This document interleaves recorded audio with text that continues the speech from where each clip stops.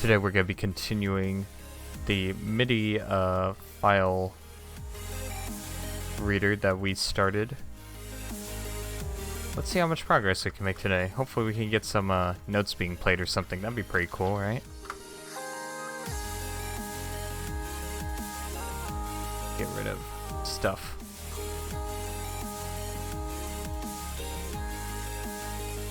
Alright. So I believe the last time we worked on this, what we did was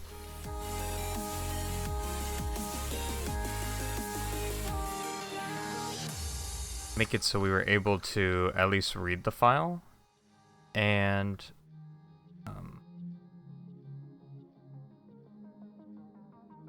get the tempo. That's what we were calculating last time. I think I enabled this.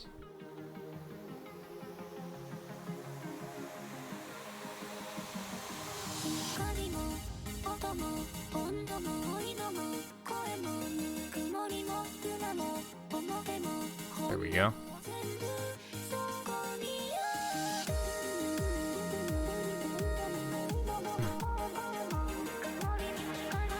So I think we're just gonna continue where we left off in terms of reading this. Unfortunately, it didn't say what I was reading, so I'm gonna have to load that up in here again. Let's see. Okay. So this is the file we're looking at in a binary form, and then through this reader we're able to see the values of each byte in hexadecimal, which is kind of key. We also made it so when we run the program, it also prints out those values here on the side, so we can kind of correlate what we see here with what we see here and go from there. But yeah, today our objective is to keep reading this file and see what else we can extract in order to be playing actual notes. It says that after we find the tempo, there's supposed to be some descriptors for using or what channels are played and which instruments are played. Now the deal here right now is we're just gonna assume that we're gonna be playing the same instrument. So really we don't need to actually worry about all this, because I think we're just going to end up playing pianos no matter what the tracks are labeled as, which is fine. It's not a big deal.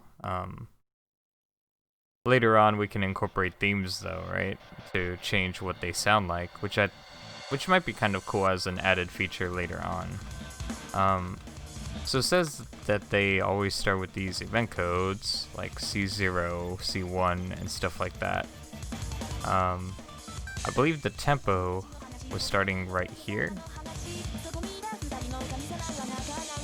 Is that right?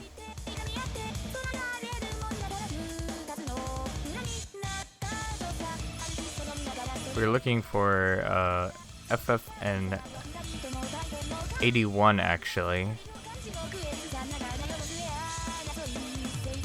I'm kind of lost right now.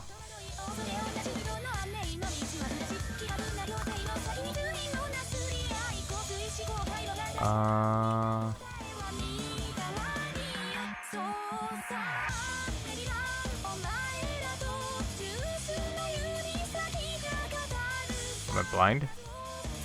I mean, it doesn't say it's there.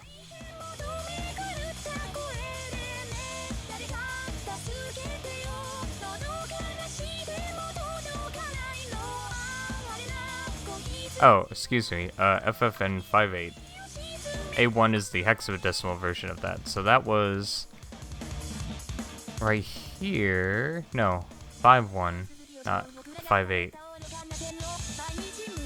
5-1. Yeah, okay. So this is where the tempo was located at, right here.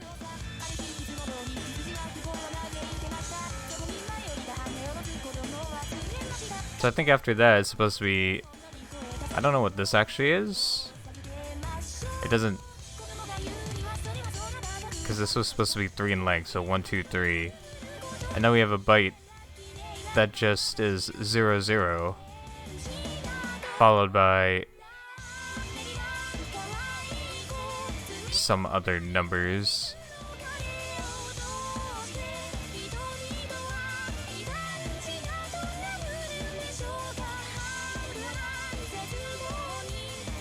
But then we reach a C0. Oh, you know what? That's the delay. I forgot. So there's always a delay every time. It's 2 bytes long before every code. So in this case, delay is 0 because delta time has not even begun yet for the song. And then we have a channel.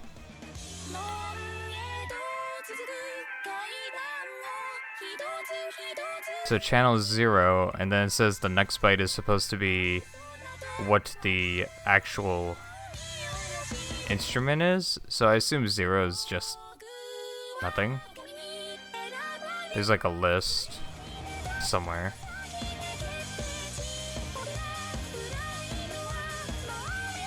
I assume if it's 0, it just means it's not specified. Like it doesn't matter. That's kind of what I'm getting from this, because after this, we move on to what seems to be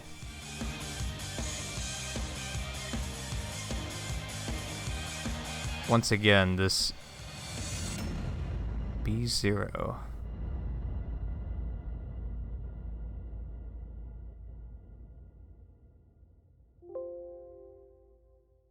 There's nothing on that.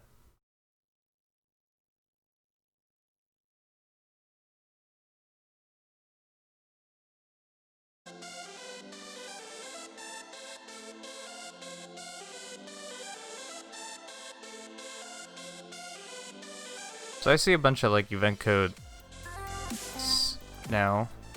Yeah, I just see a bunch of event codes.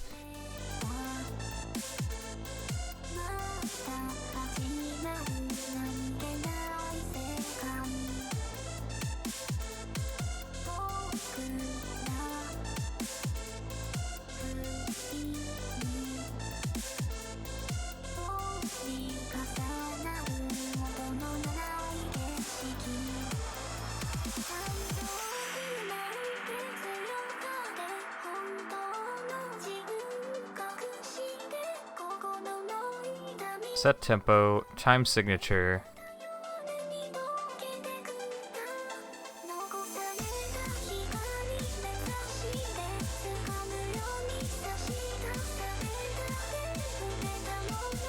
Oh yeah, I forgot about key signature too. That's probably gonna be something important we need to look at some point, right? More than likely.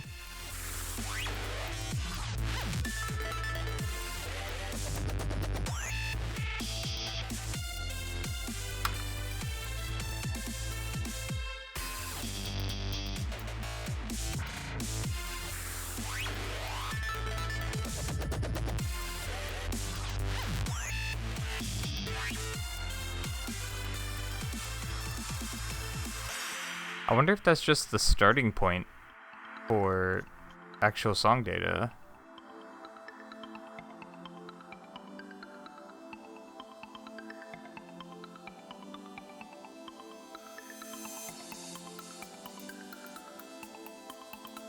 Somewhere in here is probably where it starts, because after that we see just a bunch of numbers.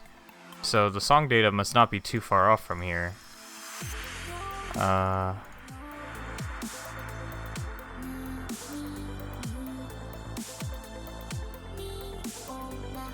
Like if I were to kind of follow this, I'm guessing the next 2 bytes would be delay or offset, I guess. Let me see, is this number smaller or larger? This number is smaller, but maybe that's a time? Like the amount to wait. Hold on, let me see. Because it would be the note itself.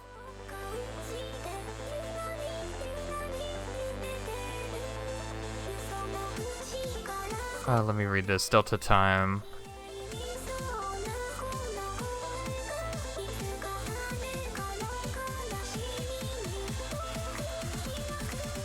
Event code, other bytes. Event code 92.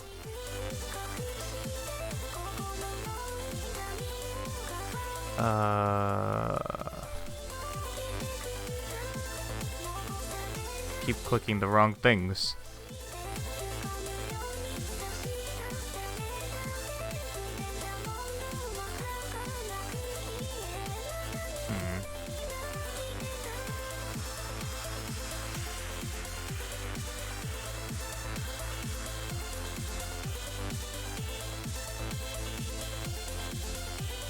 Oh wait, there's something else here. It says channel 3, channel 2, channel 1. Channel 3, channel 3, channel 2, channel 1.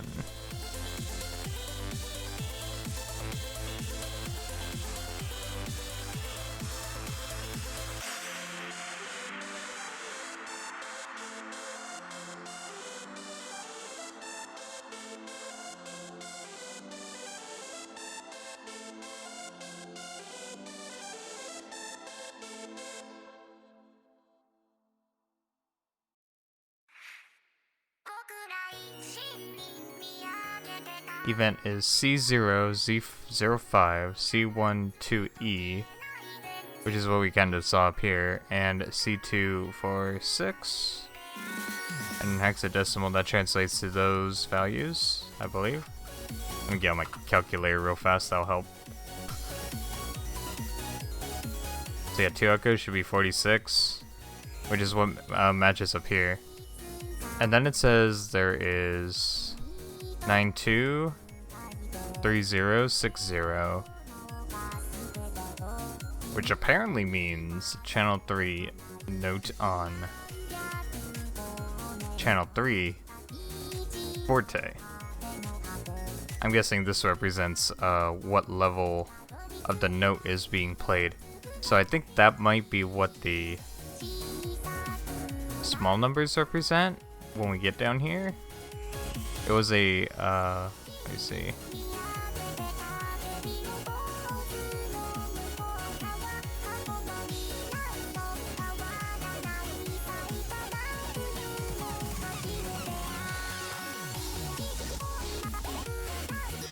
Yeah, you can see this is 64 here. So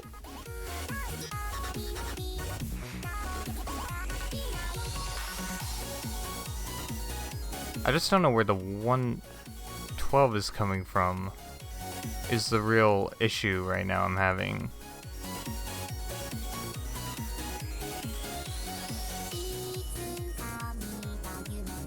These must be note codes, 71, 112, 113.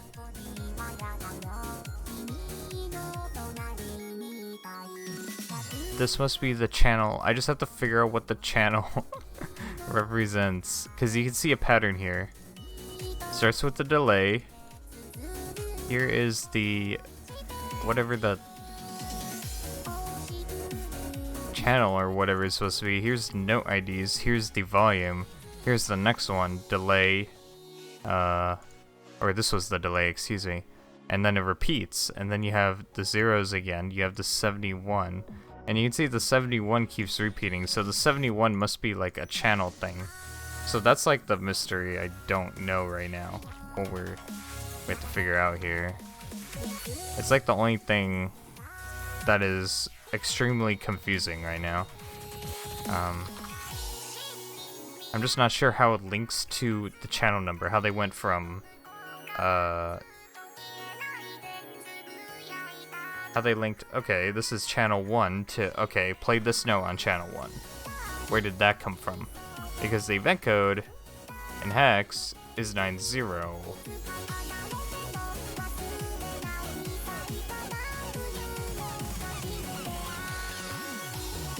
So where did they get that from? And then down here they have no off. Maybe it's in intervals of 10? So 7 must mean something else, right? Because this is 7-1 hex.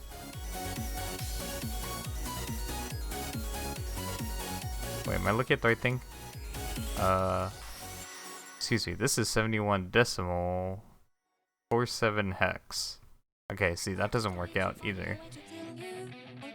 But this one is 70 hex. Ah, it's so confusing.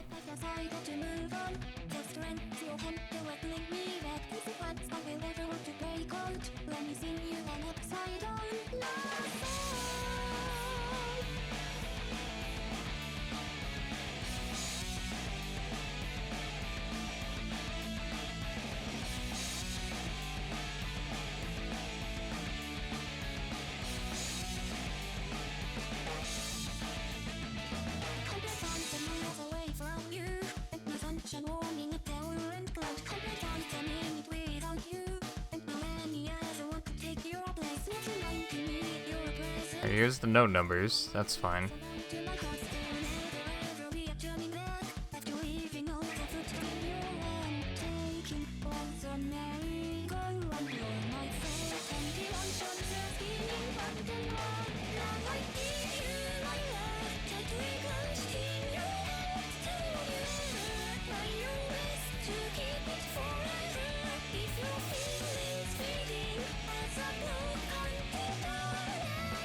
I must have missed something that like sets this.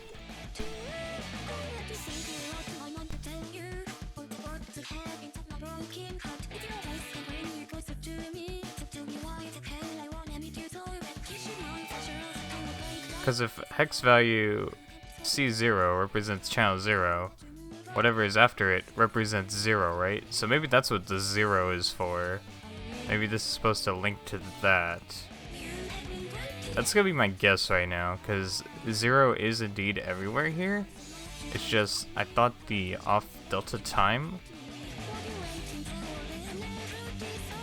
See, the delta time can be represented as more than 1 byte, but sometimes it is represented as 1 byte. So how do we know 2 byte delta time? It even says 2 byte delta time here. What does it know?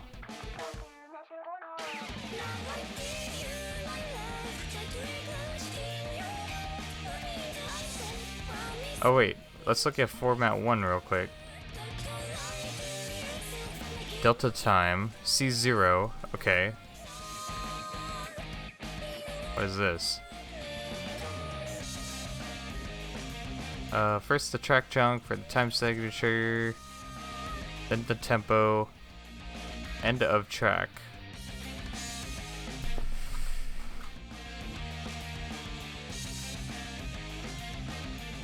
Do we have that in here?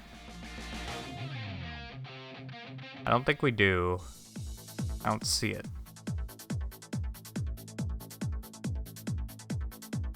Oh, wait. Delta time. Oh, wait. Nope. That's not in here. Then the track chunk for the first music track. The Midi convention for no on-off running status is used.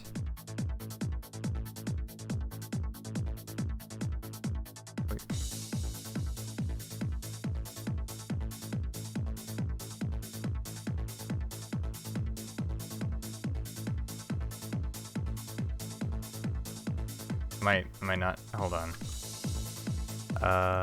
Let me find where we're supposed to be at right now.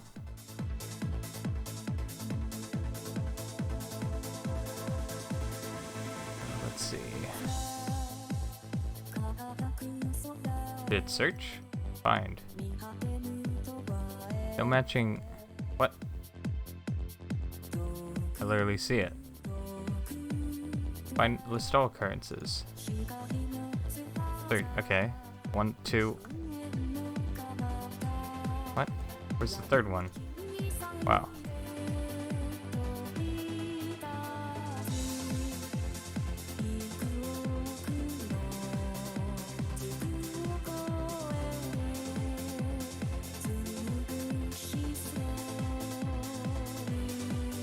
So then it indicates the chunk length.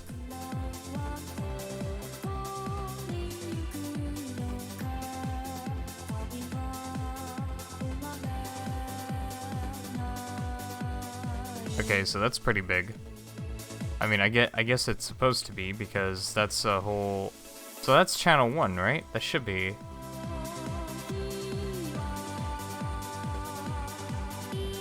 Five, 9, 21...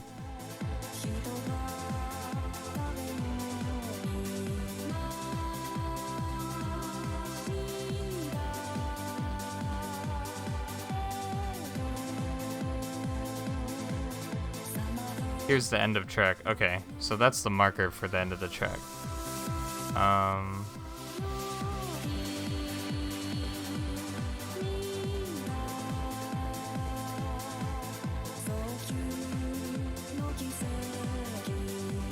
So yeah, there are... The first one actually starts way up here, but I guess this data is included in that track listing. So afterward...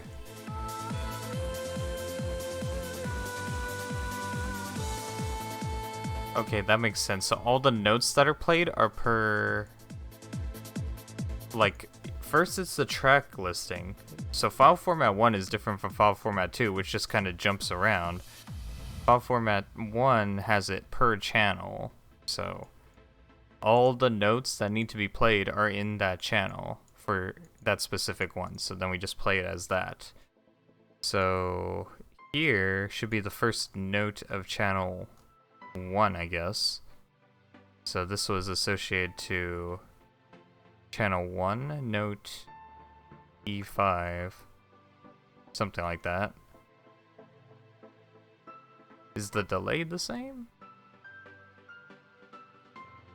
Decimal is 96.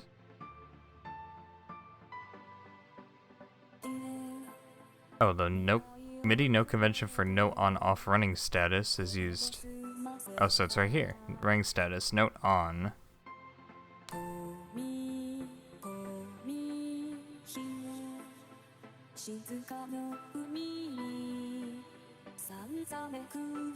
Running status, huh?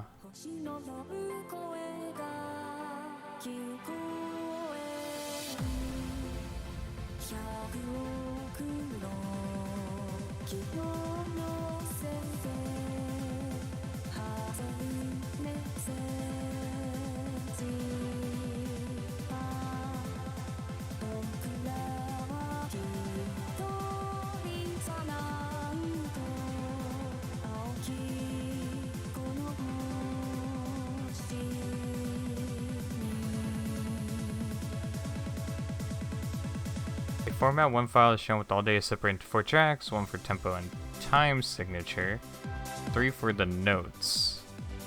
What? Wait. Oh. Wait, is that... Do I actually have multiple endings then? I think I only have 1, right? 2? Okay, I have 2. That's fine. Okay, so there are 2 endings, 1 for each track.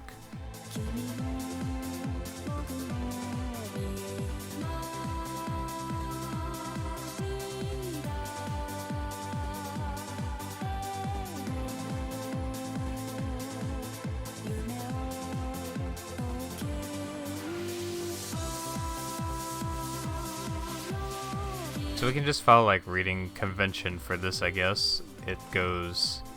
Ah, crud, now I lost where the first one was. Right here?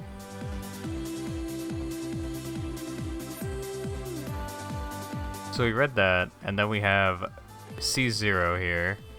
So I assume the C0 down here is pretty much the same format as well.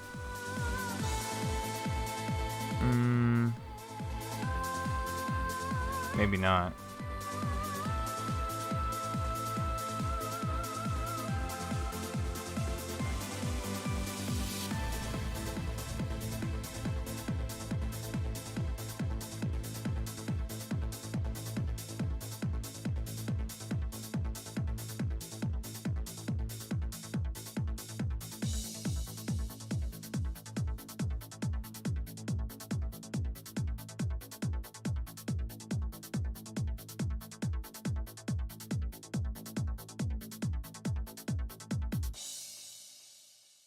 Maybe it is just supposed to indicate the number 1.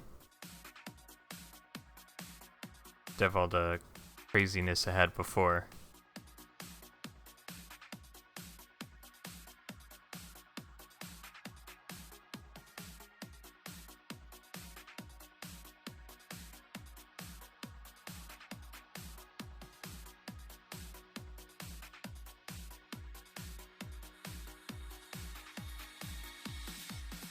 I can't find it. Alright, let me search. Surely it's in here. Tame. Oh wait, tame. Hold on.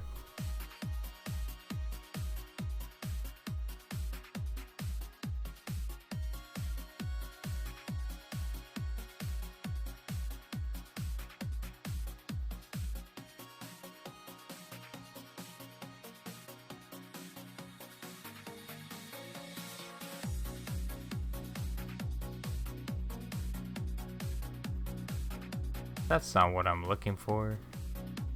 What?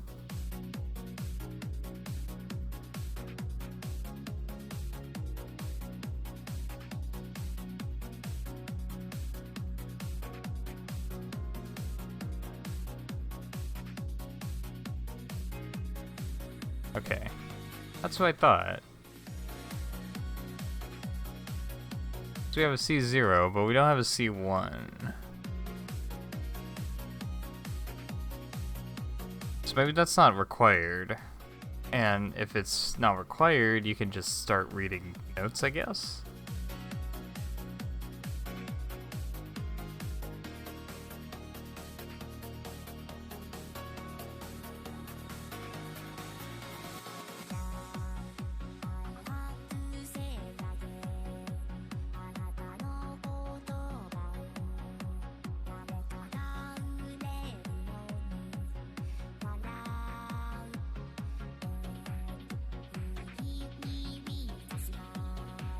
So 00 must indicate a delta time no matter what, and then whatever notes after that, or whatever values after that, represents the event. No, because here we don't have a 00. We have a 00 here though. Gosh.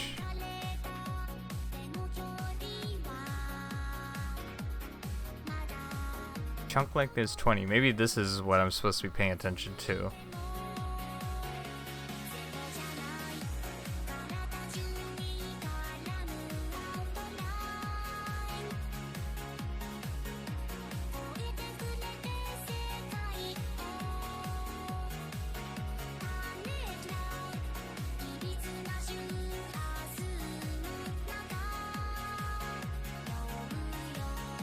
Okay, so right after M track is supposed to be how large the track actually is.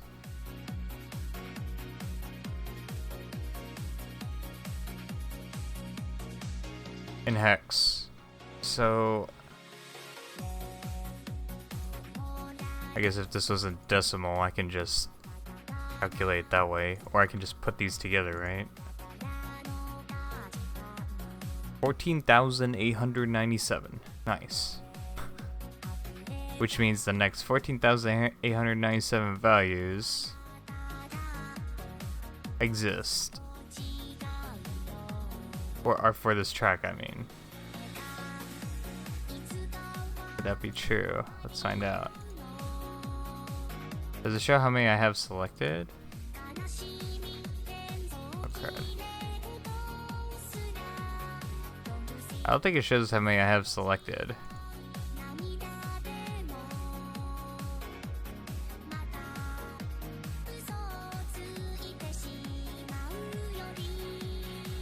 I kind of wish it did.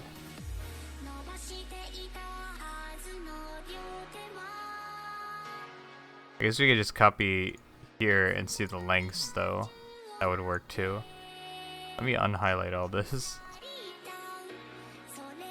Okay.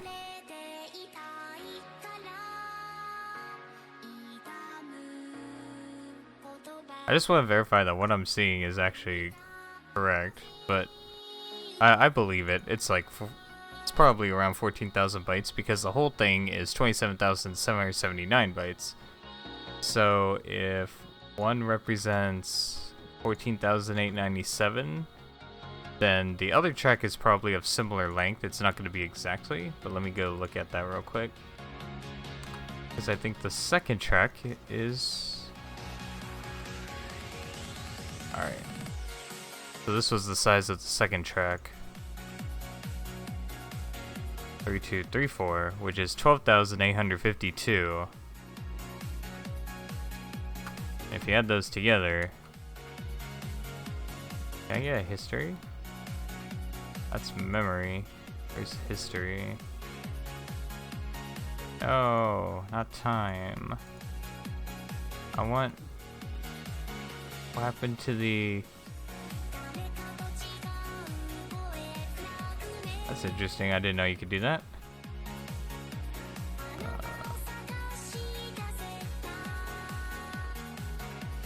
They even have bit shifting functions.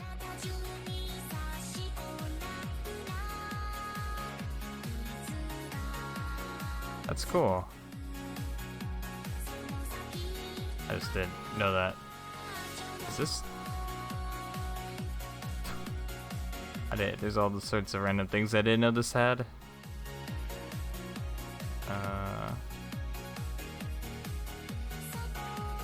Like, what the heck?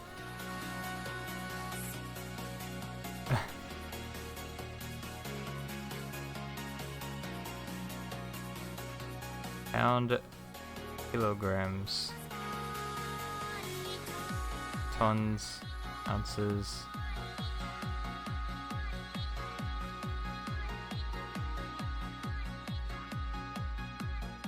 Wait. What? Get this out of here. Foreign tons, English ton, American ton. What's... Really?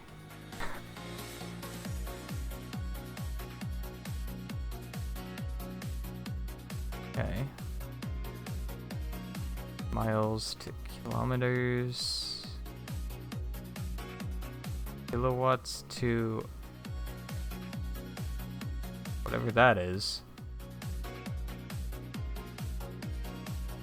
Value.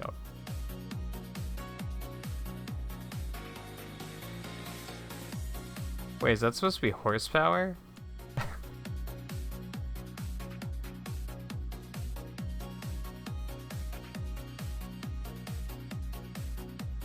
Interesting. But I guess this is kind of comprehensive.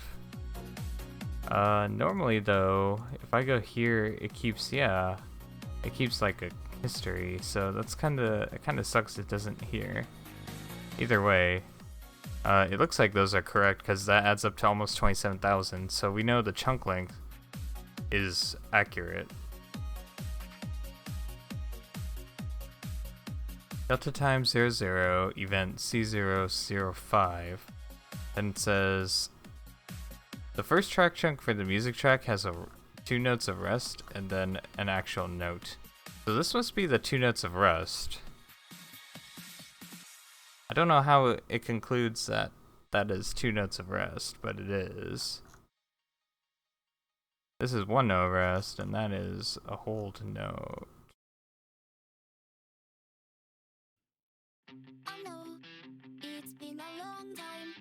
Running status, 2-byte delta time running status. Running status off.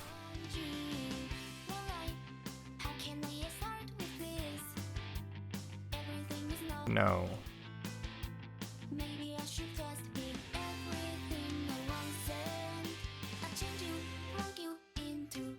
I can see the delta time is larger for each track because that's how long it lasts.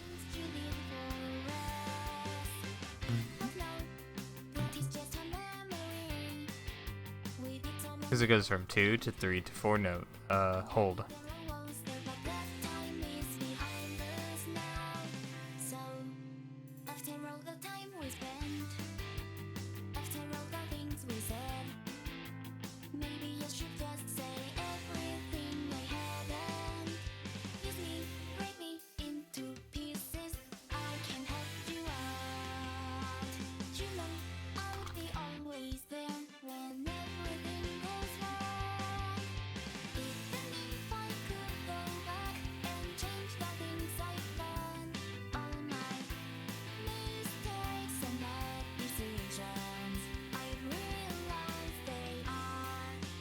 First track of the format1 file is special and is known as the tempo map.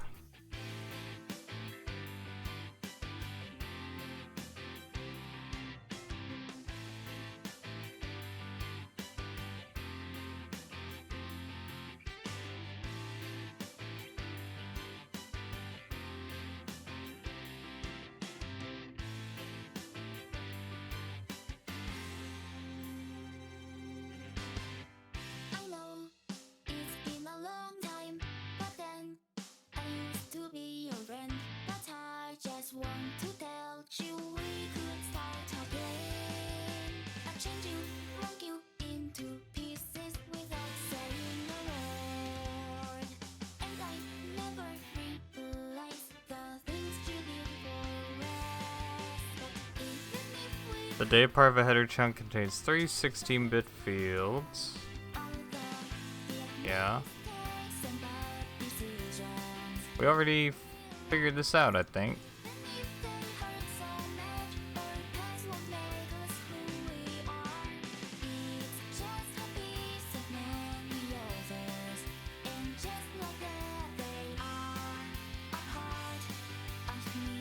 Track chunks. The data part of a track chunk contains one or more delta time event pairs. The delta time is not optional, but 0 is a valid delta time. The number of ticks from the previous event and represented as a variable length quantity. So if it's a variable length quantity, that means it should always be 2, right? 13.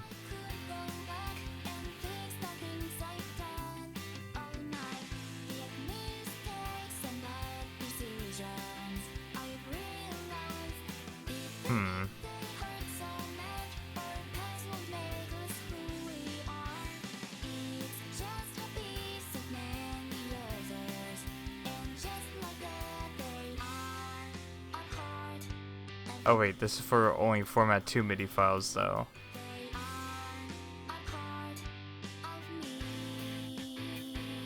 I think.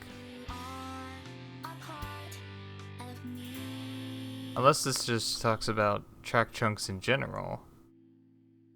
Yeah, I think this is just track chunks in general. Okay, yeah. This applies to everything. Event is one of MIDI events, sysx event, or meta events.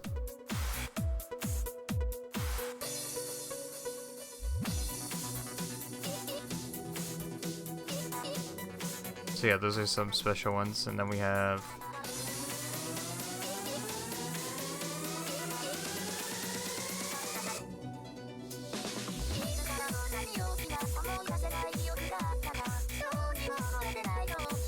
oh wait, this is all like in one thing, isn't it?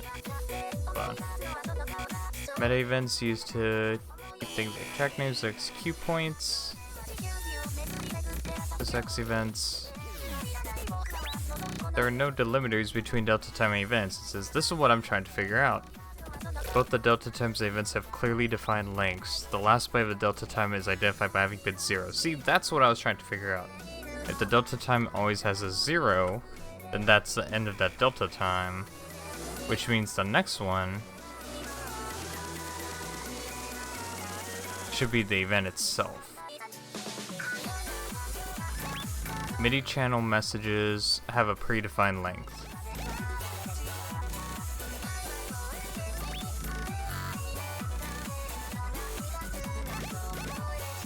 See, that's what I thought too, because when I'm looking at this, I would expect that the delta time has a 00 after it. But maybe it's just supposed to be the last bit? Oh wait, yeah. So most significant bit has to be equal to 0.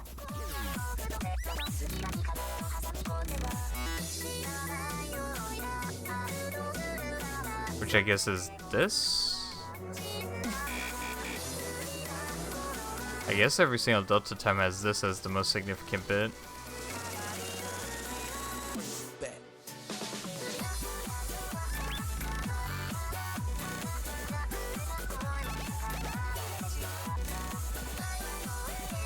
Or wait. 8. What is 8 in hex? Oh, I guess 8 is just 8, but in 81, excuse me, so 80 is 128.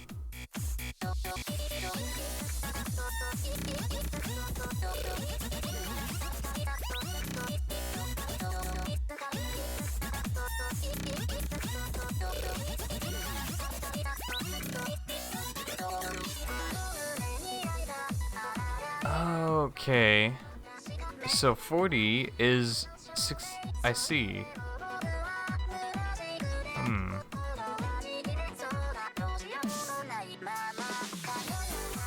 The last byte is identified by having a most significant bit of 0. So here, 64's most significant bit is indeed 0. And that works because every single one of these are like that.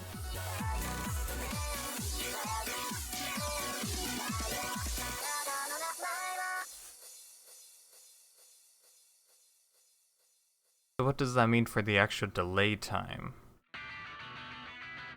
Is the delay time only the first bit then? First byte?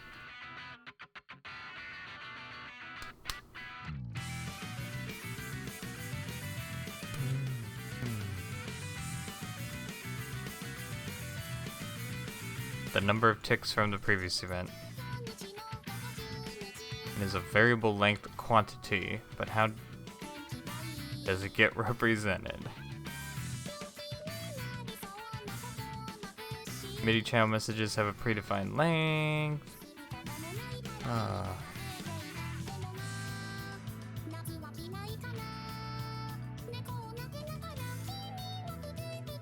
Channel voice messages, here we go. This is what I wanted to look at.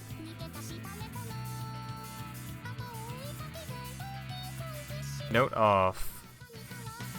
Status byte. 8N data bytes are KK and VV. Sent when a key is released.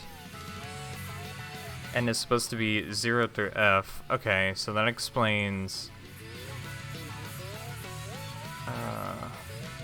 wait.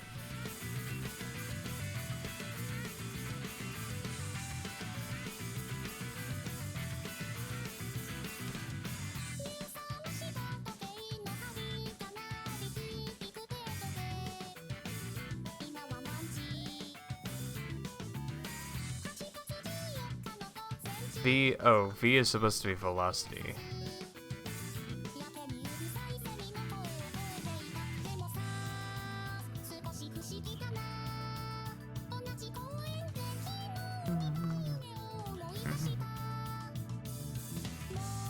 Okay, back up here real quick.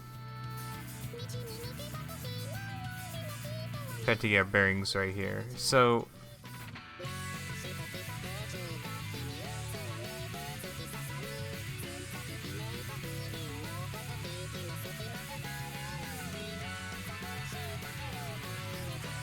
I'm assuming if it's not this, then we start here.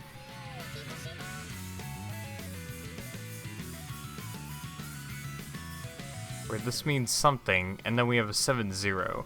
And a 7-0 represents one of these.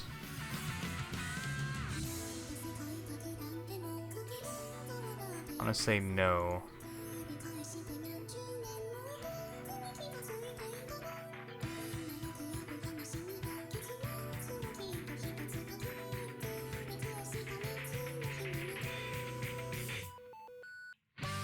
Key.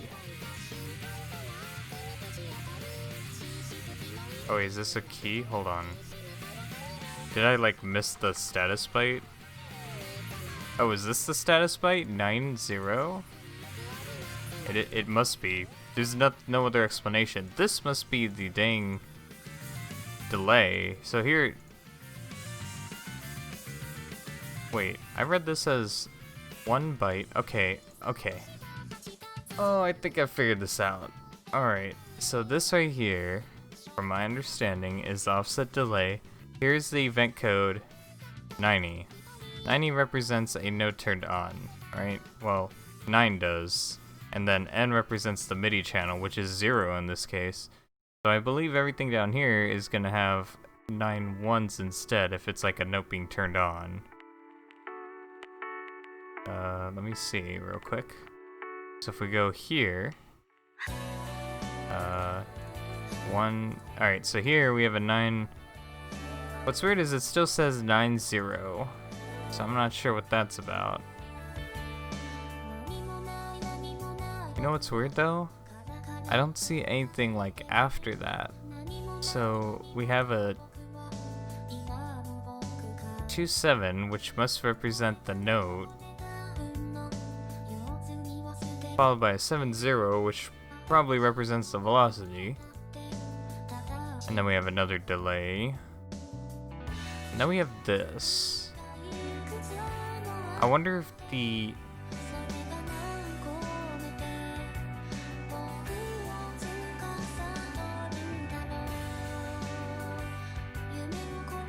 E, because that's not a status code, which is what's tripping me up right here. 8E is a status code. So my question is, what is all this extra stuff? And why aren't there any other status codes that I can at least tell right off the bat? Like, there should be more 9s for sure, if that was the case.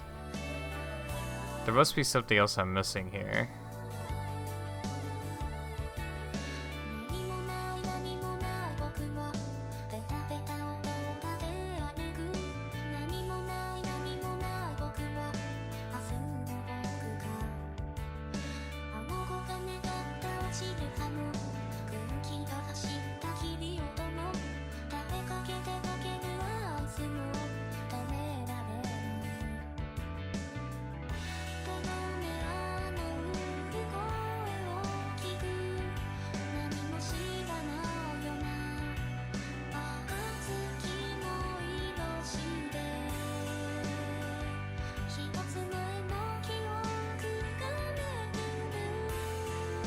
Running status.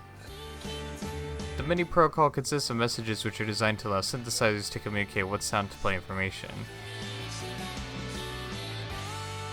I mean, yeah, so this is what we saw, right? N is the MIDI channel, a key being pressed, and the velocity. The MIDI device which receives this message will begin to sound the note, yeah. The musician release the C key a bit more slowly.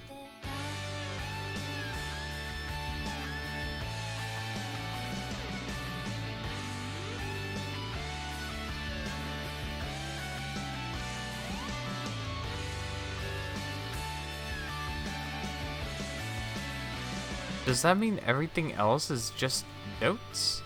Like...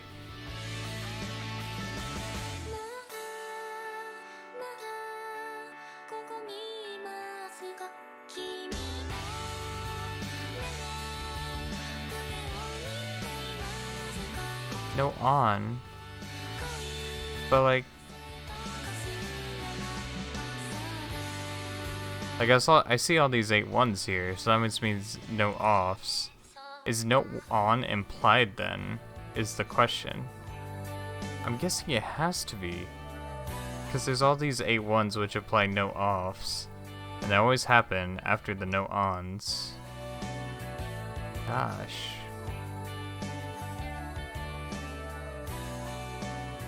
And then there's this, which kind of throws a wrench into it as well, because that channel is not a thing. So I don't think that's accurate.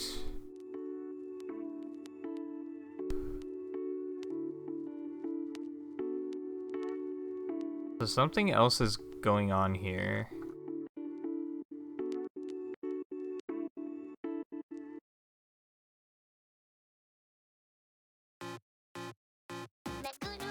Because when I saw the 9, I was like, okay, that represents notes on. Unless this is like a running delay that continues forever and ever, and we're just supposed to specify all the notes that are on, and at what times. Let me think about that for a second. No ons. Press note here, press note here, press note here. Would that work? I don't know. Let me think.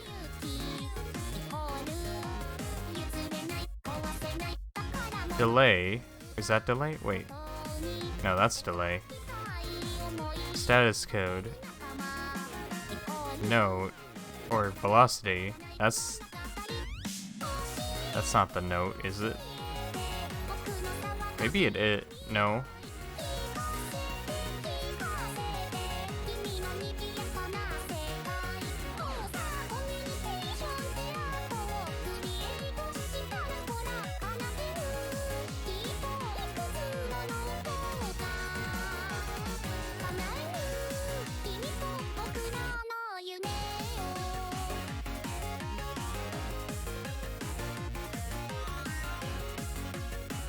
Okay, so that's not the velocity, this is the velocity. Is that a valid value for velocity? I guess it is. Delay?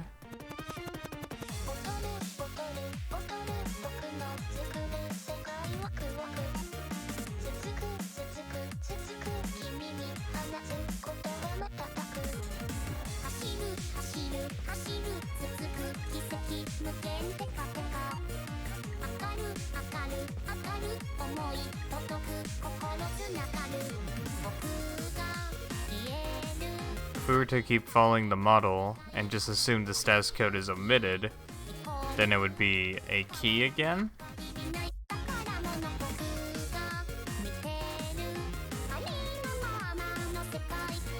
Followed by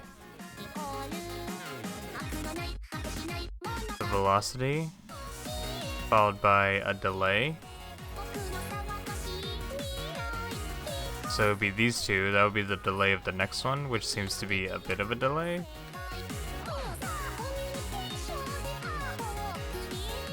I think. I can't tell 100%.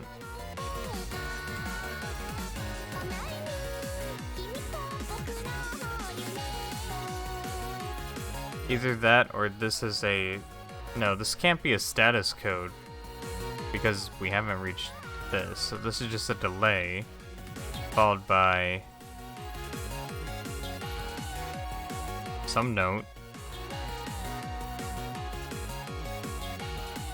But then the velocity would be here. Wait. This would be the velocity, but the velocity is 0. Wait a second. 0 equals a note off.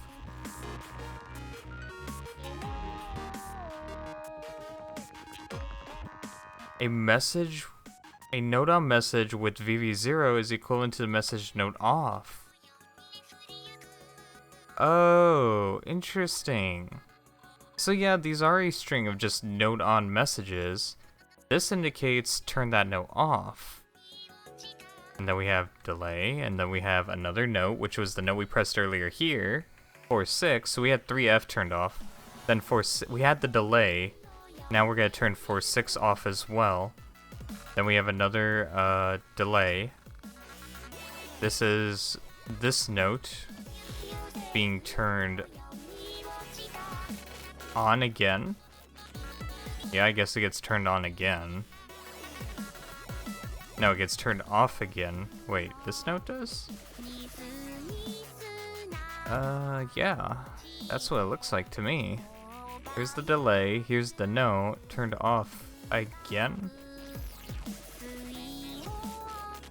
I'm not sure why exactly. Delay. Wait, is that delay? Okay, this is where it gets a little tricky, because if I lose track of where the delay is, then I don't know what the note is supposed to represent next.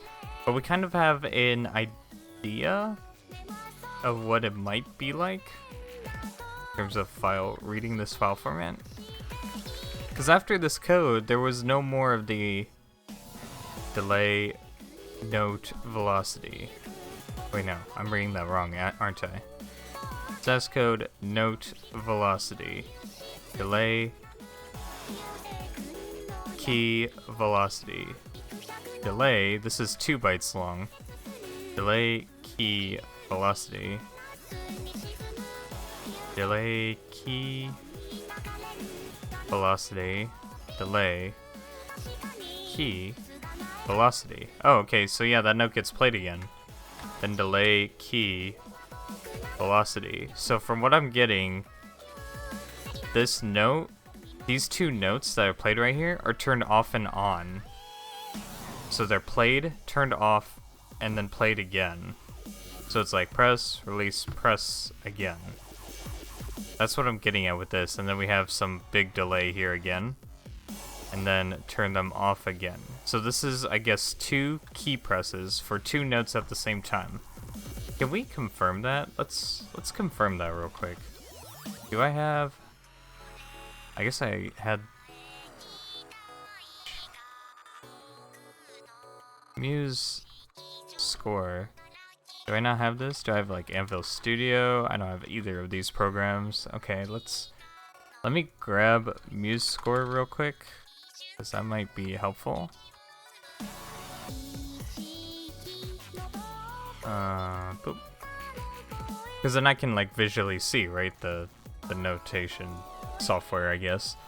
And all I want to do is confirm if that's what we're seeing. We're seeing 2 notes. I can even technically calculate what the 2 notes should be from this data. But it should be 7-0. Let's see. I just want to... Both 7-0 and...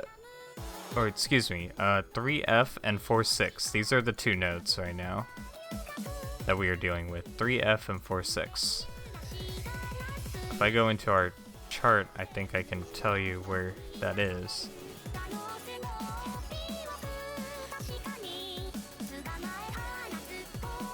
Alright, 3F.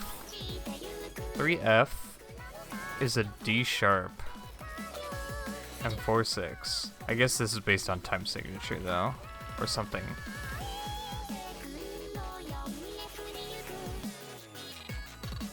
D sharp and A sharp are the notes being played 2 times, according to this.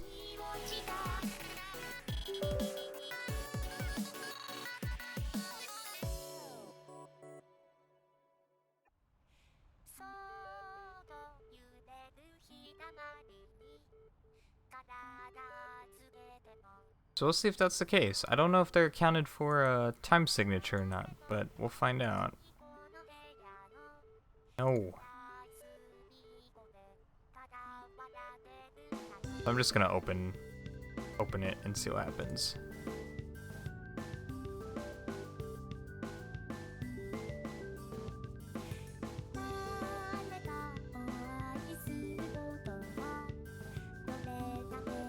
So we said D sharp and A sharp, right?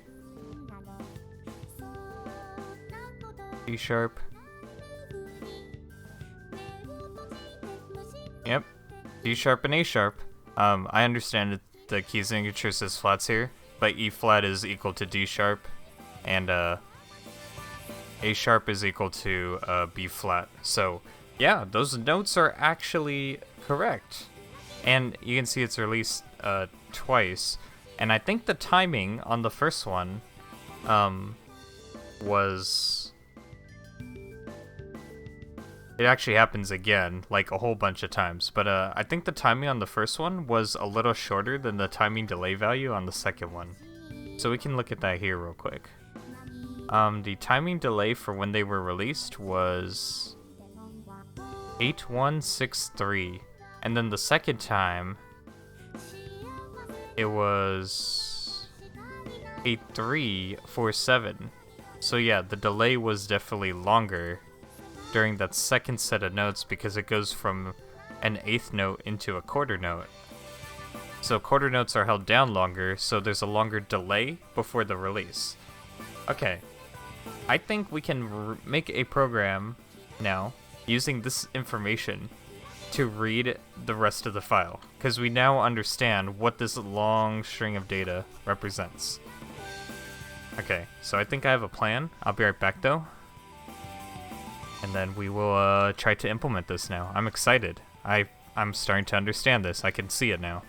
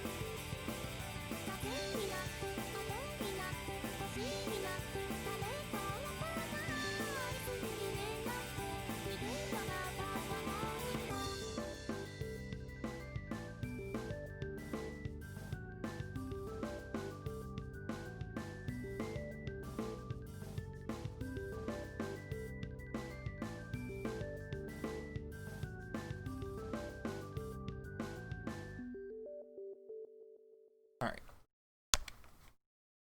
I am back. So we're starting to see the pieces come together. What I need to figure out now is what the actual timing of this is, because I haven't really looked at that yet, right? Did we say it was 160? I think we said that this was 160 BPM when we found out this was 375,000. Let me double check we're still getting 375,000. Okay.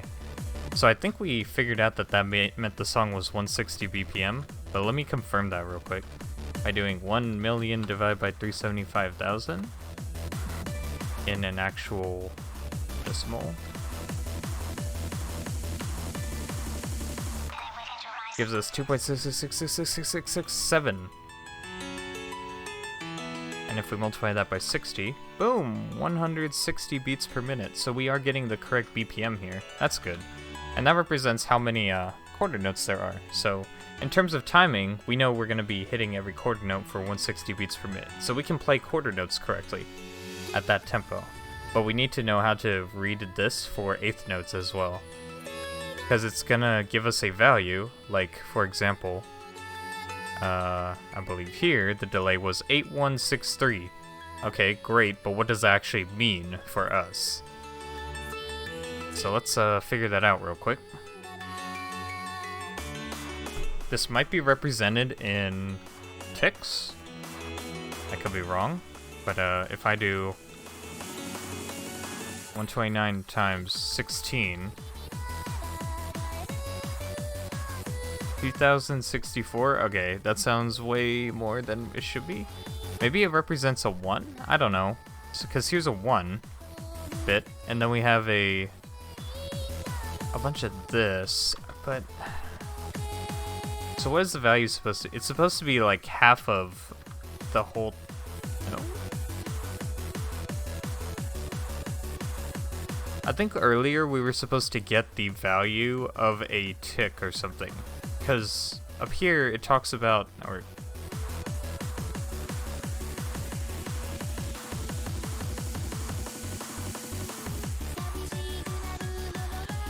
there's supposed to be some data that tells us this information. Yeah, right here. The division is the number of ticks per quarter note.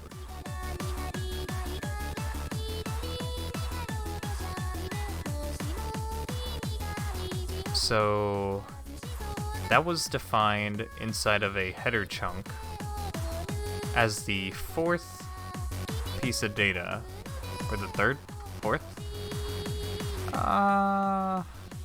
Rat tracks division.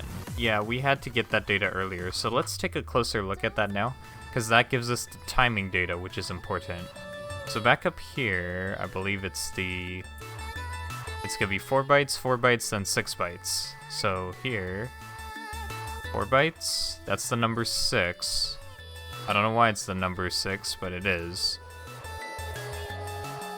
Oh, okay, it's a variable length. Okay, so it represents the next set of bytes is 6 bytes long. Gotcha. And then the format goes...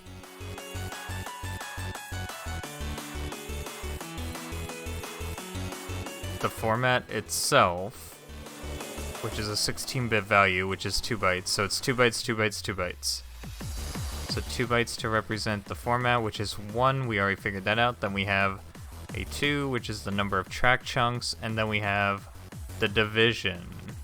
This is the important value we need here. So depending on the value of the most significant bit. So the most significant bit is, wait, right here. Or is it 2, 4, 6? Yeah.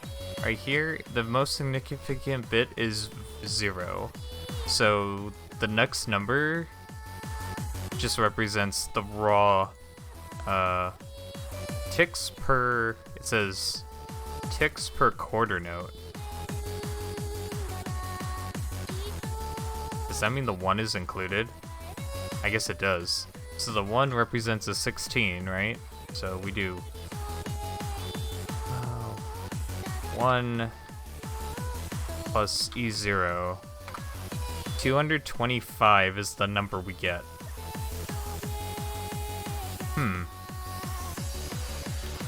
Okay, let's keep that in the back of our minds for now. So we have the number 225, which might be an important number.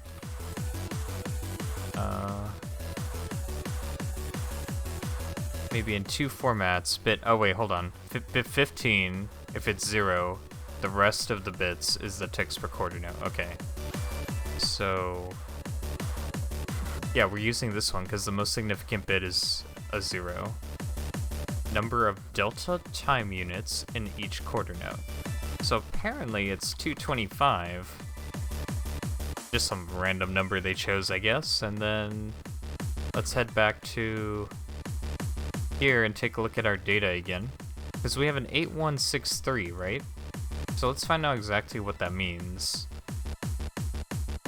because we always have a delay value with each message, and we need to figure out what that represents. So it always says the delta time. The delta time.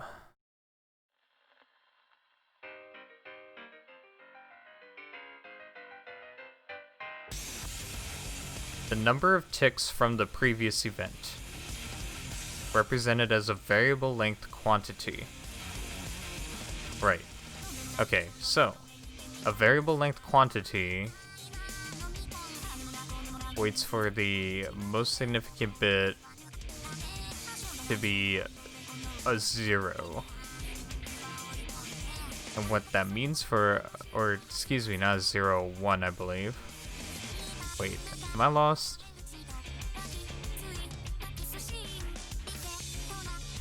Press note, velocity delay, press note, velocity delay. Okay, yeah, so this is a delay of some sort.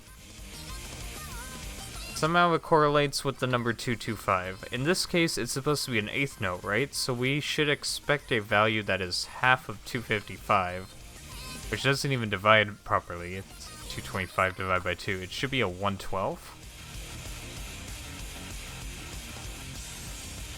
How do we get 112 from this is what I wonder. Is that this right here? There's no way, because this is 64. Let me check. 64 plus 32 plus, what is it? I guess I could just look here, huh? 99? That can't be right. 99, unless this holds the key information. It's got a bit 16 there. What's 99 plus 16? 115. Well, if we multiply that by 2, we get 230, which is a little over what we were expecting. So I don't think that is right.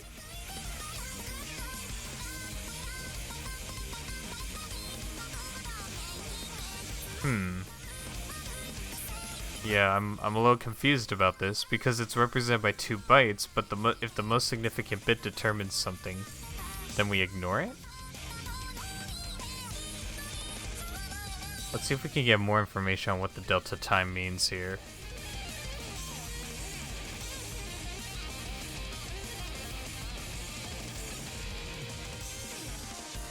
Okay. So followed by a 200 tick delay. So this is supposed to be a 200 tick delay. Let's see. 8148. How do we get 200 from that? Holy moly. Can we add them? Okay. That's only 1 off, so I guess you add the bits together and subtract 1. Because the 1 is used for, I think just extra. It's an extra bit. Ooh. Wait, that's 228.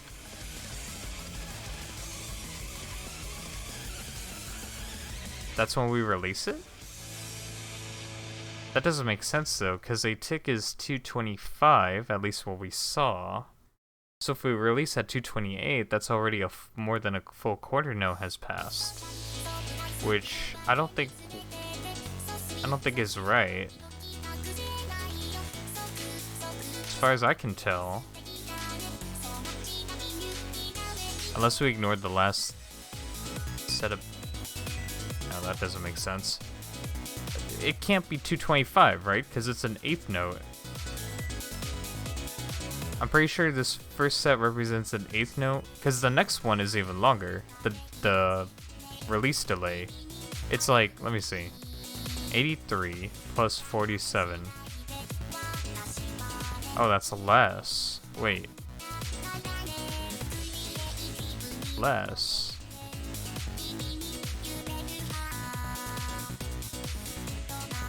And then we have this again. You see, it's the same pattern. 8163, 8347. So that's the first set of notes here. Whatever plays this and this note, it does it again, right? Boom, boom. It's the same pattern, and we can see the same pattern of notes here. We got 8347, 8347, which is how long the second off delay is.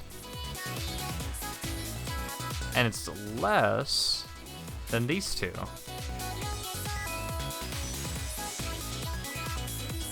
How does that make sense, though?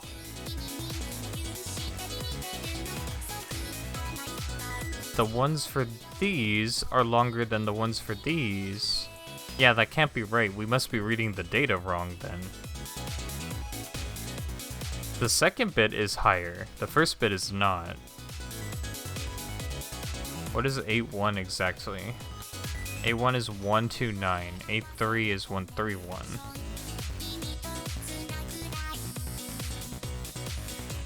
Something must be going on.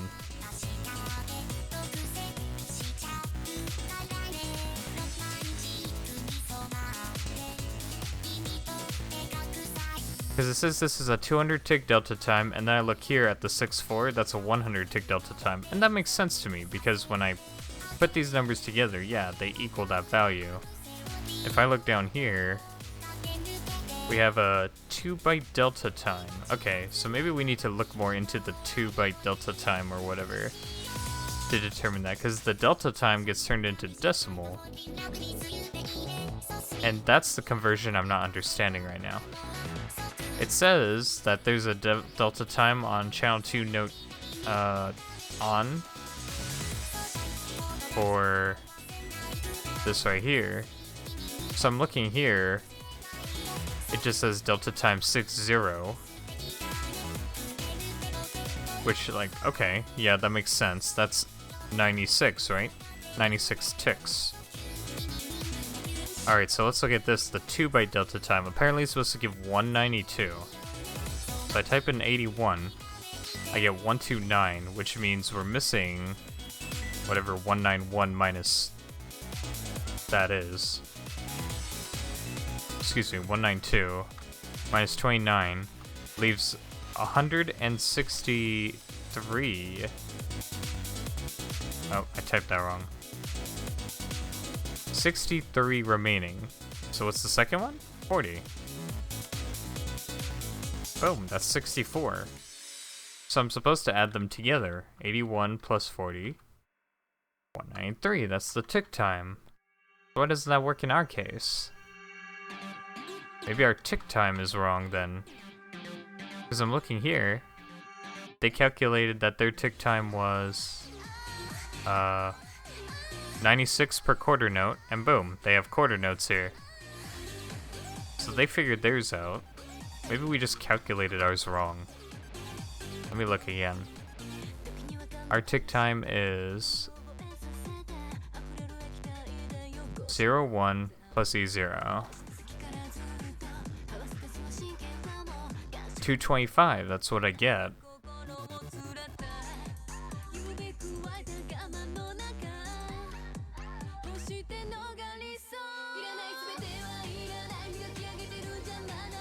Yeah, I don't think I'm doing this wrong. 1 plus 224 is definitely 225. No doubt.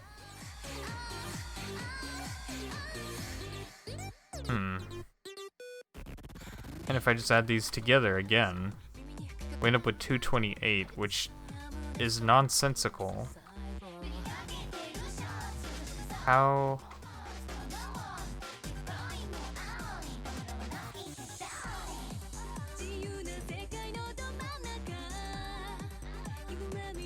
So unfortunately this example doesn't have any like release note things, so that's kind of annoying.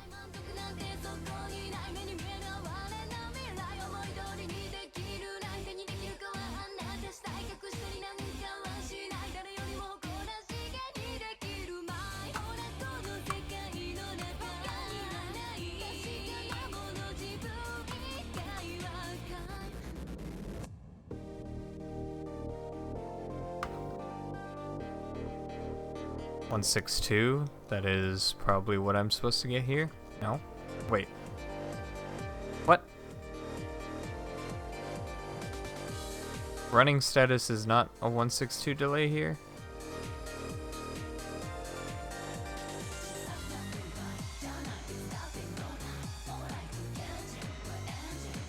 What? Hold on. Did I add this wrong? The track for the third music track.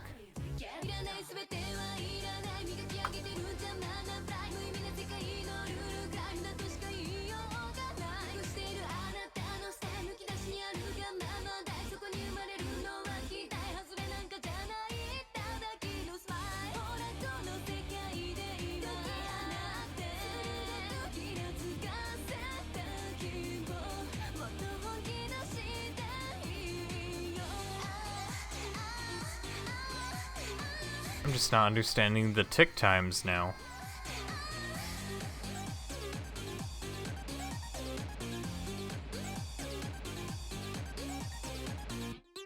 How can the second set of notes be a smaller number than the first set of notes? That doesn't make any sense. And it is indeed a smaller number. 81 plus 63 hex gives 228. 83 plus 47 hex gives 202. And you definitely don't just combine them. I mean, even if you did.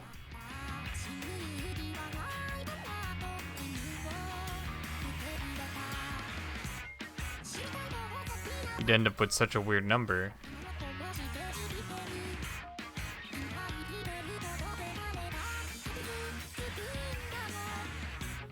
So what is the number supposed to be? I think we already figured that out. It was 225 divided by 2, which was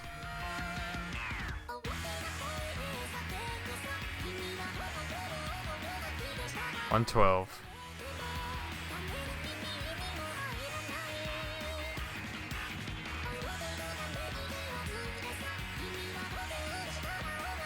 Well, 112.5, I should say.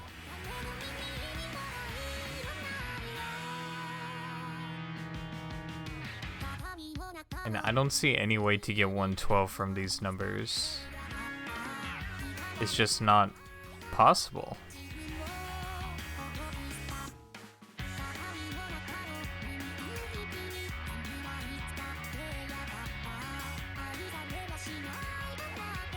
That leaves 13 to grab from here, but there's no way you can form the number 13.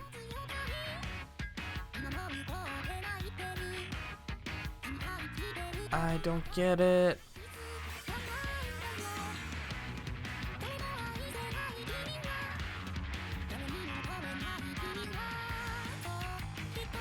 Midi channel messages have a predefined length. Eh?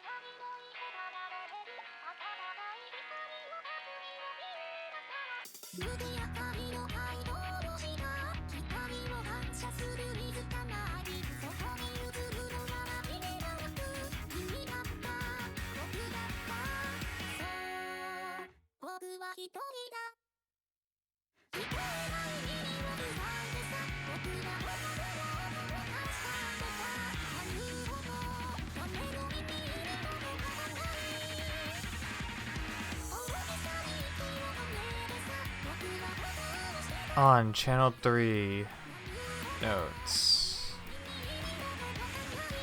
E velocity.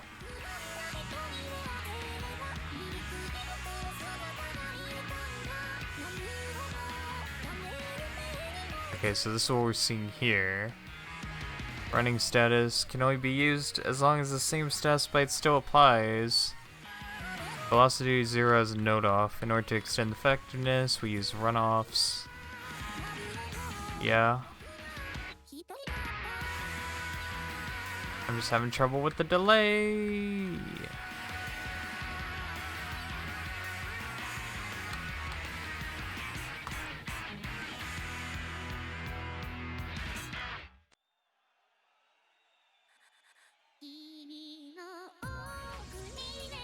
It's dang Delta time.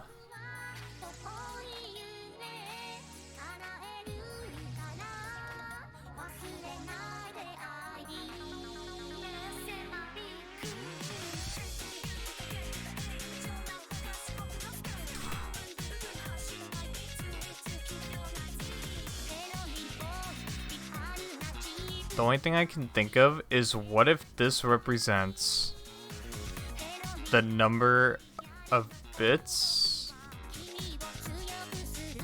for this? But I can't imagine it does, because if this was 3, right? That'd be this plus this plus this. Which is what? 71 plus 63?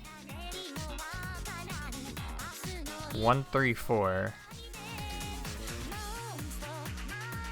What if we divide that by 2?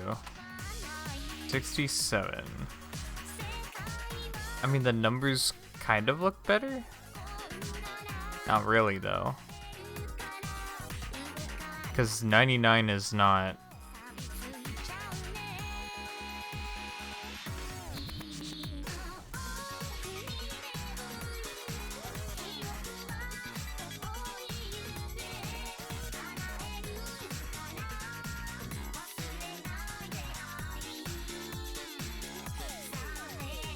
Maybe we're not relating this correctly. So it's 255 ticks per quarter note, right?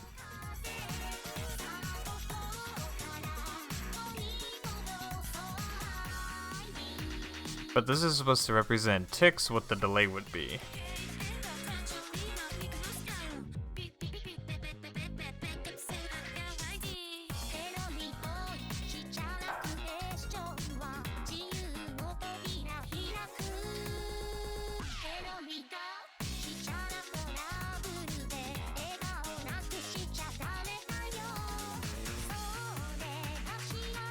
Like, I think we can all agree that this should delay should be larger than this delay, because when you go from this note to this note, you want to say you don't wait as much time. So somehow this number, which currently, if you add the bits if you just add them together, gives you a bigger number, because the second bit is larger than this first one. So it cannot be an addition.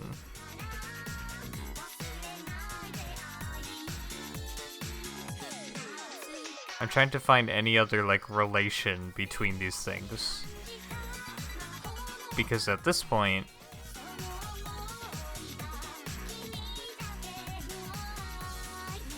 it should be half. This should be exactly half of what this value is.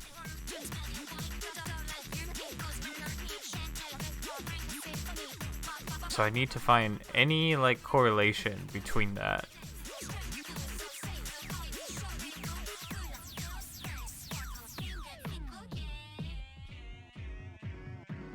What if maybe we should look at another example of another delay. Like here, we have the same set of notes, but now it's, we got 2/16ths and then an eighth note.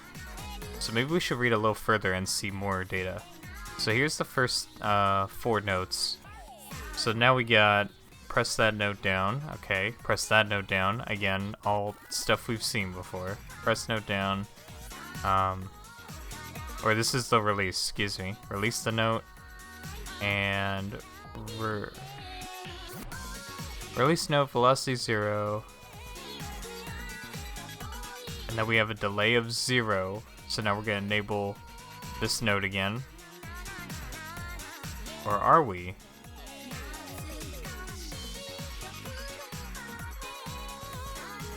Oh, at the same time, this note gets released. Okay, that makes sense. And then we have this.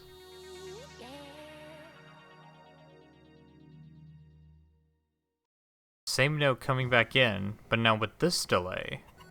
25. Which is interesting, because that is exactly 1/9 of the release?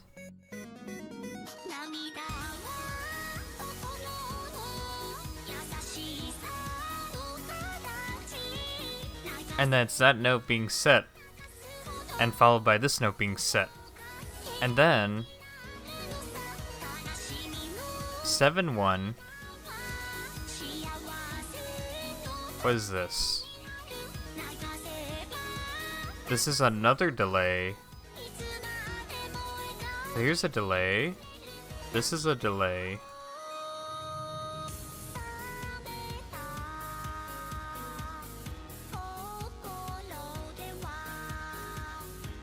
These are both delays with the most significant bit being off. Oh, don't turn that on, turn that off. So I'm not editing it, stop. Whatever. Can I undo that? There we go.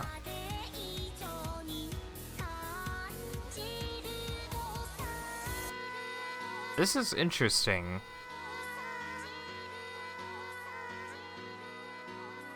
Because the delays are not that large here. In fact, they're just 1 byte.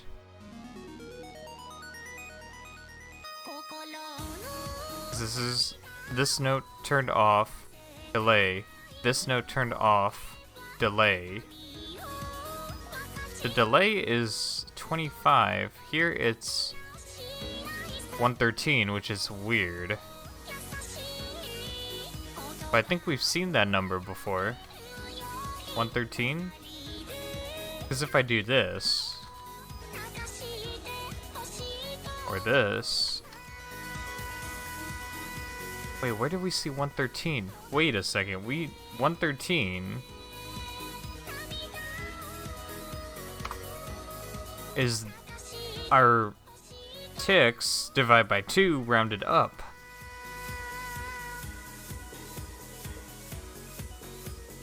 Our ticks divided by 2 rounded up for this first note here, this first 16th note.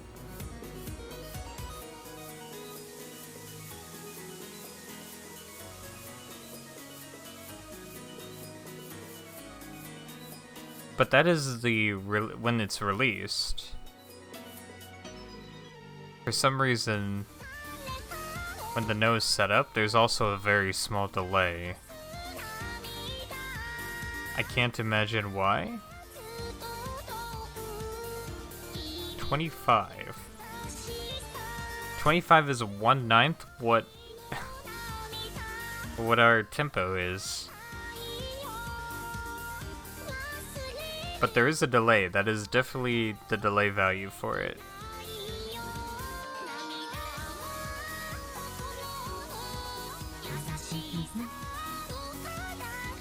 Wait a second. I just thought of something. If the most significant bit determines whether it's on or off, we're supposed to ignore it. So this is really a 1. That doesn't give us the right number, but I just thought about that. 1, oh god. 1 plus 63 hex is 100 decimal. While 3 plus 47, wait, it's not 3 though, is it? Oh, it is. Yeah. It should be 3. 3 plus 47 hex gives 74 though. There must be another way to read this. Maybe we're supposed to continue, like carry the bits further? But that makes a number that's very large. Because if I were to think about this bit-wise, this is the 64-bit, right?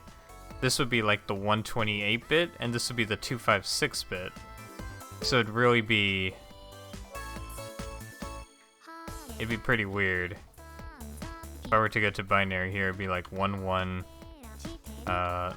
1 0 0 0 1 1 1. It won't let me enter in, for some reason, a number larger than that. Or my zeros were ignored or something? Alright, let me try that again. Apparently my zeros got ignored. 1 1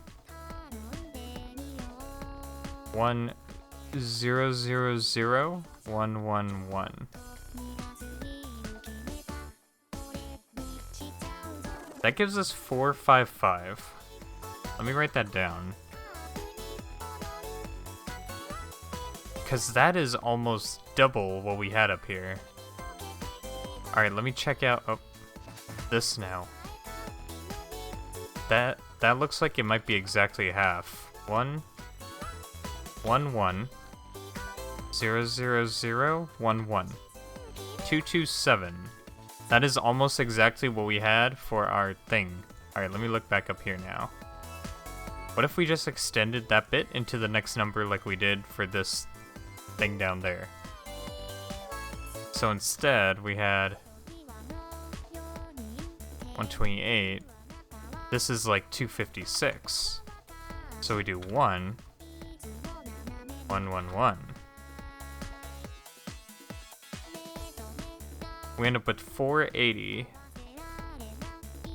which doesn't really tell us much. Because if it was 480,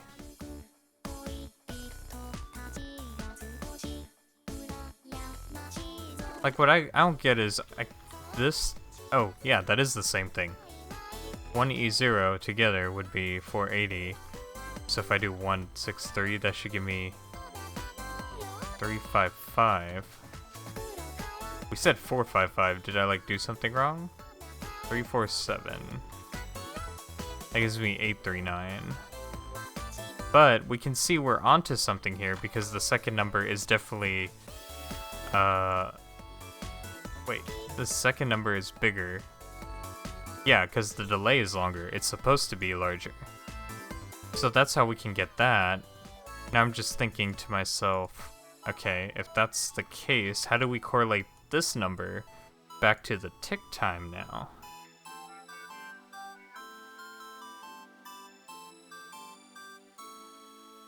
Because if the tick time is 480,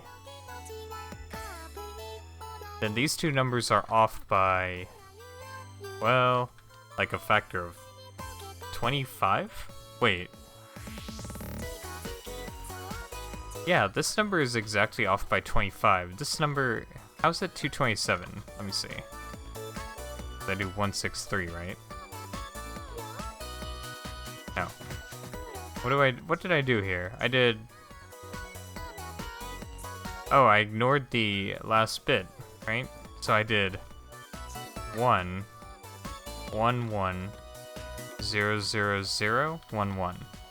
Ended up with 227.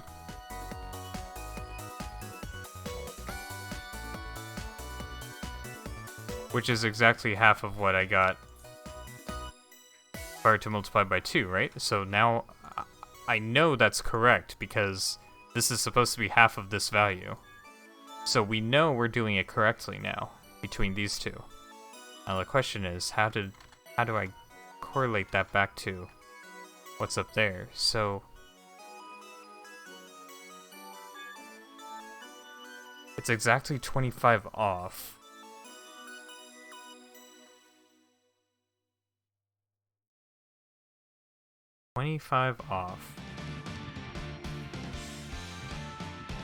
How does that number come into play?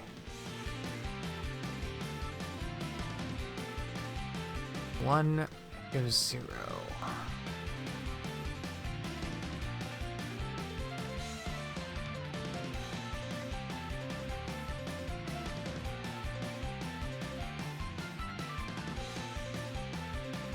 Unless the most significant bit means something again.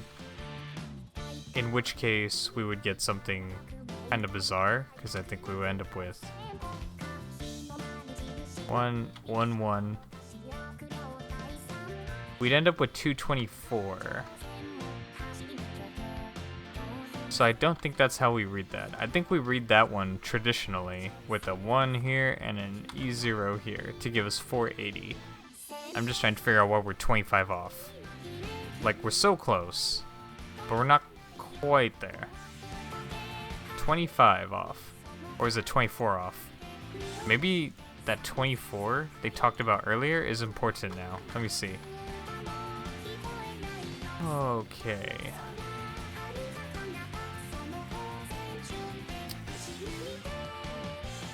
Tempo. That's not...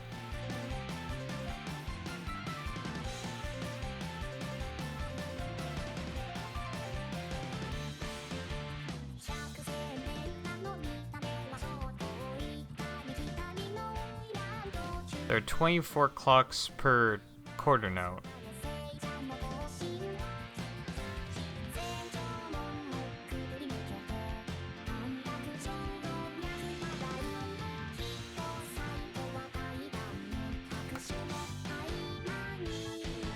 That's the only place I ever saw that number. And it's not 25. 24 MIDI clocks per click. Wait. Is our...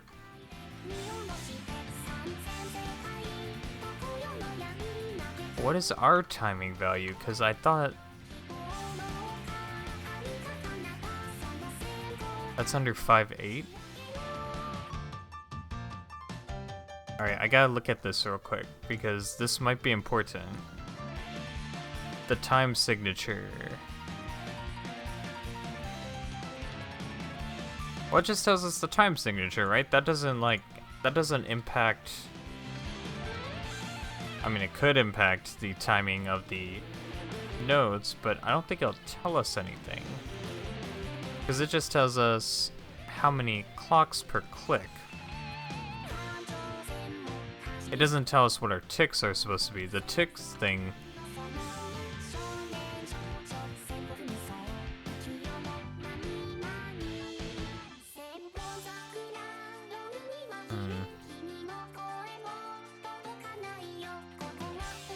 I mean, let's say it is off, right? At least it's all relative, question mark? It'll all be slightly slower than it's supposed to be, but at least we know how to read the correct duration now, right? So let me look at these values then. 19, which is actually represented as the number 25 here, is 25, which is the exact amount I'm missing here. That's really interesting. Why is it that that's delayed by 25? Oh, you know what? I think I know what's happening. See, I think if these notes get released earlier than they're supposed to, it means this note... okay. It might make sense to release the notes earlier. I didn't even think about that. If you release the notes earlier, then you have a pause before the next note you have to hit, right? I didn't even think about that. Because those are just release events. This is a delay before pressing a note. Like, the delay doesn't matter. 113. The delay between when you release a note doesn't matter. It's about when you want to press the note. You just keep track of the delay in order to make sure that you're waiting for a certain amount of time. I didn't even think about that. It sounds kind of silly, but yeah, the delay doesn't matter as long as it's consistent among everything. So the second time it's pressed, it's 113 ticks later, which is exactly, look, half of this. So we have the correct numbers here. And it's gonna do it again. Okay, so I think we have it down. I think 480 is the correct value here for the ticks. Oh, am I finally ready to actually start doing this?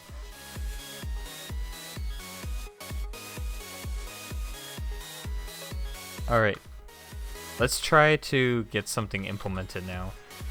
I think we finally have it ready. Has it been an hour? It's definitely been an hour.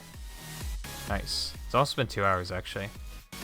Kinda need to do a bonus today because we missed yesterday. I usually take Fridays off, chill. So we can make today extra long because it's the weekend. Yeah, I do want to get something implemented though, now that we kinda understand what the numbers mean here. So, now we have to make a way to read the format. Because all that data we just took in, we understand now that after we have the data for the channel, we have to start reading the notes from it. The notes don't actually start though until we get to here. I forgot what that meant. It's the MIDI channel prefix, yes. So associates everything that follows with those events. This channel is effective until the next normal MIDI event, which contains the channel or the next MIDI channel prefix MIDI event or the end of the track. So I think we're gonna need like an object to store a track. So we're just gonna make a track. MIDI track is what I'm gonna call it here. So the MIDI track, it's going to have a channel number, and then following that, the actual data for the track. So it's just gonna hold one channel number, and then all the track data is going to be, I guess we'll store it raw first, and then we'll try to interpret it. But for every it's not necessarily 3 bytes, but for every 3 sets of data, we're gonna read that in as, should I just call it a note? Let's just call it a note. Note array n. So I'm gonna use a list because it's easier to append to a list. We don't know how many, well, technically we know how many notes. If we were to take in the chunks and then subtract how many notes we have, but it's easier to just use an in-memory list here. So we will. We're not going to use those. We're going to make our own note class. Because a note class consists of 3 things. It consists of a delay. It consists of the note itself. I don't know if I want to represent the note as an enum. I feel like I should. Like, we should be converting this raw number into something from this table. Where'd it go? Where's the table? Oh, I just had it. I feel like we should just convert these notes into this table here. Somehow. I'm just trying to think of how to do it, because then we have to play, like, a sound. As for playing the sound, I was starting to think about that. What I've done in the past was I would save a whole bunch of recordings of different notes being played at those values. I wonder if there's just a way to generate, there probably is a good way to just generate a sound with a certain, like, what do you call it? Frequency? Yeah, frequency. Sound frequency. And then we can use our, like, notes to frequency table. So, here we go. So these frequencies represent how, well, the frequency of a sound played with this note, as this note. And we kind of need this table to determine what a note is supposed to sound like. Now, if we just need a way to play a note at a certain frequency. So let's see if Java has an easy way to do that. Java play sound frequency.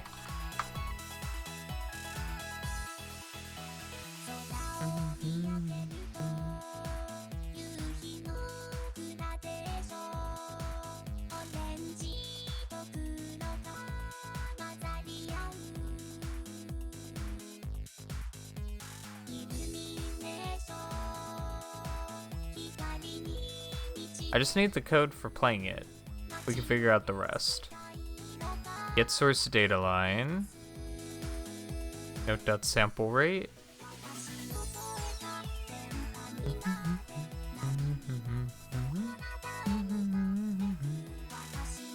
Start a line.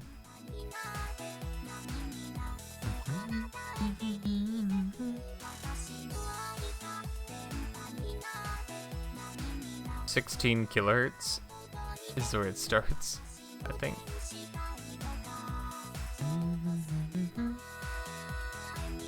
And then we just do play. Well, play I think is a custom function they made, which does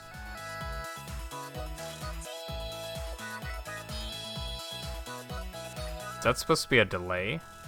I guess that's supposed to be a delay.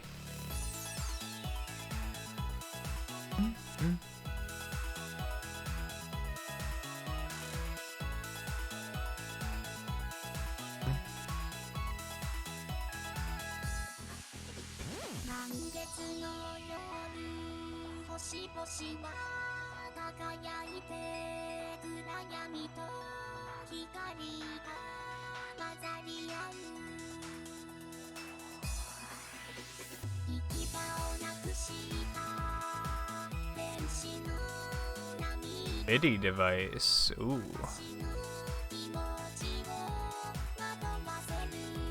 Are we basically designing this?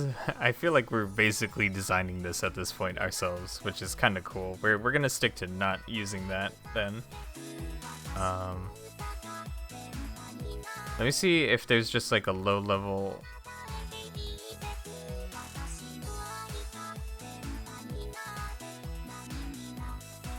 Okay, I think this example kind of compiles all that together. So let me see if I can dissect this, break this down then.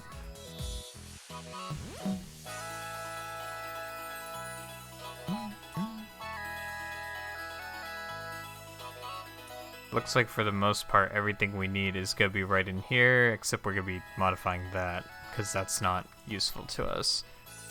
So I guess we need to spend some time actually figuring out how to play this note. So let's just start here. Sample rate. So I feel like the sample rate is the max sample rate we're supposed to play at. Oh, it's the number of okay, that makes sense. How often we're playing it. So sample rate is like the amount of times where it improves the sound quality, right? So 16,000 kilohertz is, I think 32,000 is like production music for the most part. So I think let's go with that. A little high for our needs, but I feel like that's standard, so we'll just stick with it. Sample size in bits. So yeah, 8. 1 channel, signed.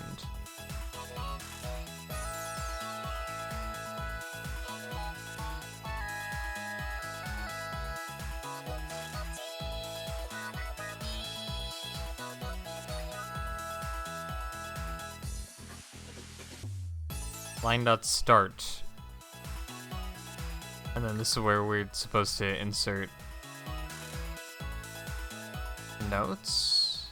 It looks like all they do is they insert notes into it, and then it just gets played.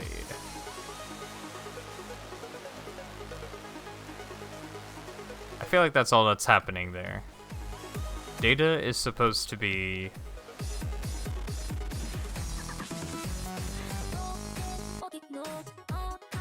an array.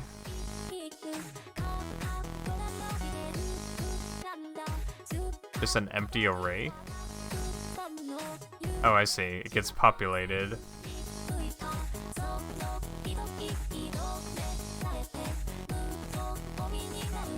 Oh wow, you have to actually... I see, so a note... They're populating a sine wave with the note, and the frequency determines how large that sine wave is supposed to be, right? Because the higher the frequency, the larger the wave ends up being.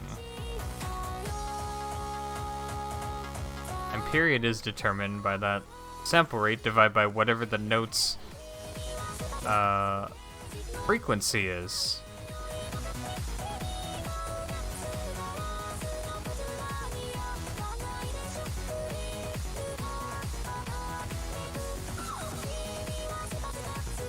They just used this as value. Wait, 0, I guess. Yeah, they used that as value 0, then 1, 2, 3, 4, 5, 6, 7, 8, 9, and so on. I think. And because they did it that way,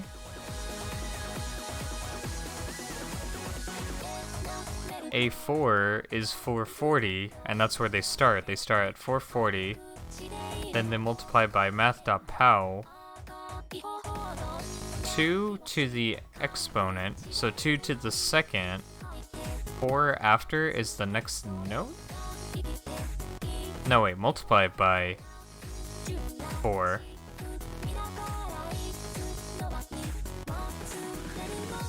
No, exponent is... So they have this, like, formula to figure out, okay, each note has a different frequency where they did... So if the note is note 2 in this enum here, they do 2 minus 1, they divide it by... This is not a good calculator for this. 2 minus 1, then they divide by 12, which gives them this. And I guess this is the formula for figuring out a note's frequency. Then you do 2 to that, basically. So we'll just do it again. 2 minus 1 divided by 12. And that gives you this number, and then you multiply that by 440, and you get the frequency of the next note, which is 466.16. So I guess what they did was they took that frequency formula, and they converted it to these notes. Then they generated a sine wave equal to the length of how long the note is supposed to be, and they figured out how long the note is supposed to be by taking the number of seconds they want to play the note and multiplying it by the sampling rate. The sampling rate determines how often how many times the note gets played, or how the sample rate determines how many times the song gets sampled. That's why it's a sample rate. Multiplied by the number of seconds, and then you have to generate a sine wave relating to how long the sample rate is, and you divide by the frequency, because the frequency determines how often it's going to go up and down. So the larger the sample rate, the more data you can store, because it's going to sample more data at once, so you can pack more data into it, which means the period is decreased as the sample rate increases. And it's also increased, the period also decreases as the frequency increases, because as you need to store more data, or as you store less data in it, the period has to wobble back and forth faster. So that's really cool that for the first time I'm seeing, like, normally when I look at Audacity, right, if you just like look at a song, it doesn't matter what the song is or the sound, you always just have this up and down loop, and you're always wondering, okay, what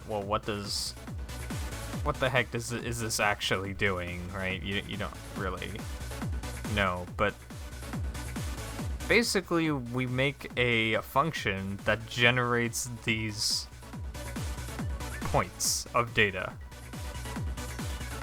and then they get played back. That's essentially what we're doing. It's kind of interesting because I never really thought about it until now. I feel like for anybody that is getting into programming with computers when it comes to music or notes, music synthesis, this is probably something you learn very early on, or one of the core theories is that you have to learn how to generate these sounds. You have to learn how digital sound works. So that makes sense. And it's kind of cool to actually see that all just pieced together here, raw. This guy basically wrote this. So that's really cool. I don't really want to copy... I definitely want to use this formula, but I think I'm going to refactor it into my own way of doing this. Because we know what the note we want to play is. It's on some kind of scale. And lucky for us, that scale just starts at, I guess, the lowest note possible. See, it actually says -1. I don't even think... Okay, I guess C0 is on here. And I assume, using the same formula, we can just start at any value and work our way up. So if I were to take his formula, this guy's formula, and just start at the number... Just remove the base frequency here of 440. So I would just start at base frequency 0 and say, okay, the first value, right, is going to be 1 divided by 12, which is our exponent, and then I do 2 to that, and that gives us, what, 1.059.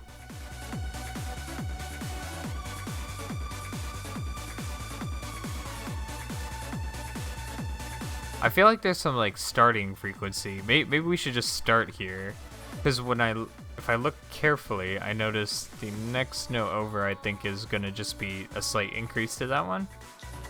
Maybe? Well, it says it's 2, so I don't know. Maybe not.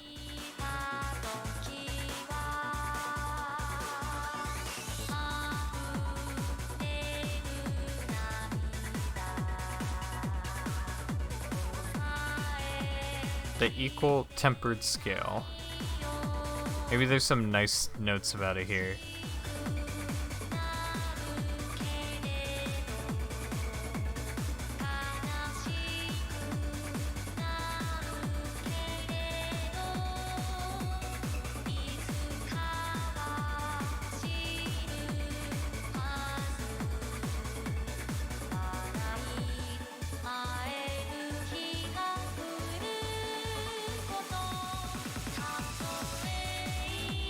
equations used for this table.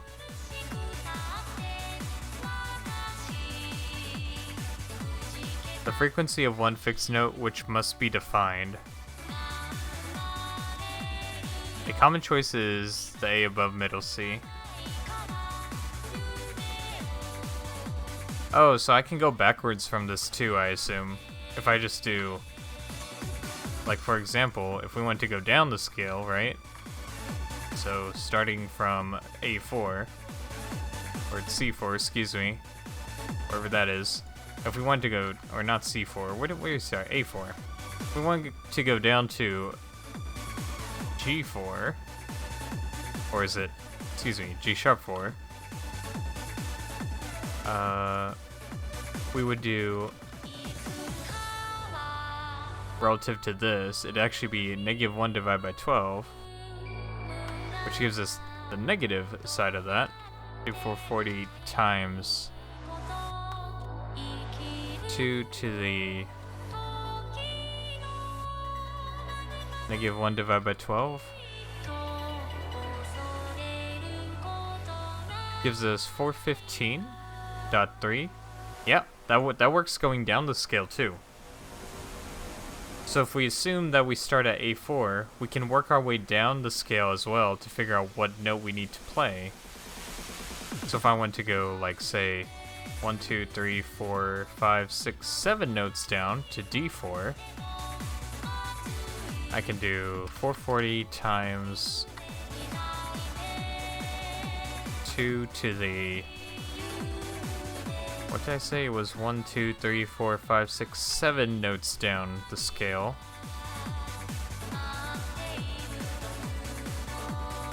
That would be -6 minus 1. Oh crud. I wasn't done, but I pressed enter. 2 to the -6 minus 1 divided by 12 gives us 293.6647. Yep, it works. So that's what the formula we have to apply to find out the frequency getting to any single note. So with that in mind, we can now just store the note we want to play as a number, and A4 will be equal to, what is A4? I guess we should like make a constant for that. Final static int A4 will be equal to, because we'll just grab the value and store it. A4 is 69. I wonder if that's by coincidence. 69. A4 is a meme. Alright. It's kind of funny though.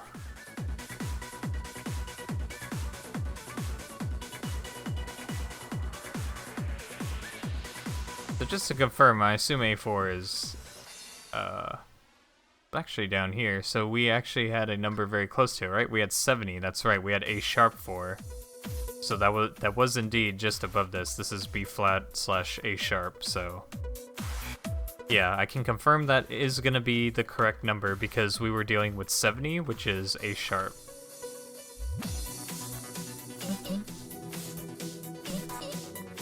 So with that in mind, we're going to store just the note number now that we figured that part out, because we're going to just figure out the frequency from that.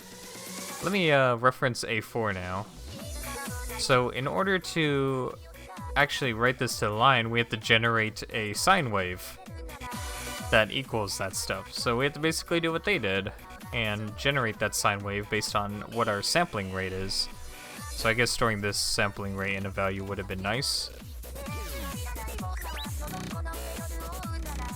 Final static int frequency be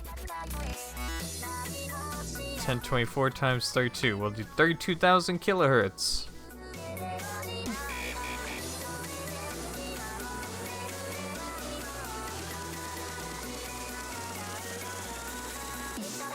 So now I assume this is a great time to add to our sound utils, dealing with audio, because we haven't done that yet.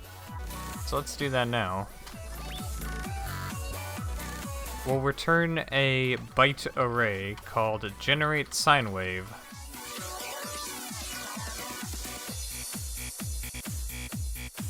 Yes. Now I can see why they did it inside of an enum, because each enum can store its own sine wave value that we can then reference. Because if we store it in there, then we don't have to generate it every single time, which could be a costly operation. Now that I think about it, because in the end we just want to play the note.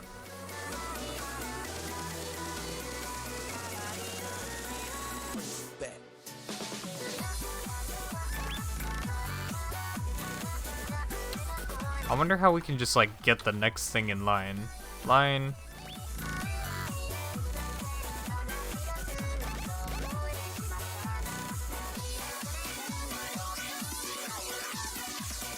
Start. No, that we already have that. Run.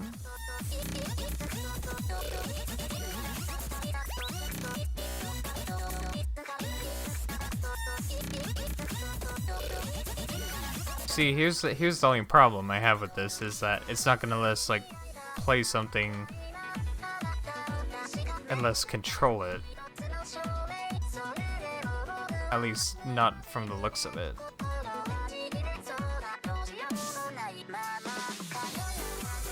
Oh. Java has a built-in MIDI library to play a note too, so I like how we can just interpret the MIDI file and directly just turn on and off notes like that. Which is funny because those are the messages we're getting, right?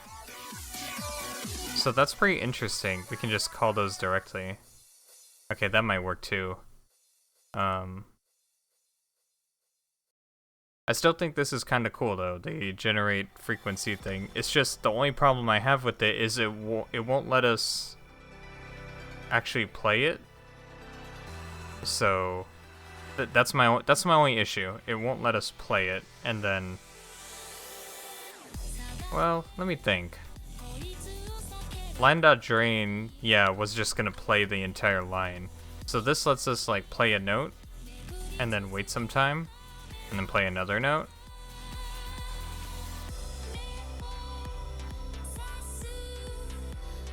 So what's funny is, yeah, we're just gonna be able to plug and play these values because it's literally from the MIDI library. Let me get this opened at least. So it looks like this is what we're gonna use since we are doing MIDI stuff anyway. Basically making our own MIDI player. Except we're gonna hopefully turn this into a lot more than just that. That's my goal. I'm just gonna have it throw this, not... Okay.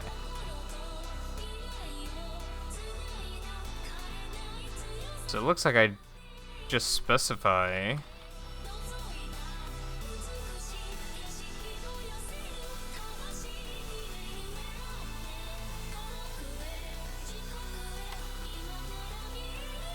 so we can do A. We already know what A is.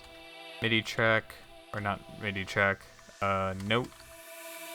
A4.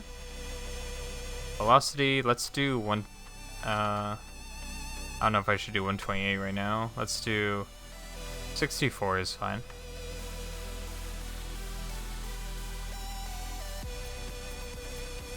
And then 0. So we're just gonna be calling note ons because that would like turn off the note as well. Should be the same thing. But actually no, I think we call note off, it's just interpreted that way. And then after that, that's it.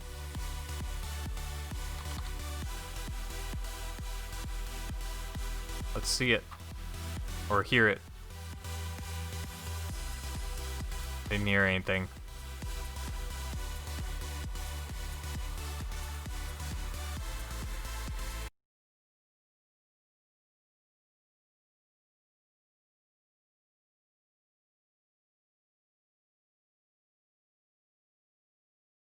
Oh, you know what? I have to wait, huh?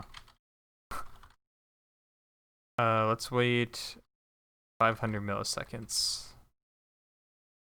I didn't even think about that. The note gets turned on and off immediately. Nice. All right. So we can play a note. Let's see. So we're probably gonna just initialize. This will be like initialize game sound system. I'm gonna refactor this now. You're right. Wait, did I hit refactor? I wanted to do a extract. It wants to, oh, I see, it wants to return values, but I just want this to be static stuff, so I'm gonna actually set that up now.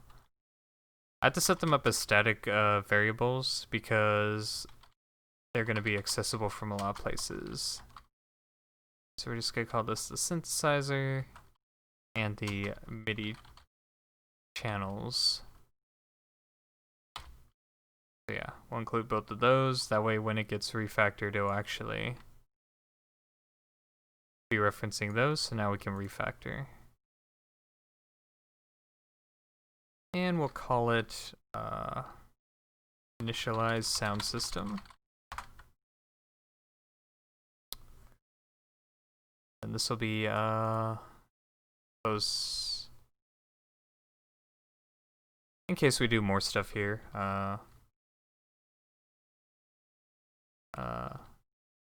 What did they call it? Destroy sound system? I'm gonna call it destroy sound system. This is like the cleanup. Oh, that's what we could call it. Cleanup sound system. Yeah, cleanup. And then we can do our stuff. So we're gonna be making like a play note function, and we'll specify the note in there and whatnot. But that's an easy way. That gives us an easy way into playing notes. I just want to make sure we have a way to play notes for when we get to that point where we're trying to play notes. And yeah, that works great because we're tapping straight into the MIDI synthesizer here. So we'll be able to if we successfully parse everything, we can replicate everything we want. As you saw, the no off and on system is already included. We understand it because we already read all the data about it in the format. So we're quickly like figuring out what is going on here with the MIDI system. We need a delay, we need a note, and we need we need to know what to do, right? Because the status byte determines that. Is this on or off?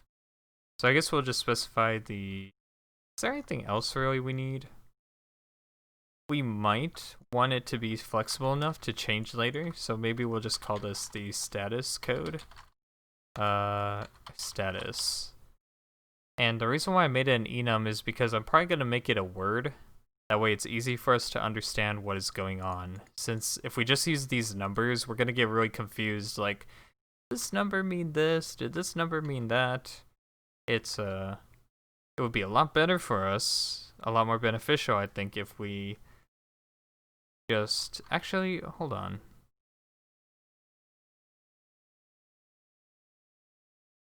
I think we need to know what channel we're playing it on too, but I think the channel part is going to come into play when I add all the notes to a channel. Like, we're going to make the channel a separate component. Best way to structure this. I'm kind of like having to decide now. This is going to influence the entire structure of the application. It's some tough decisions to make here.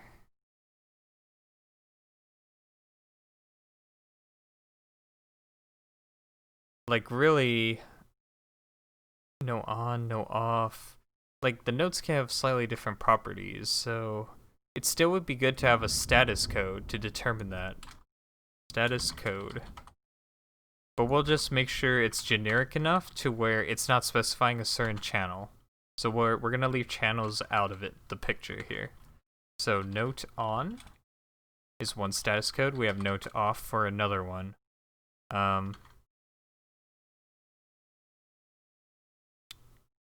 And if if I'm not mistaken, we're probably going to want to associate these with actual numbers. But the numbers themselves are going to be a range. Like any number between 0 through, well, yeah, it's 0 through 16, funny enough.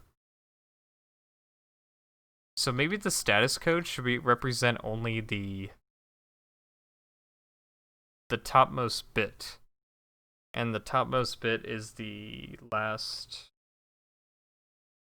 4, or it's the last 4 bits. So for example, if we have a hex number, right, and we wanted the first digit, it would always be the last 4 bits. Because the first 4 bits represent 0 through 16. So if we're looking at binary, go back.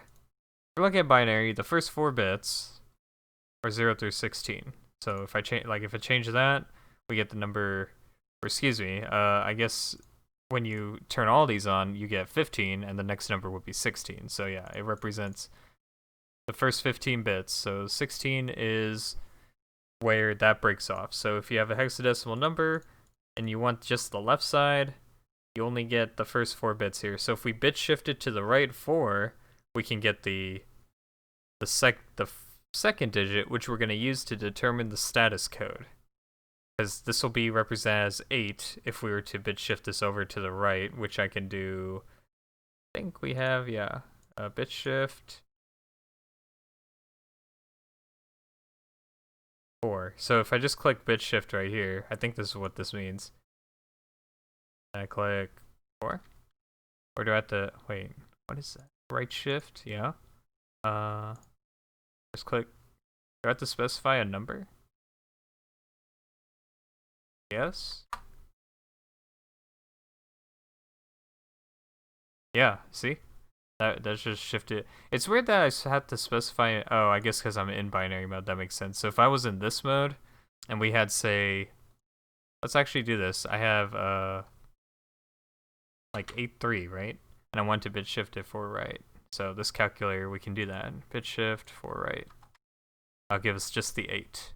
So bit shifting a hexadecimal number 4 to the right gives you that.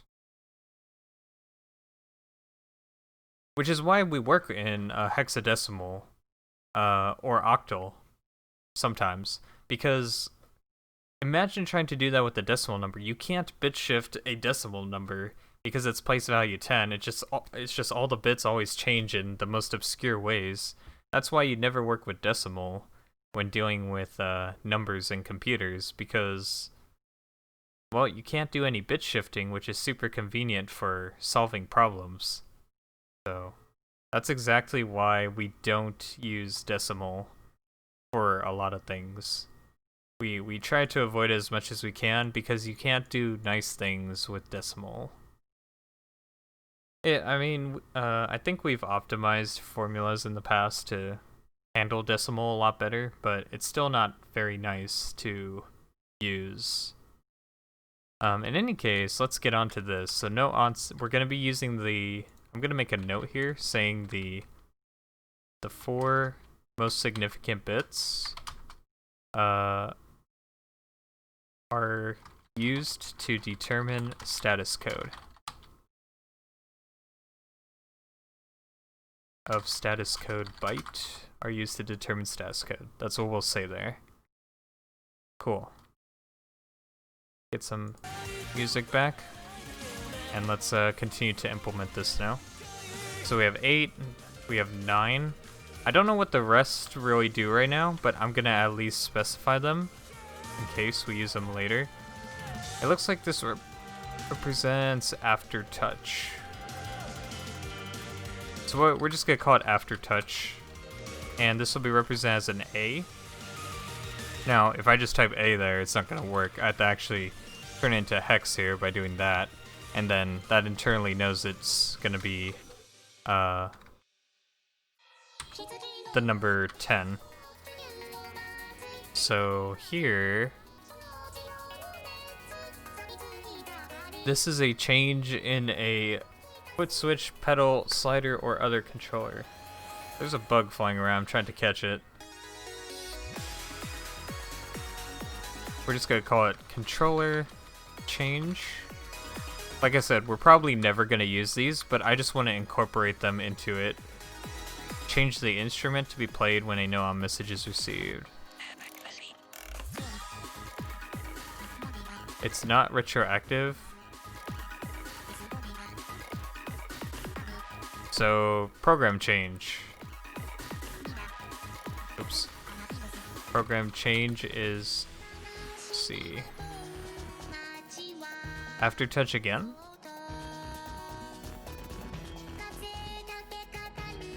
Not on a per key basis. Just on the channel. So this is channel after touch. Is what we're gonna call it. Then we got pitch bender lever. Pitch bend. Which is E. Alright. So now that we have those, we're gonna find our status code enum. Now what would be cool is if we made a function to interpret status code into one of these status codes. So we'll do that momentarily here. Number. And we'll just store that code in here somewhere.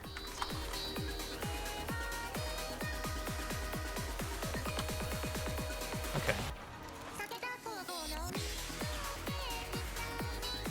So yeah, we'll make a new like static function called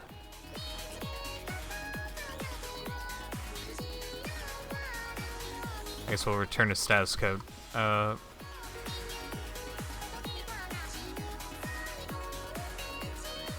Convert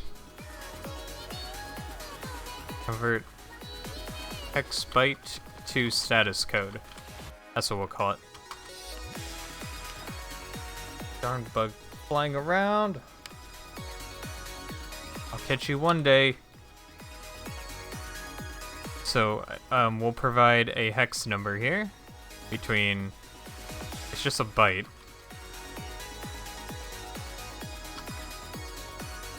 So all we have to do is return, well, converted equals b bit shifted 4 to the right. And then after that, cannot convert from int to byte. What? It's not a int though.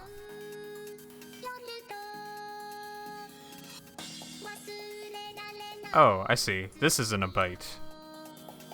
How do I... Is there a shorthand for this? There's gotta be, right? Shorthand for byte.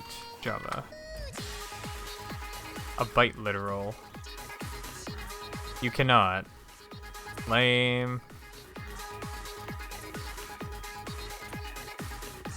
Oh, I see. You can make a helper method. Yeah, that would be nice. Or I can just cast it to a byte, I guess. Like, it's whatever. I'm just kind of surprised that you do have to do that. Let me add cast to byte. What? Isn't that why I just... Wait, the whole number gets converted? What? Wait, really? That's kind of lame.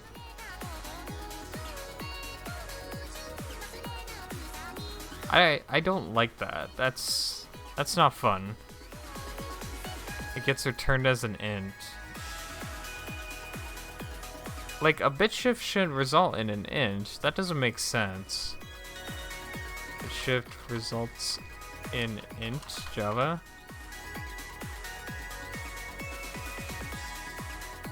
Oh, I guess. Well, we'll just convert back to a byte again. No problem, really.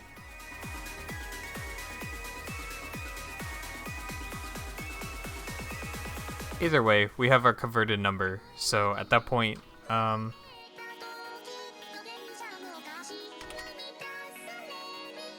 we'll return null if we get down here, but ideally we want to return the status code itself.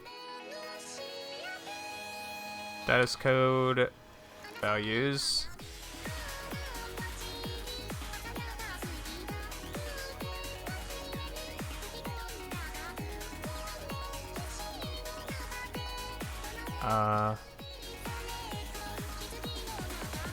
Status code values.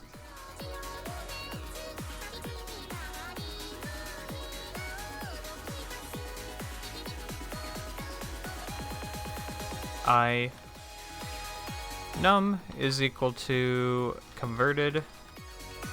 Return that status code. Holy moly, that's some lightning. Been hit pretty hard with storms today. That's some lightning though. Watch my stream randomly die because of that.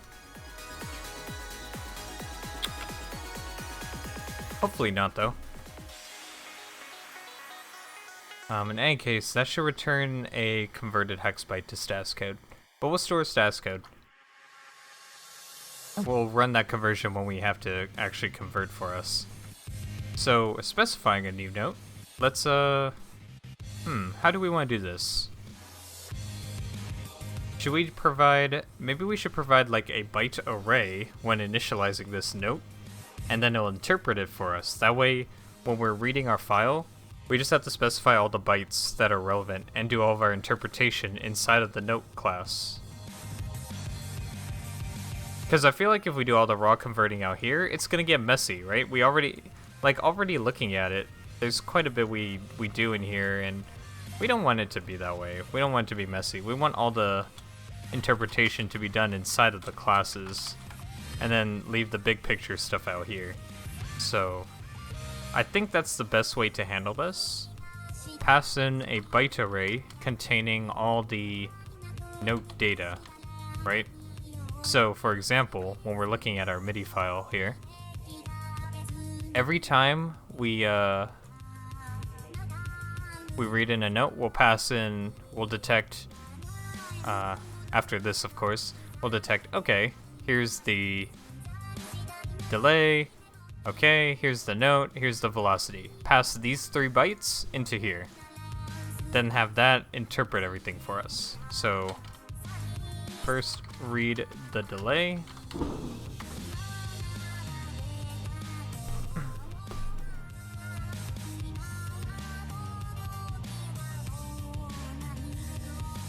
So, while I guess we need a pointer with bug.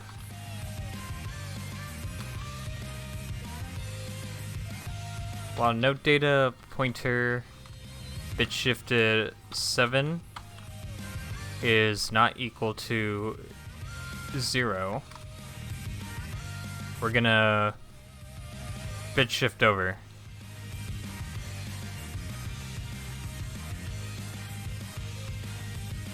Actually, do we have to do anything other than shift over? I don't think so.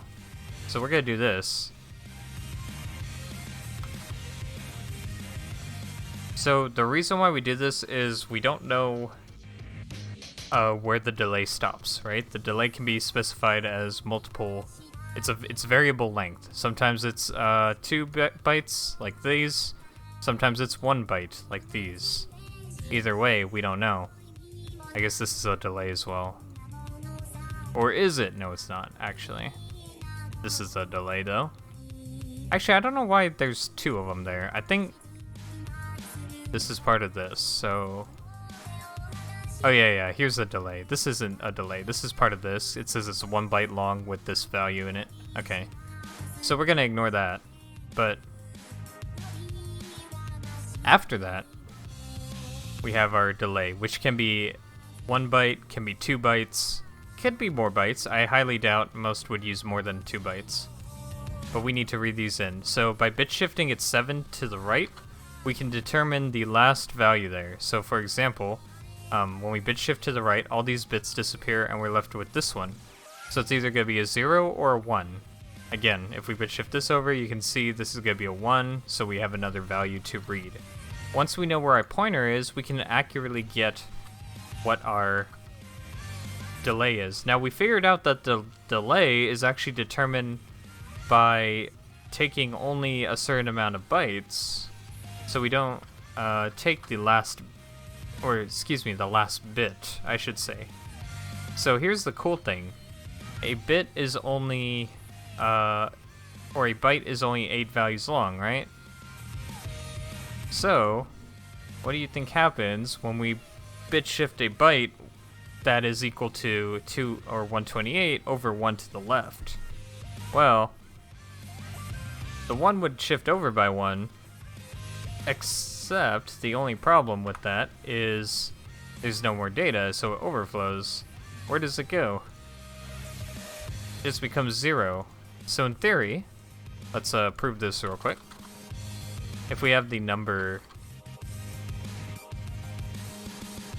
FF in hex, which would be the equivalent of filling all the bits, can I type?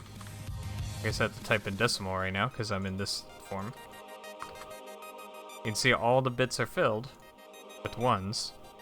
And then we're going to do 1 bit shift to the right, or left, excuse me. And print out the result. Oh, so it gives us 510. However, let's hardcast it to a byte. See what we get.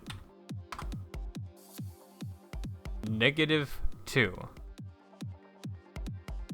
Right, because it's unsigned, or it's signed right now. So I guess we can make it unsigned by doing that weird conversion, which I still don't like, but I guess we kind of have to at this point.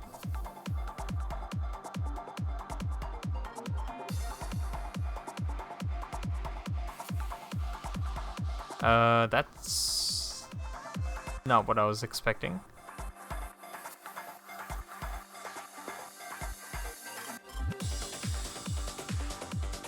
That's interesting. Let me think here.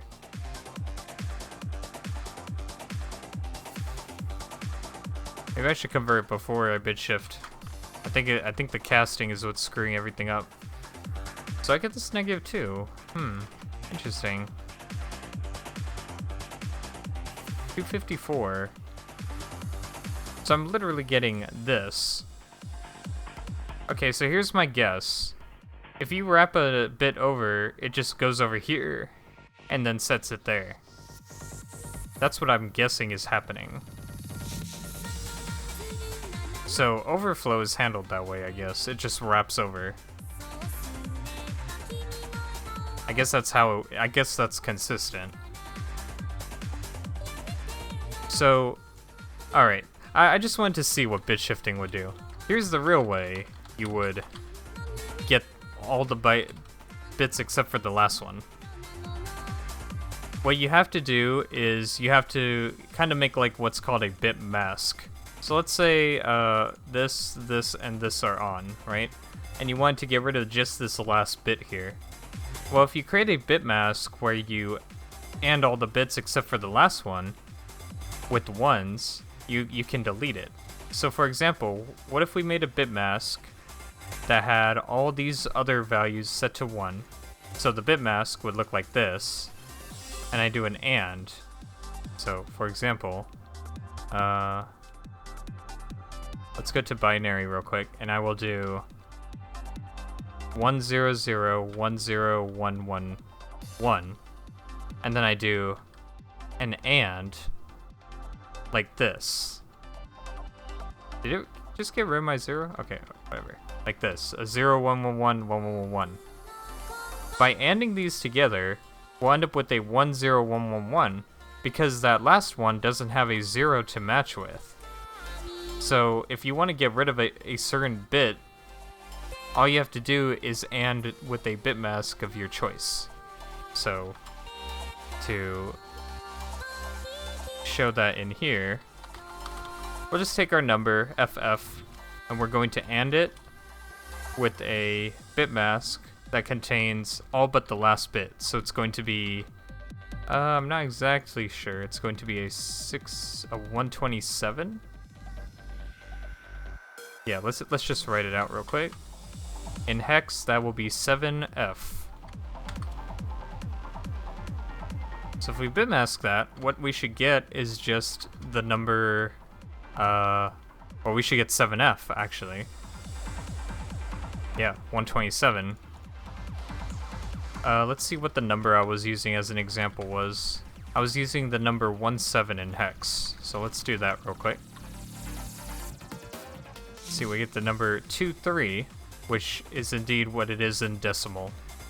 So that does match up. We get this number back. We're basically taking this number, doing a bit mask, and returning that number. Oh, let me do what I actually intended to do though. 10111. Yeah, starting with this. Basically, you just add 128 to it. So that's 97 in hex, and it should still give us the 23 because it bit masks it. So we literally just took this and we did the bit mask like that. So that's pretty cool. It kind of sucks there's no history view for the programming calculator, because I would have really liked that. So we can like just see like each result as we change things around. So that, it kind of sucks that that doesn't exist here.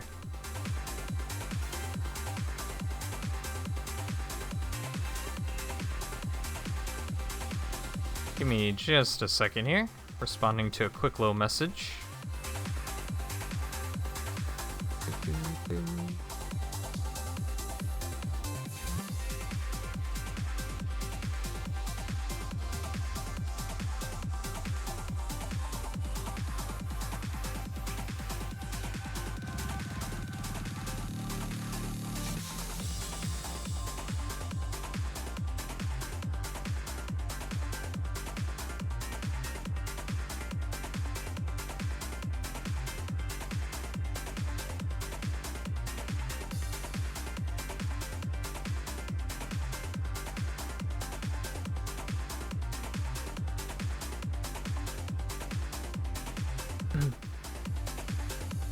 Yeah, so that's neat. Anyways, that was just explaining the whole bit shifting and the bit masking thing we're about to do here. Because what we're gonna have to do is bit mask it, because we can't, the way we're reading it, we need to take out the last bit from each one of these, because it's not relevant. And then afterwards, we have to mush these together. And mushing them together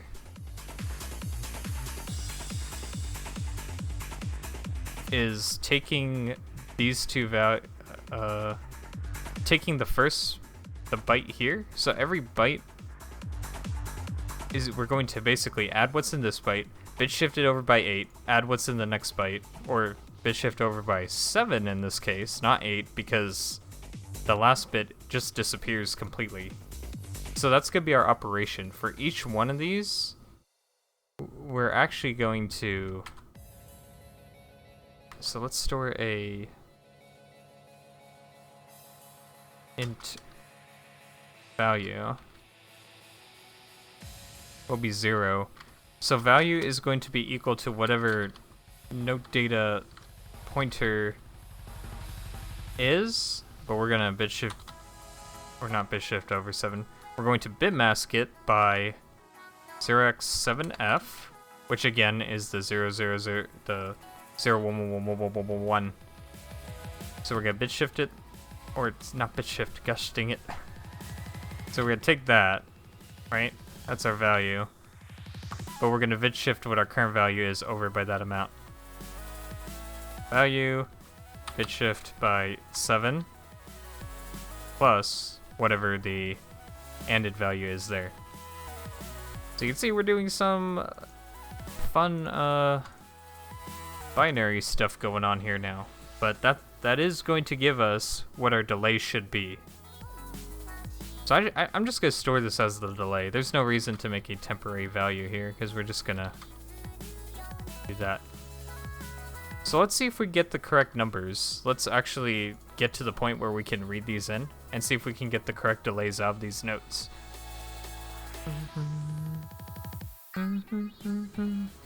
Oh, let's actually get the rest of our data though. We're not done. So we have delay, and then the next byte over is going to be our note. So the note, we just have to well, our note is our note. That's it. We don't have to do anything to the value. So we do this, and we add 1 to the pointer. I guess I'll just do it in here. Let's add even more operators, because why not? Yay. But in here,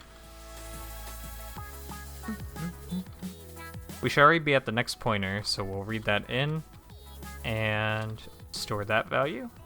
And then for the final byte is the velocity, so we'll just store... Oh, I forgot about that. I could call it volume. They call it velocity. I think volume is nicer.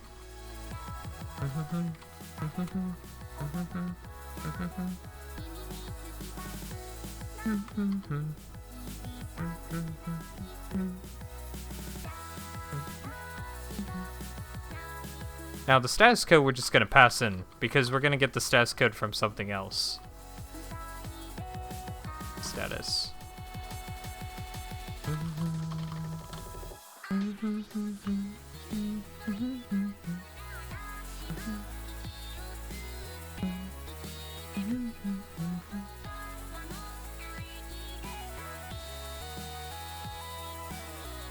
Alright, so what we have to do in the file, we have to find this.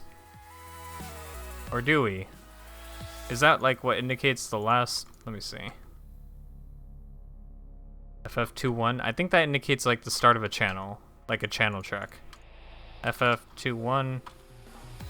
I don't see that in here. How am I not seeing that?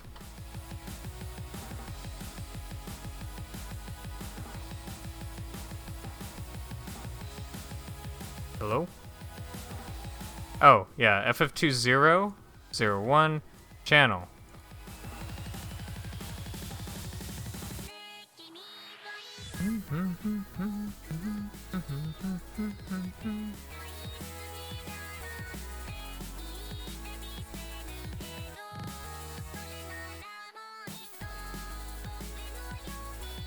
So basically all this represents channel info, and then note data starts here, with this being the offset of the first note set.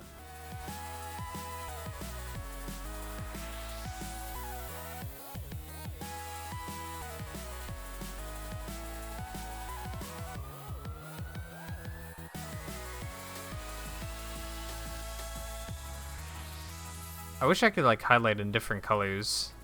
That would be kind of cool.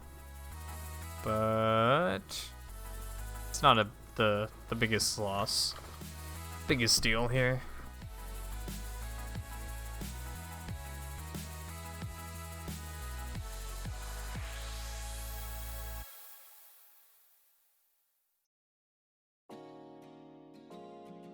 So I wonder if there's an FF22 then. Let me look.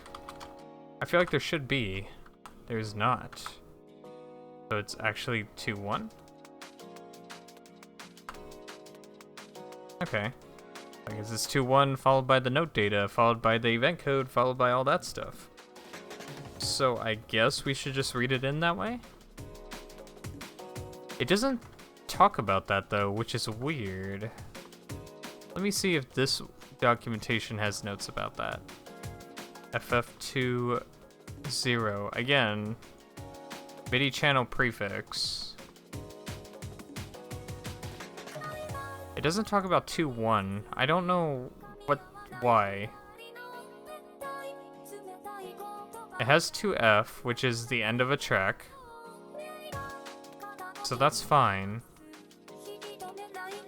FF59. Oh wait, maybe this is part of a different thing. Let me look. FF59. No, that's key signature. Okay. Which is 2 bytes, 1, 2.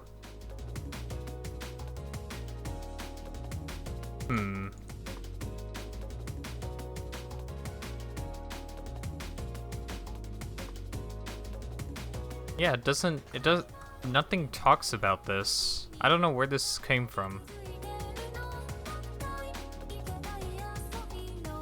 Well, it's in here. Maybe I should open another file just to confirm that this is indeed... Yeah, it's here too. Here it is. Same exact deal in this file. 2 tracks. Yep. Same exact deal.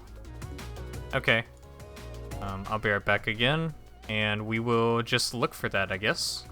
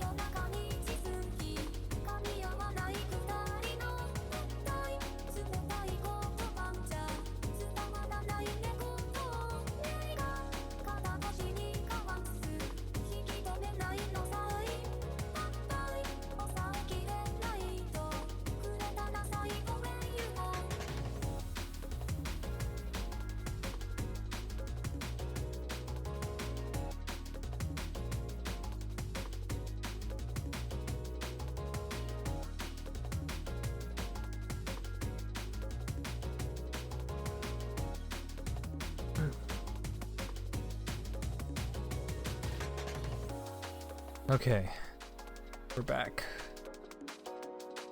So yeah, we will excuse me. We will just go through and I want to see if this adjusts the pointer. It looks like it also adjusts the pointer, so that's good, I think. So the question is, where's our pointer now and where does that have to get to? I guess we'll seek again. Seek to a, doesn't have to be inside initialized sound system, it can be out here. Let's seek to the start of the track. So that will be at, I'm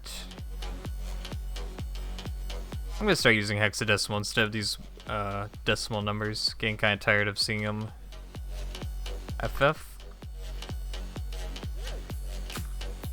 2-1.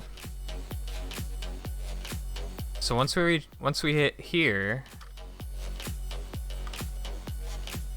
we're going to increase pointer by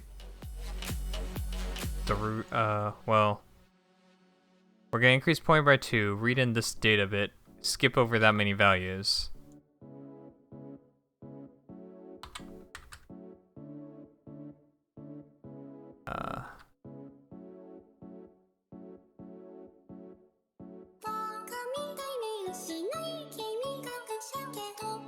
Increase pointer by 2, read that byte,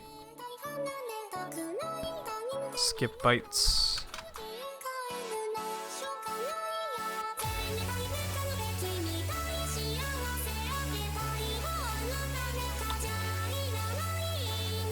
then for I is 0, I is less than skip bytes, we're gonna go up by 1. Just increase pointer again. And then we should be at the start of the song now. So we should be here now, or in this case, if we were up here, we should be here. So let's have a look at that.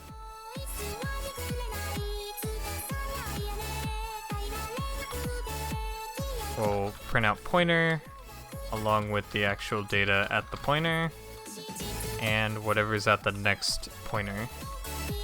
So we have proof that we're there.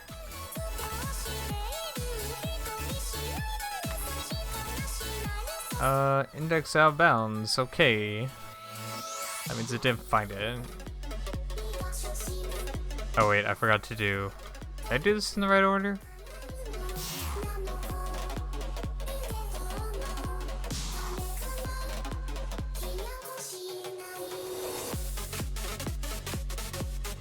I think I did this in the right order.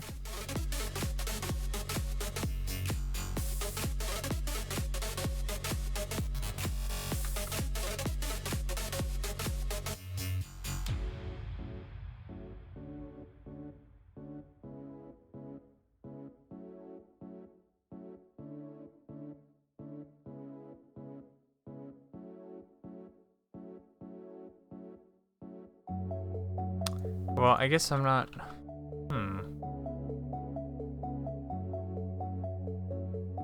Oh, you know what?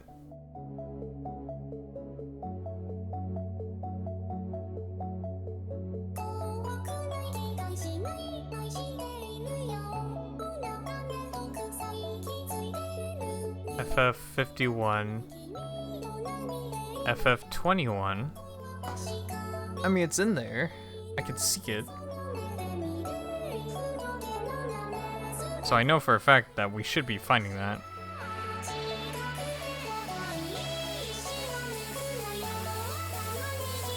Hello, side-to-side jumps. So today we're working on reading a Midi file. So right now, I've got a Midi file opened up here. We're looking at the bytes, and we're going to be interpreting that. So we've been studying the Midi file format and understanding how we're supposed to read and interpret each of these bytes.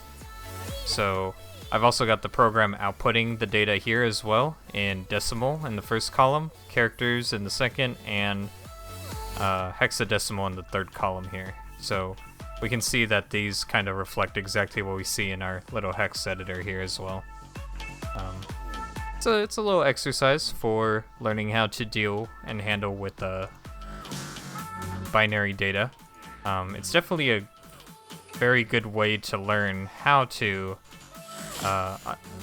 file format works exactly. So right now I am looking at, we just recently figured out how this whole reading a note in thing works. So we made a little class here where we grab, every note consists of a delay, the note itself, and a volume associated with it. So this code here is gonna accept a certain number of bytes, and it's gonna do that for us. This little part here is because the delay can be a variable length byte, and they use the most significant bit to determine that. So we actually bit shift this by 7, or up here by 7, in order to make sure we read in all the bytes for that, by getting the most significant bit set to 0. There's a lot of stuff going on here. It's a pretty good exercise though. A lot of the times you don't work with the low-level stuff nowadays, so it's kind of refreshing to get into this kind of stuff every once in a while. Right now, this isn't working though, so that's always fun. Trying to figure out why exactly. I had it print out stuff, but I had it printed out not in hex, so I'm gonna fix that real quick. I think we have to do a string format.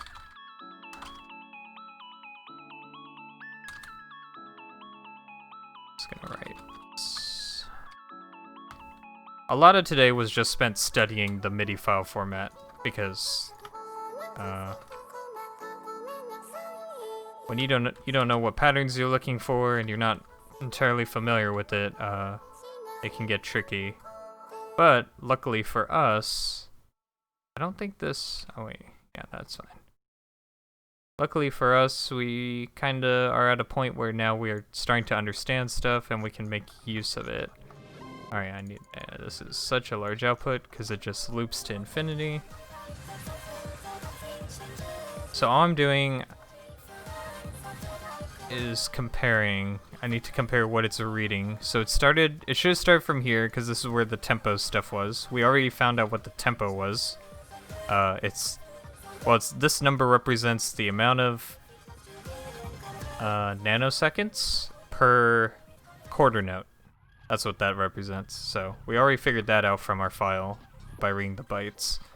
Right now I just need to watch where it's seeking and compare that to what we're doing.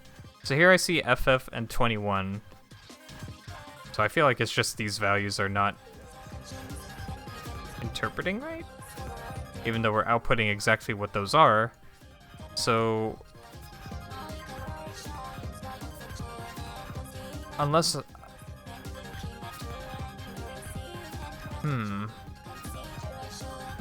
that's really odd. Well, they're definitely there.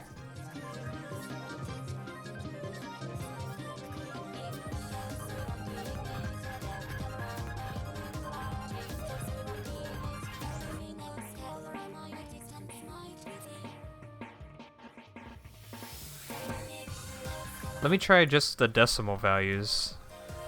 I wonder why it wouldn't like the hexadecimal. Where are we? These are -1 and 33 in decimal. So I'm just gonna write -1 and 33 here and see what we get. Okay, so it reads it now. So something about using these values as a substitution doesn't work. And I'm not entirely sure. Oh, you know what? I think I know what's happening, because it's -1, right? But I bet you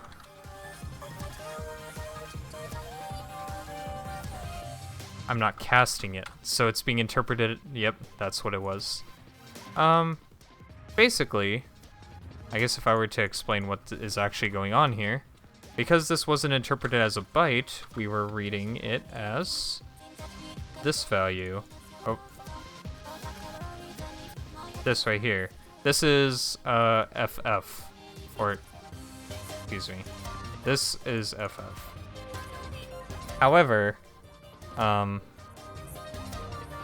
if I read it as an integer, it comes out signed. And because it's a signed integer, it gets turned into -1. Well, it doesn't get turned into -1, is my point. So, what they do internally with this format is, I bet you they do this. Not this. They do this. I don't know which one it is, but they either use this bit or this bit as the negative number, and then they just flip the entire thing, and thus this becomes -1 in X that way.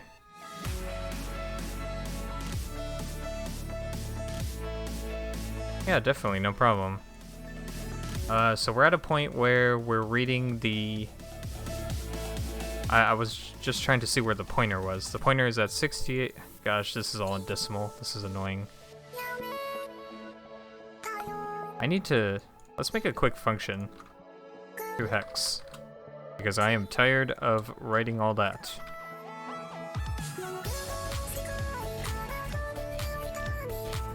Okay, and we'll basically just return that string format, but we won't have to write all that every time because it's getting super old and annoying.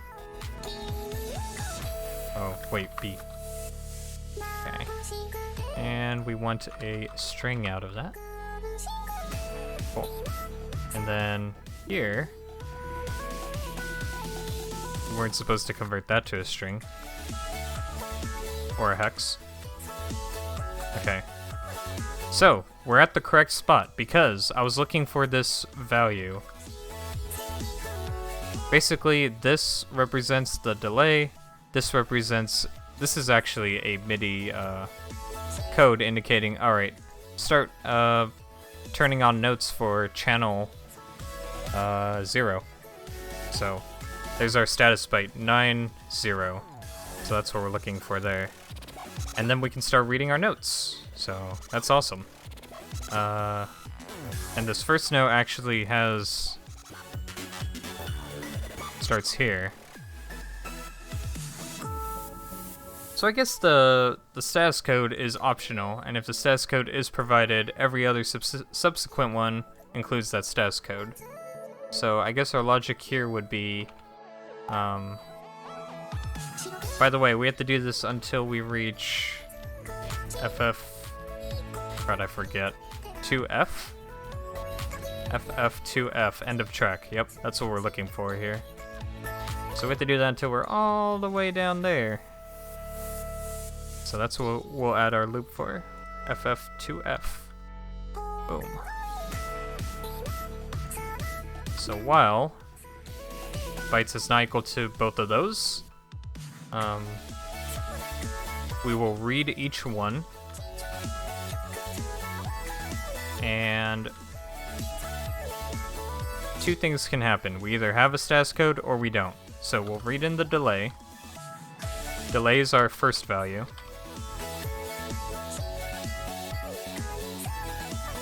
Then this next value is either going to be a status code or it's just going to be a note.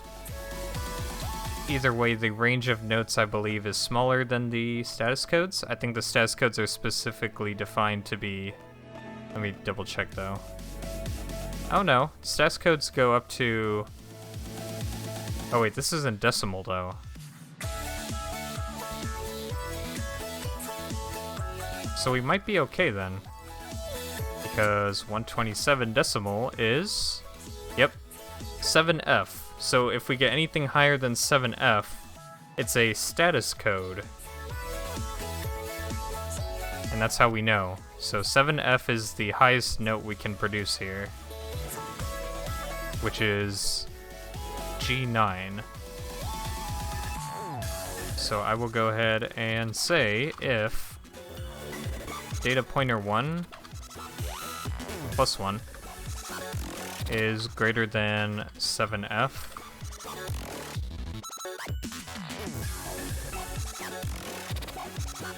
then we have a status code. And if we have a status code,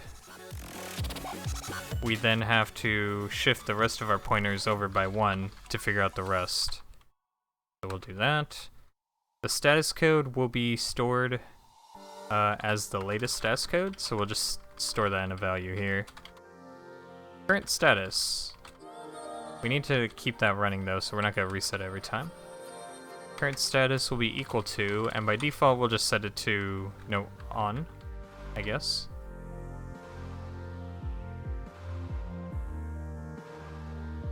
And then current status will then be translated into convert hex to status code. So we already made that helper function earlier, which takes in a byte and cuts out the 4 least significant bits in order to make it so we have the actual status code number isolated.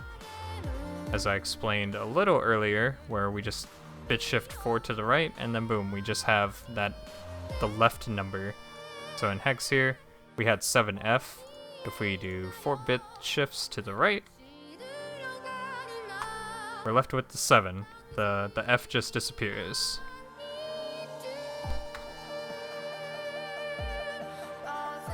So here, we're going to provide that 7F, or whatever it's going to end up being. In this case, it's going to be a 9-0. And we're going to bit shift the 0 out, so we're left with the 9. The 9 gets read in here. It's like, oh, okay, that means note off, so I'm going to do that. Also, I need to cast all these to bytes, as we found out, so let me do that real quick. Kinda didn't think about that, but that is... because these were all... Gosh. Yeah, there we go.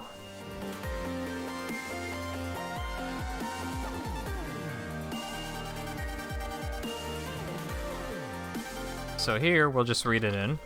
Pointer plus 1. We'll do that, and then we'll update our current status. So we'll say status is now plus current status. So after we're done reading our status code, all we have left to do is to find out what our note and offset are, which are just the raw values directly. So next one's note, next one's offset, or excuse me, yeah, note and volume, not offset. Note and volume. Note equals data pointer. This one will be pointer plus 2.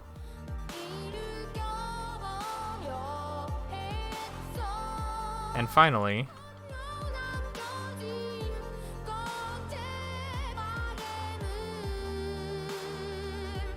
well, actually, it should be pointer plus 1.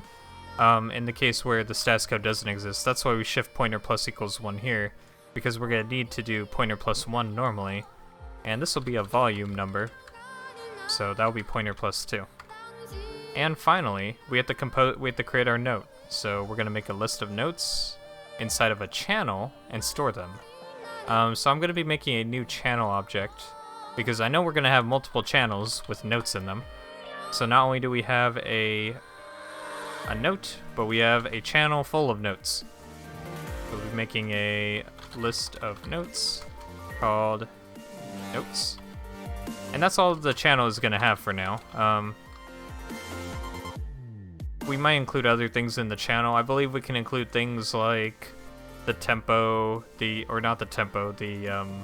time signature, the key it's in, like just random things like that, but it's not important to us right now to store that. We're just trying to get the notes to play for the time being, so we're not too focused on adding like any real big quality of life feature here. We don't have to initialize anything actually, so I'm going to remove the default constructor, and we're just going to make a public facing function that lets us add a note to the array. We'll provide a note in, and it'll be added to our list of notes. That's all we have to do there.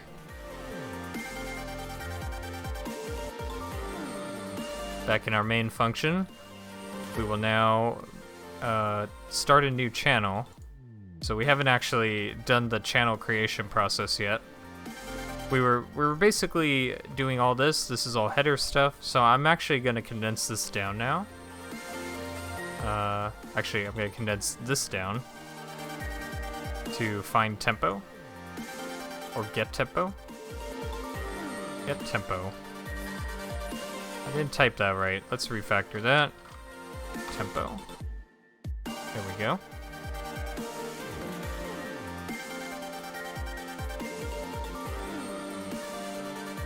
Then this seeks to the start of a channel, so we'll have to do this until we have no more channels, until the end of the file, basically. So we can wrap this whole thing inside of a while loop, because for every channel, we're going to have to do the same thing over and over. So we're going to have a list of channels here. We're going to actually make this a static variable. Oh, I see. Well, we already have MIDI channels, so maybe each channel can have its own MIDI channel. As funny as that is. But really, all the synthesizer does is takes those channels and creates them. Yeah, so that's like a MIDI channel thing. We still need our own set of channels here. So we'll call this no channels, I guess, to differentiate. And yeah, we're gonna have up to 15 of them, I believe. So we're just going to specify the size here. We're just gonna initialize it right away. We're just gonna make a bunch of new channels. We don't have to name them or anything special. We just have to make 15 of them. 1, 2, 3, 4, 5, 6, 7, 8, 9, 10, 11, 12, 13, 14, 15, 16. Actually, we need 16. That's the maximum amount of channels we're gonna need, so just make them all there. Now, which channel we'll be adding to will be dependent on, I believe the value is up here.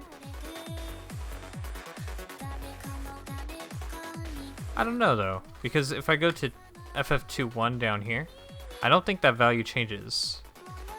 Yeah, we still get this like 0 number. So I wonder where else we can find that information. The channel number itself. Although if I were to take a guess, I want to say it's going to be in the track info.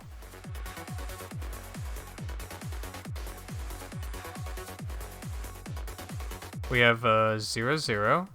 Then we have... I forget what this stood for. Let's have a look. What was this? This is for FF2F. Oh wait, that's the track end. Where's the...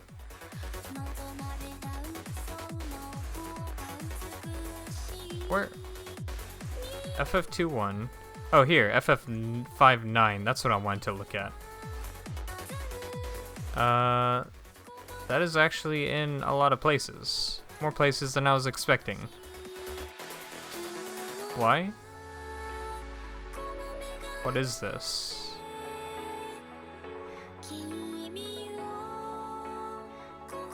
Oh wait, is this a tempo change? I haven't even looked at that yet. Oh, it's a key signature change. Okay, we don't really have to worry about key signature changes right now.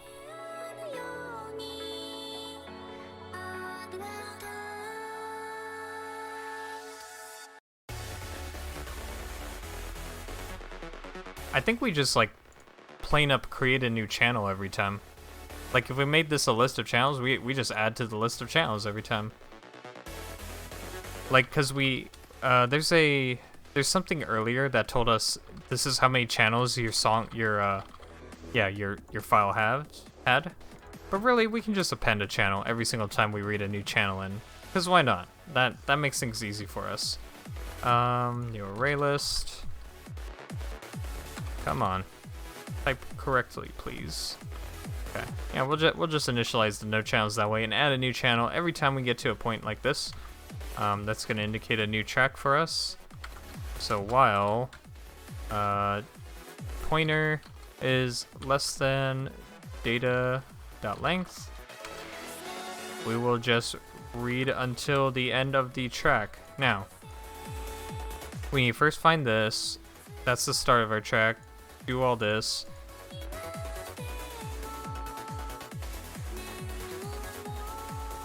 So while we're in here, there will come a point where we're gonna have those like key signature changes or something weird.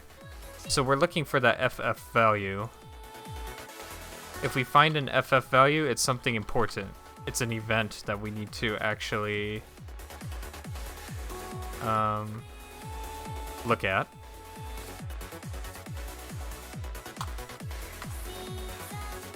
Then we'll put an else statement. Otherwise, it's not an important event. Instead, it's something down here.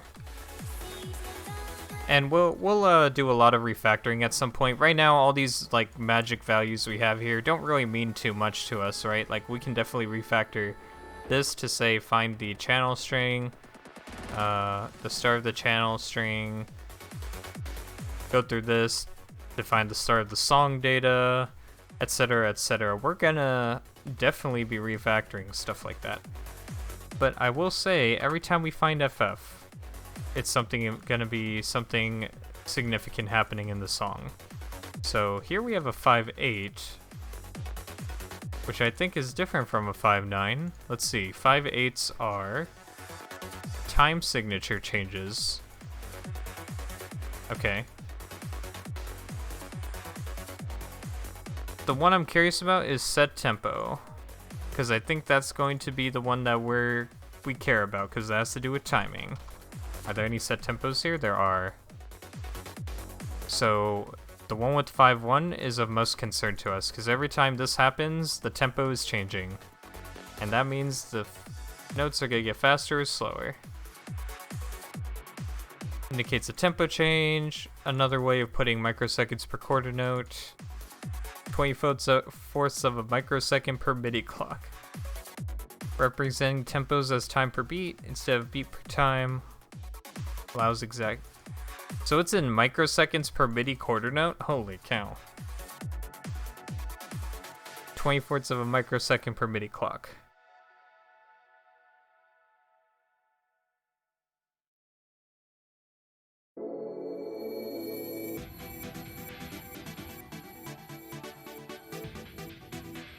Okay, so this is gonna be different from... Oh wait, no, yeah, this is the same thing. Microseconds per Midi quarter note. Right.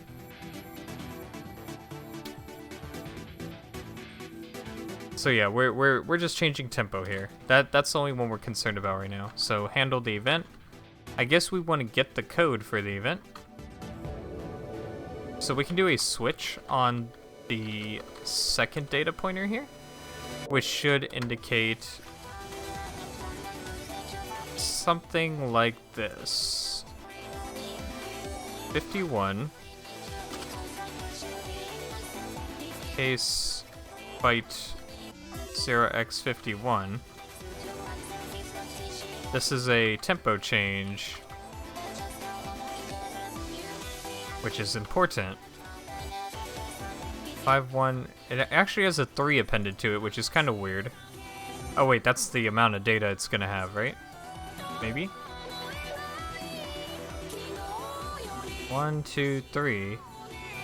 Maybe not. Oh. Oh, it's 3 yeah, it's 3 bytes. Because it's a big number. I think that's what's happening. And then we have an 8B here, which is really interesting, because an 8B represents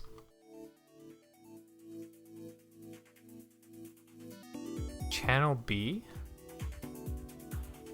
Why channel B though? It says we're turning off a note on channel B.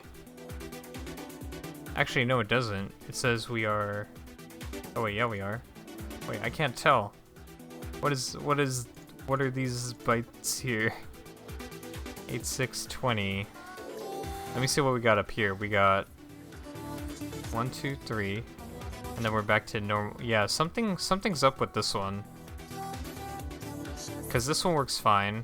This one, 3 bytes, 1, 2, 3, back to the song, adding notes, whatever. This though? That's new.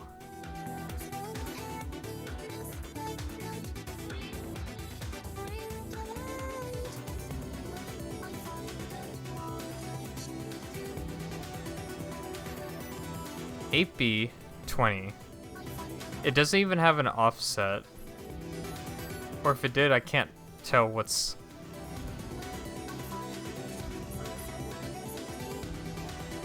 These 3 bytes have to mean the tempo itself. Let me add them together real quick and see what we get, because it should be 6 to F9D. Oh, wait, yeah, that sounds right.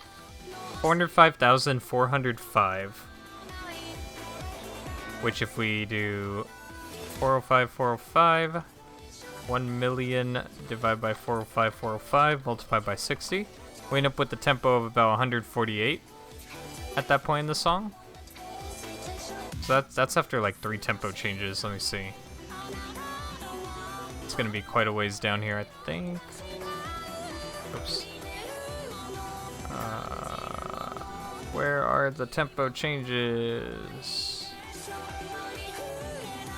I don't even see them. Are we really that deep in the song? Wait, or maybe I just can't see tempo changes? Where are the tempo changes? Tempo. Or... Oh. Well, how do I view tempo changes is, I guess, my question. I feel like there should be a notation for that. Oh, right here. What did we say it was? 148? Yep. There it is. We have it shifts to 120, 140, and then 148 by the end of that.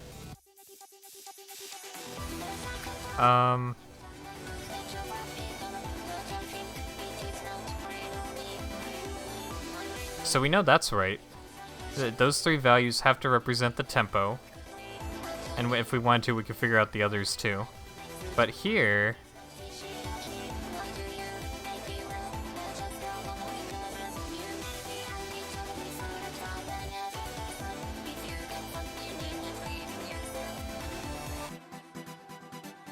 Here's what's confusing me. Because this doesn't correlate to anything. This 8B? Oh wait, maybe it's an offset. I'm dumb. Oh my gosh, I didn't even think about this. This is an offset. Okay.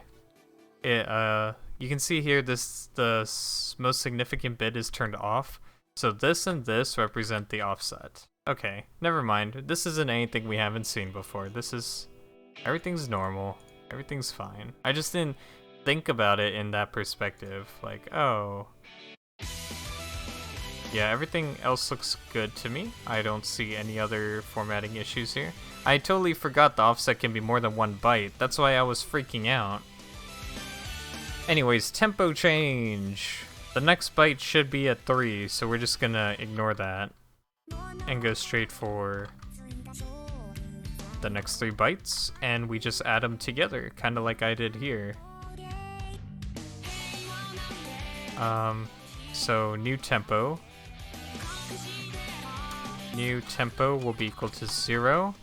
and then we will bit shift into there. New tempo, bit shifted by 8. Yeah, that sounds right. Bit shifted by 8, and then we add...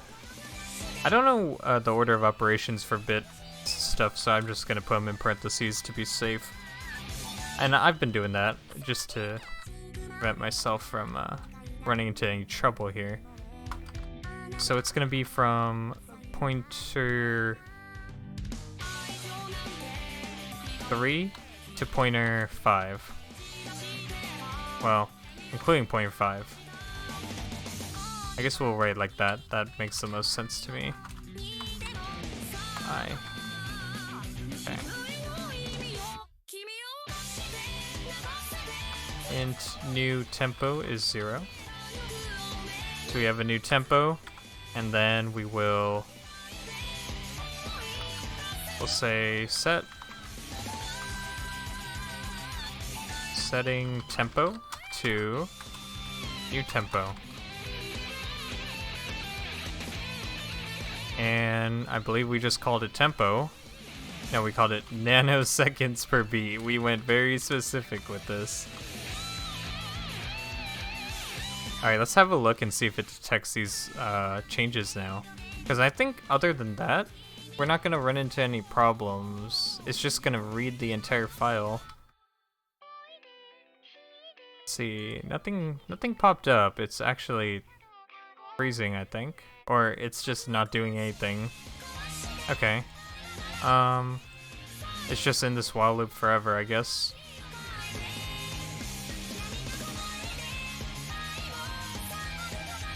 I guess because we're not incrementing pointer after this. Duh. Okay, that makes sense. So after we read this in, I guess we have to increment the pointer every time. We'll just do that. But anyways, read in this, do... Oh, I forgot to add in the channel, didn't I? Whoopsies. Channels... Oh, wait.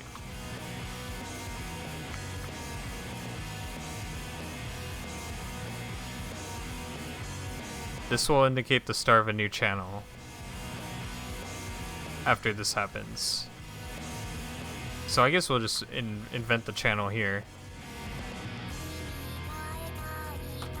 Channels dot, or no channels dot add new channel, and I guess we'll store it.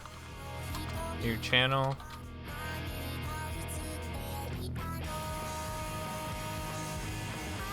New channel, and then we'll add the notes to new channel. So we'll do new channel dot add note. Note data. Okay, so the note data itself will only be a couple of bytes. So we can do establish a new byte array, and we will provide... Fred, I already have all these as numbers. Like, I actually interpreted it here, which is kind of my fault. I was supposed to only interpret the status code. So let me do this and this and...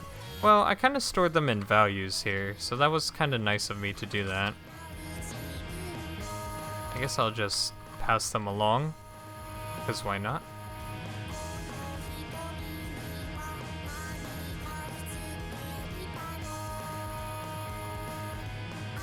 So it goes delay. Oh, I translated the delay? Wait, no I didn't.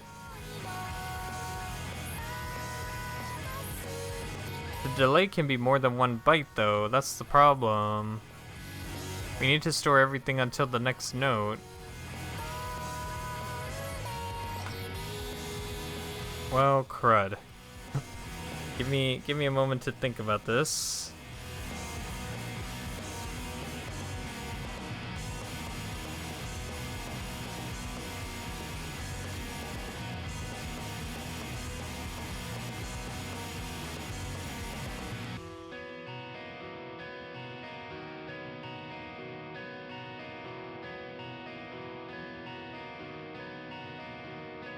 I guess we have to increment the pointer and insert into a list of bytes. As much as I hate to do this,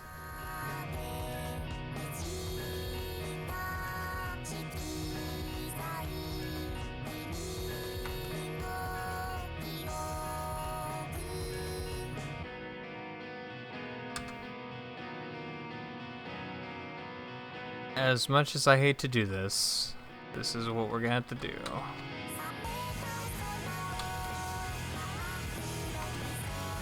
While... See, but I do the same thing here, which is my problem right now with this, is that how would I detect that this is actually part of the delay without passing it into here first? Because we have no adequate way of knowing.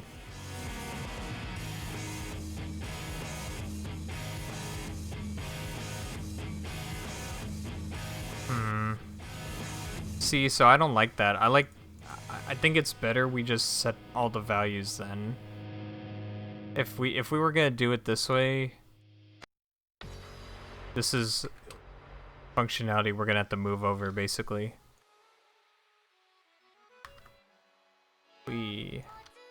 So we'll just store it as a delay int here. We can store them all as ints at this point because in the end we're just gonna pass it all in here. Yeah, I'm just gonna change it because originally I was gonna do it this cool way where I parse it in there, but then I realized we have no way to delimit everything. So all we're left with is we just end up with this problem where we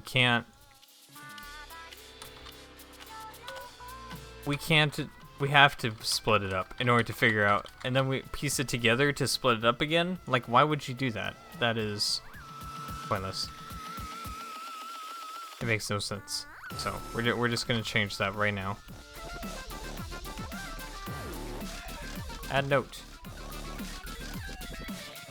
So we'll do new note. We will provide the delay, the note, the volume, and the status code, which we stored up there, current status. Alright, now we just have to fix this. So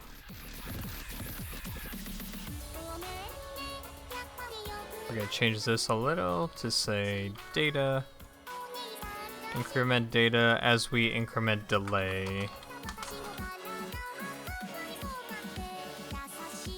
And as we increment the pointer will be in place for the rest of the stuff. In fact, I think it's going to be incremented straight to the next pointer. So we can just start from there to get our next values. So we're no longer offset in that regard. Let's see what it says now. Still nothing. Interesting. Pointer is... and we're trying to do extra stuff, so... interesting.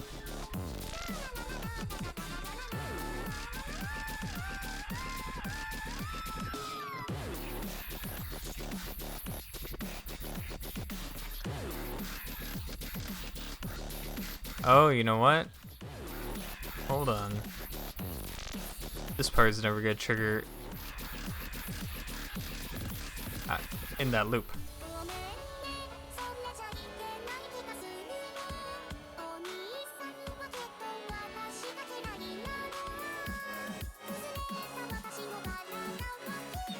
So we can actually move this into here because it's gonna be a significant event type of deal, right? So we can do that. This is a...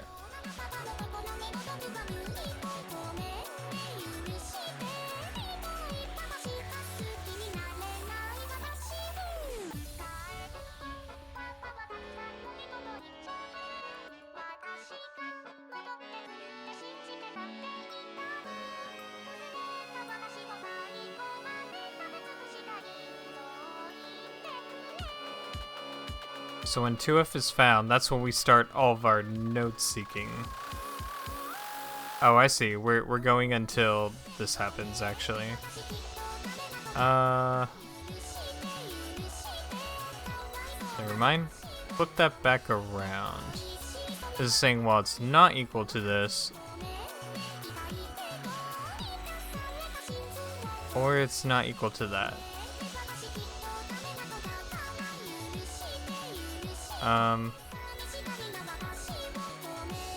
Yeah.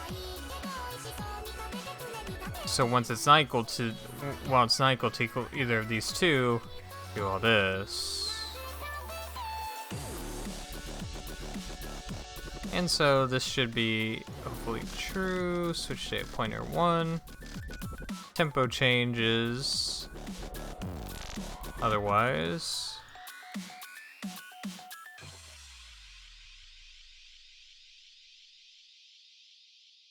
Added note. We should at least start seeing like notes getting added. So added note plus.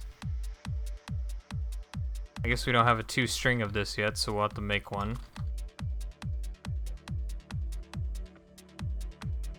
And by overriding the 2 string, we'll be able to view its properties. I already have inside of Java utils a 2 string function that prints out the members of that object automatically for us. So let's go ahead and try running this. You can see there are a lot of things happening right now, but it is the same note being added over and over, I believe. Let me see what's actually going on though. It just says A4 equals 69 over and over. Oh wait, yeah, that's expected actually, but it said the delay is 0, the node is 0, the volume is -112. I want to say that's probably not right. That's not what we want to be adding here. So let's have another look.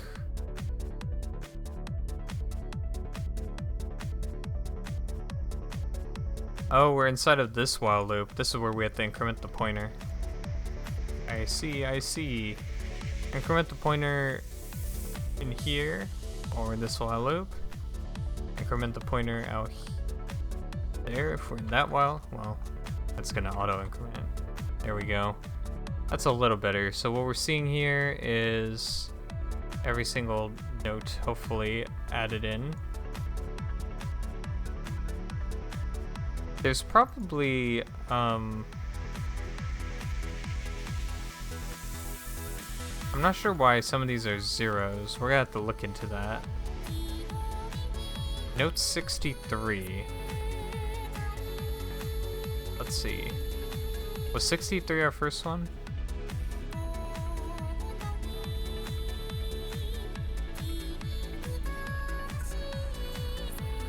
It indeed was 63 with a volume of 112.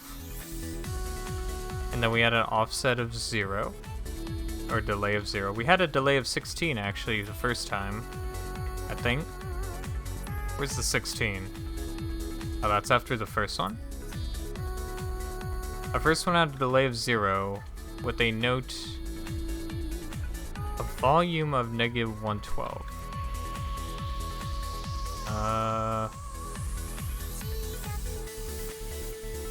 Note is supposed to be 63 there.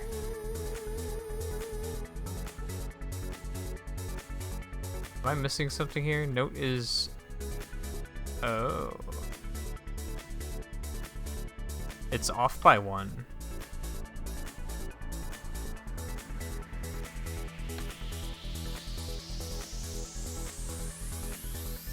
How did that happen so fast? It's off by 1. Okay, let's see. 0. This was to set the status code, so I don't think this code ran.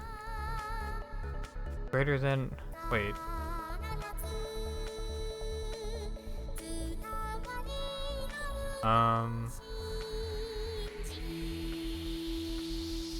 Yeah, this code didn't run.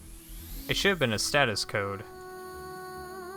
So, something's up with my logic here. You know what? I think I know what it is. Convert that to a byte. Alright, let's see now. Nope, it still didn't do that.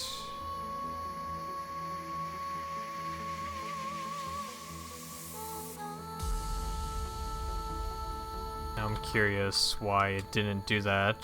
Come on. This is greater than this. Something should have happened. Comma plus. Okay.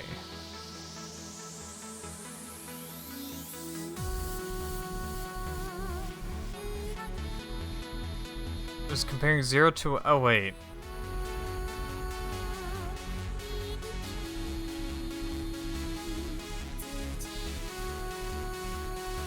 Wait a second, hold on. Isn't the first note a 9?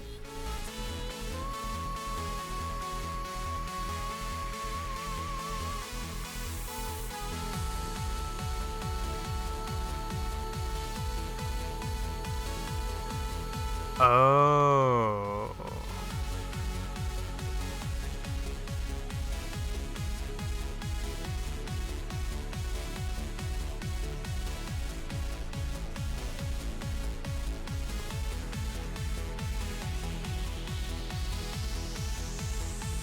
Even though I added 1 to the pointer.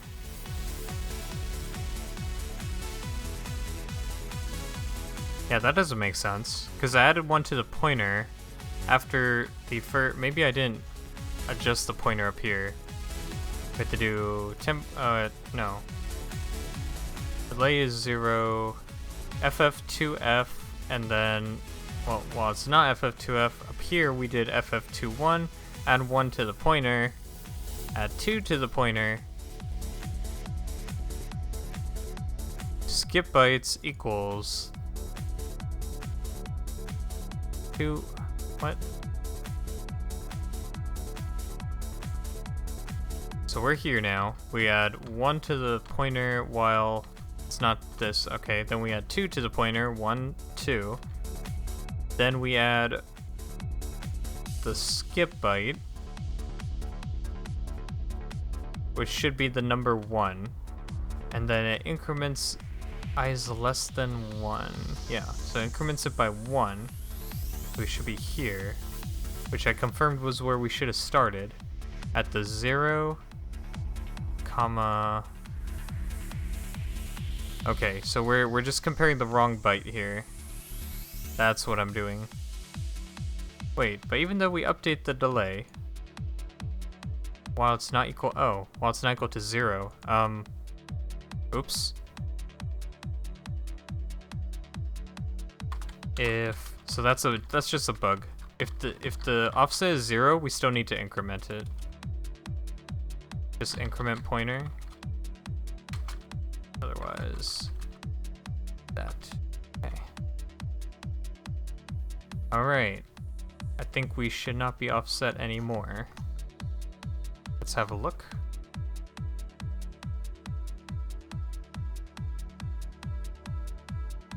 Okay. So now we have to actually get the status changed still. So now it's comparing the number -112 to 127, which of course is not going to be greater than it itself.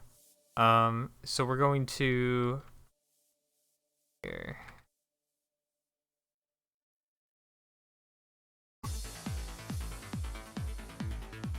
Oops.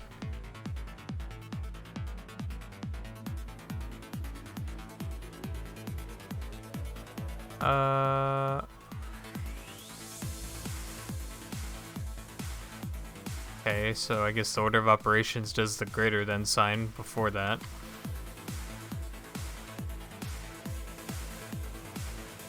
Let's see what those give, because now the numbers should be converted to positive integers. That's what the bit mask is for. Let's have a look. Status actually gets set to null. That's not good. Status is now null. Well, at least it detected a status code, but apparently it can't find out what the heck it is. So let's see. Converted is a bit shifted number over by 4. Okay. Let's see what that says it's supposed to be at this point. And then we're supposed to compare it, right?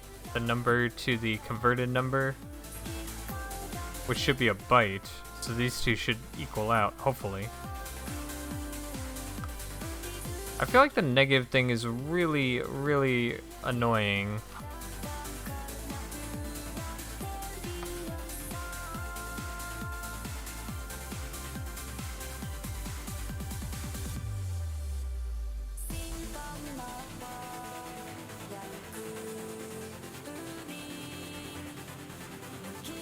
Okay, so maybe it's just not actually working for this. Oh wait, did it just say 3? Hold on. Status code is 3? How'd it get 3 from that? Converted. Bit shifted 4 to the right. How do you get 3? Maybe because it's negative?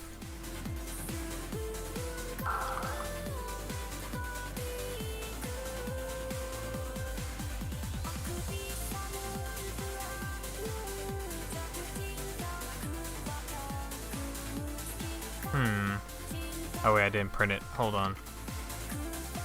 Now what do we get? Well, that makes it 15, which is not right either.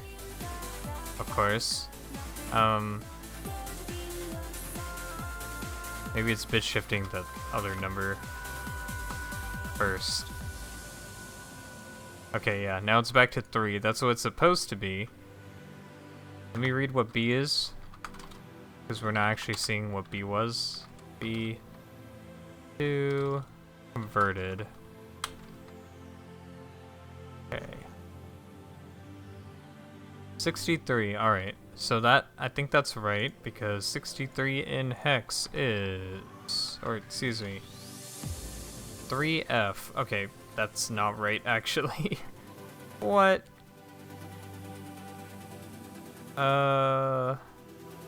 How and why are we sending 3F?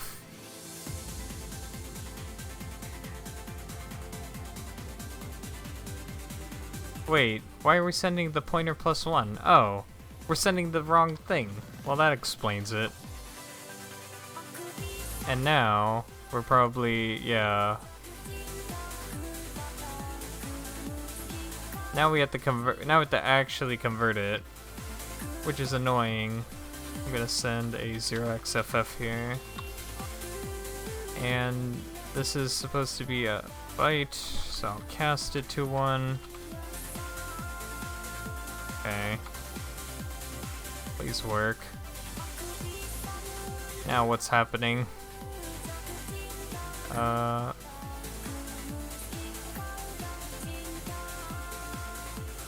Why did I delete that? Okay. It's still showing up negative.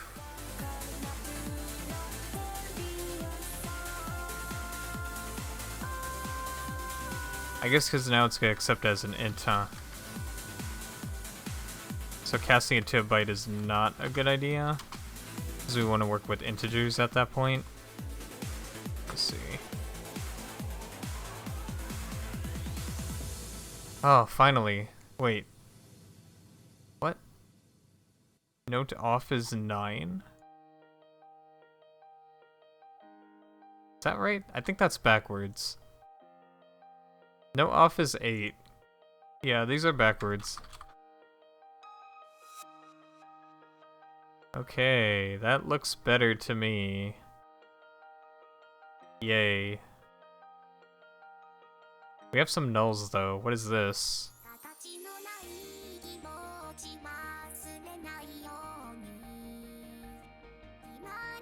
Are these not? Why does this happen? Okay. So everything needs to be integers, because when we positive cast it from a byte, the number is correctly set. So then we don't touch it after that. No, apparently this is still wrong. Oh wait, there is no F, yeah. What is F? F doesn't exist. Hello? I guess it's just no. Oh, you know what? F is end of file, isn't it? Yeah, it should be. And then the next one should be turning it back on. Okay. I would assume so, because yeah, we're setting. Wait. I can't tell. Set tempo. Status becomes null twice. Which means whatever we're sending as a status code is FF. I think. Wait.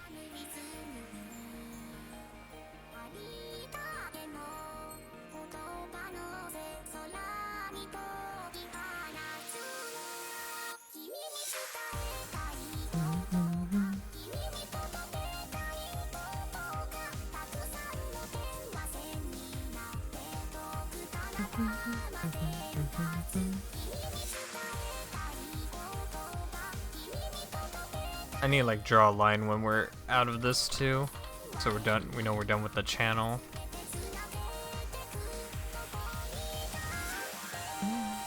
I just want to get. I know this is dragging on, but I just want to get to a point where. Okay. I want to get to a point where we are playing notes at least for today. Doesn't have to be perfect, but we want to get there.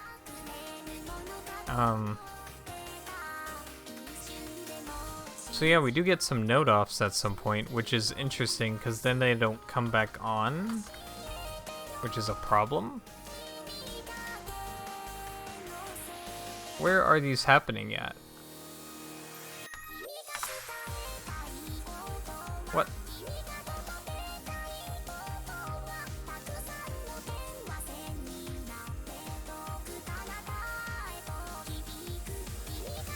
Stop.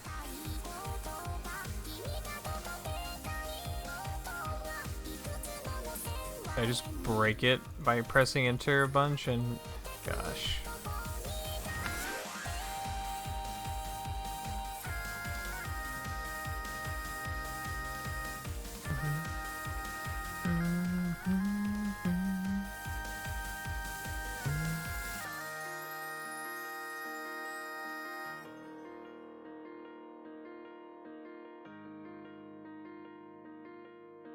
Let's see.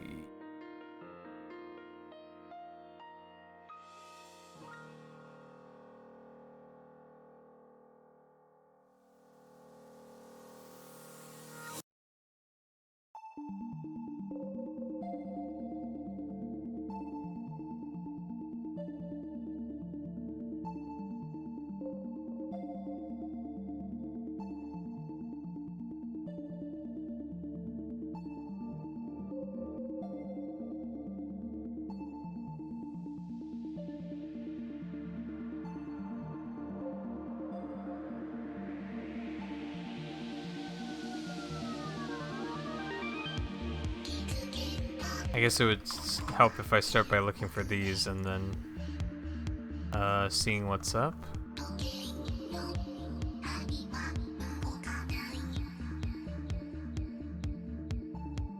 But wait a second.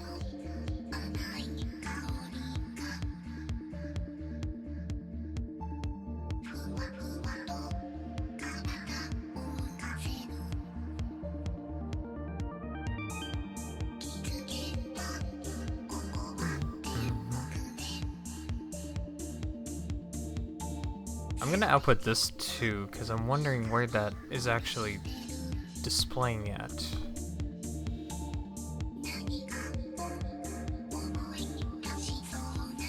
What in the world? Oh. Wait. This should be inside of here. That's when I want to see it.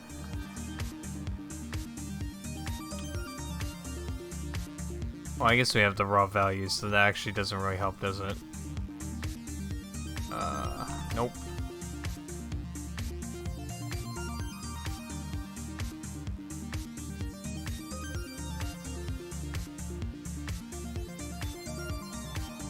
Well, crud.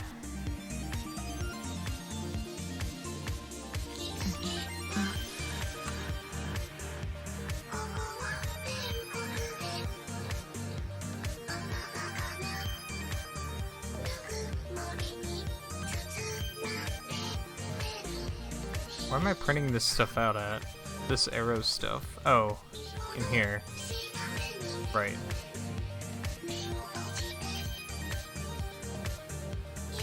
To hex.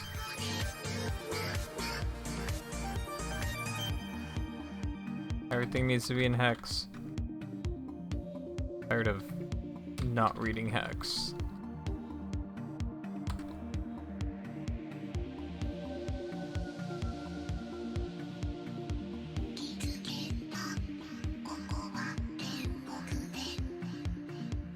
Honestly, an inch should downcast to a byte, so that should be fine.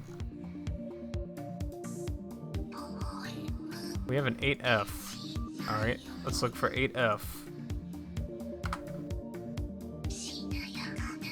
There's one there.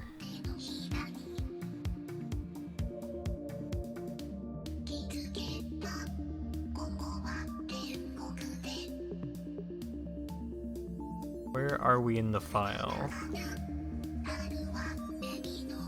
A little ways down.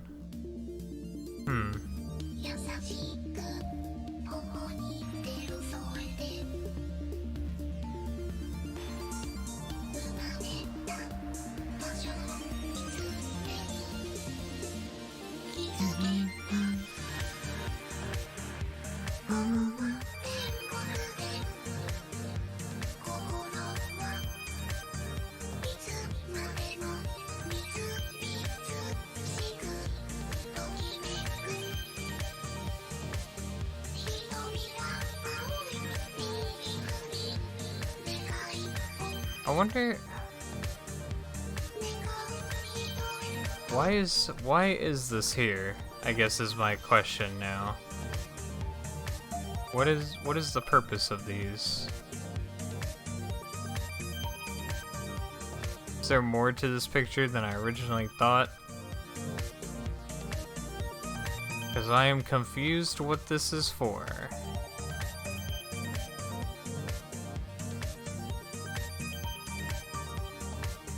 Because an 8F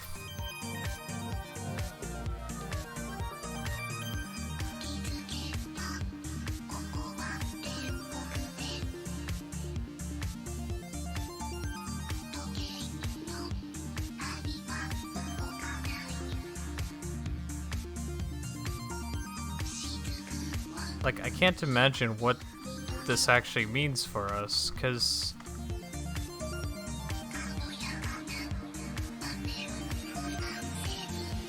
does that mean all these notes just don't play? Period? And they're just there?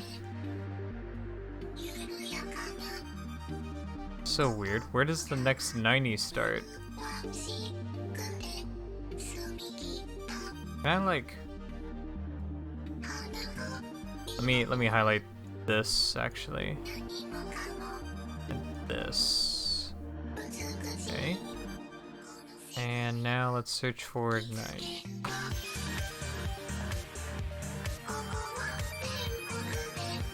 So everything... I mean, there's a couple places where it goes to 90 again.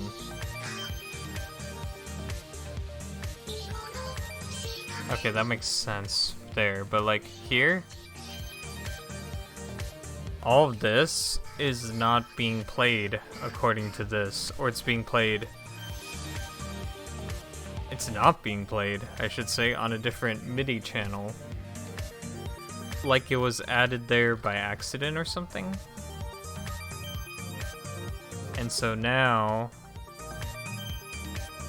I have a feeling that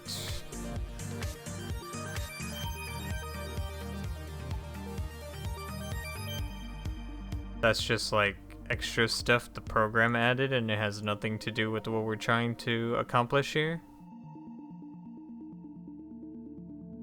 So if we get stuff that's not on the current channel, we shouldn't play it, right? That only makes sense to me. So let's check that real quick. We'll just say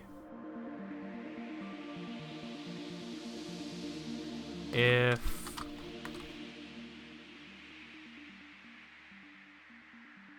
the channel, so I guess we're gonna have to bit shift or mask it.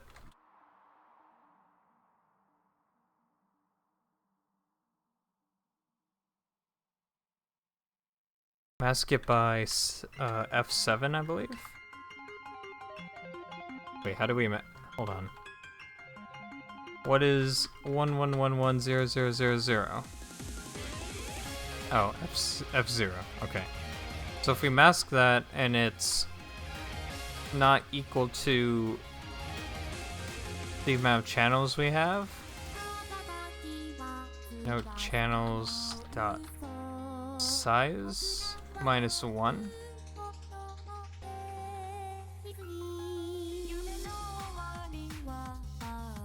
If it's equal, do this.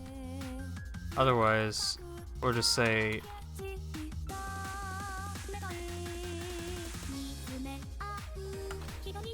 status code change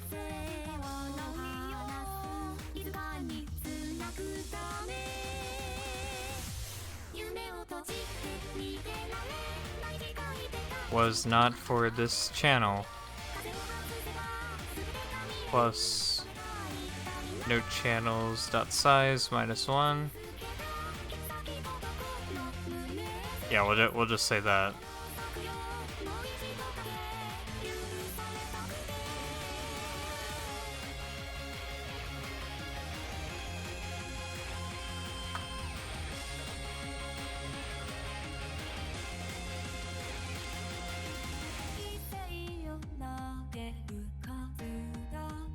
Well, crud, now it's just wrong. It should be...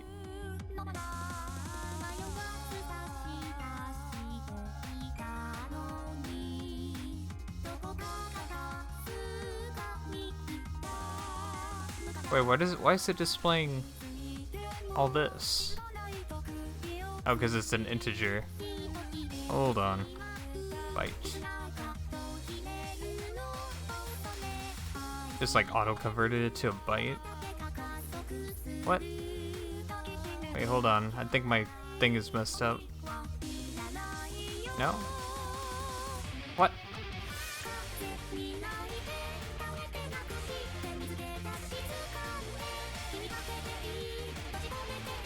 Why is it showing all that now? What happened?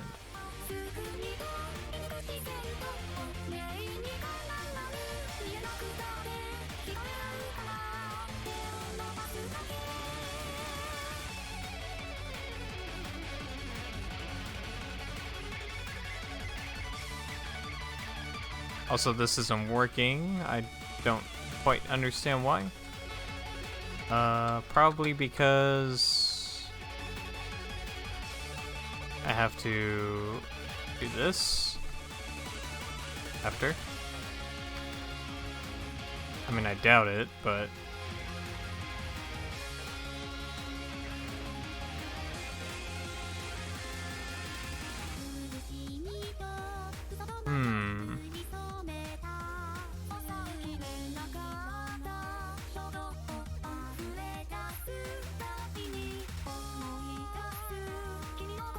Oh, okay. That did it.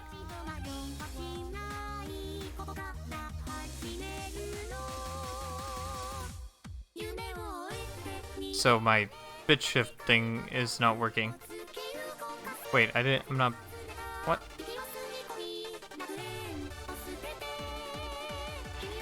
Is this not equal? Let me see. System. Print this. And convert to hex, please.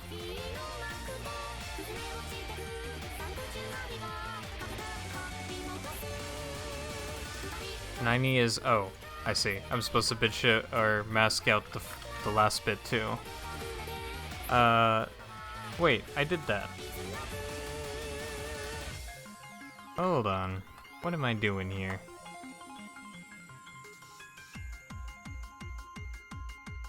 I didn't even mask anything. I just like masked out the first, let me see.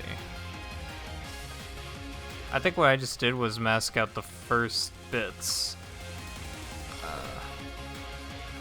Yeah, I did. I was supposed to mask out the last bits. So 0F, how about that? That will give me what looks to be the correct stuff. So now I will do that.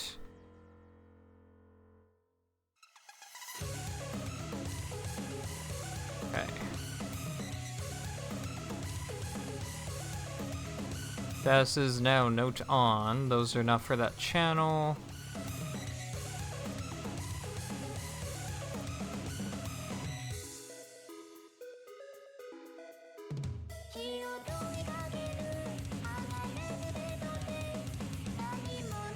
So yeah, there's a 0 one for a different channel, which is weird.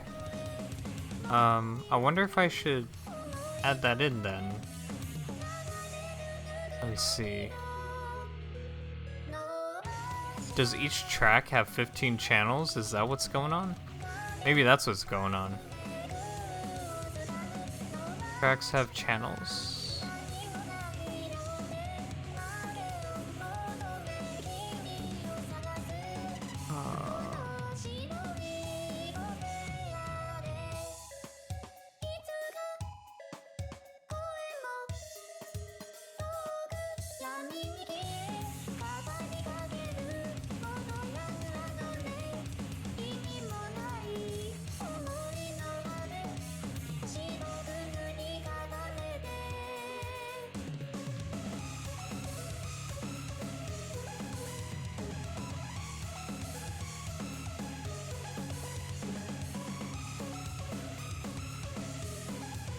I guess we are supposed to store based on channel.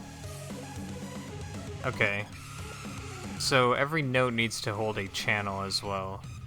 I guess is what we're trying to say here. The channel... Now here's where I'm confused, because each note that we're playing is like getting set at a certain channel. But we're only setting them to this, like, it doesn't make sense. It just plain doesn't. Because if we're always setting them to channel 0, what's the point of setting all the other channels, right? That doesn't make sense to me. So if it's not equal to 0, what's the point? I guess we'll find out later when we hear it, right? Because there's no other, like... Yeah, I just outright don't get it.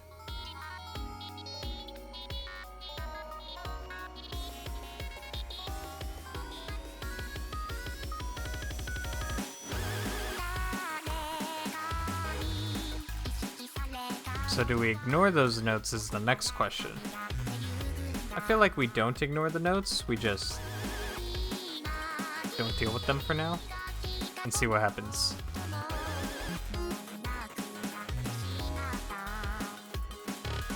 Okay. I think we're good here. We have our status changes.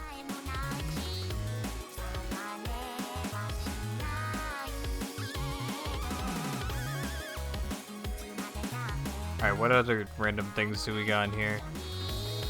Saying tempo, saying tempo. We don't need the arrow things anymore.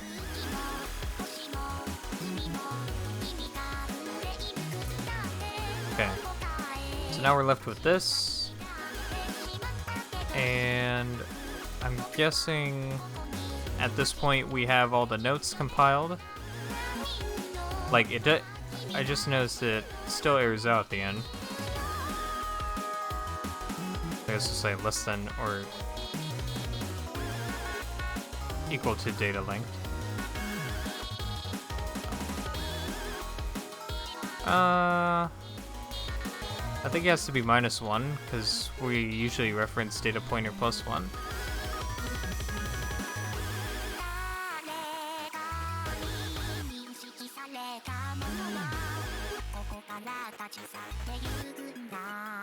Yeah, we reference pointer +1, so.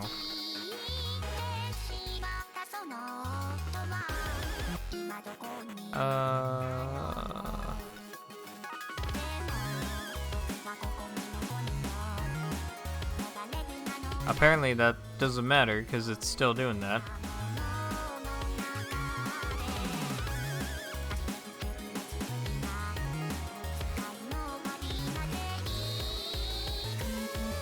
I mean, I guess that means we reached the end. Like, it's...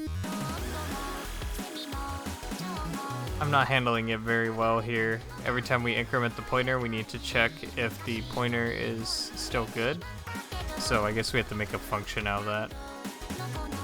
Increment pointer.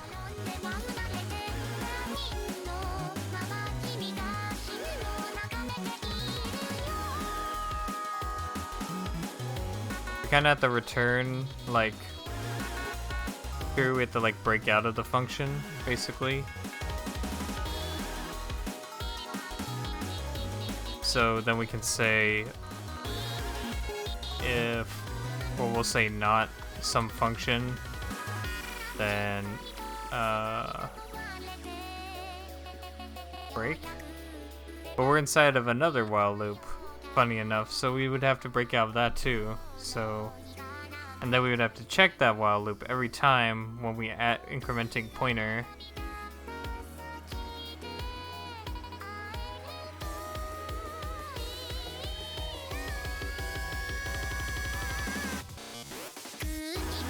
Java go to.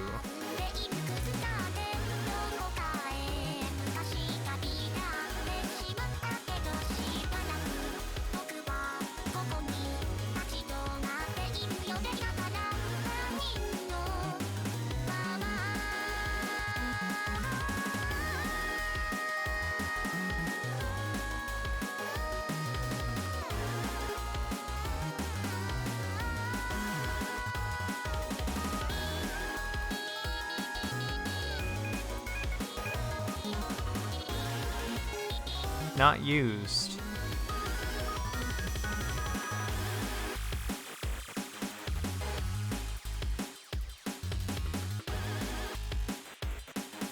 Oh, so we do have labels. Break label. Okay, so I can jump to another part of the program.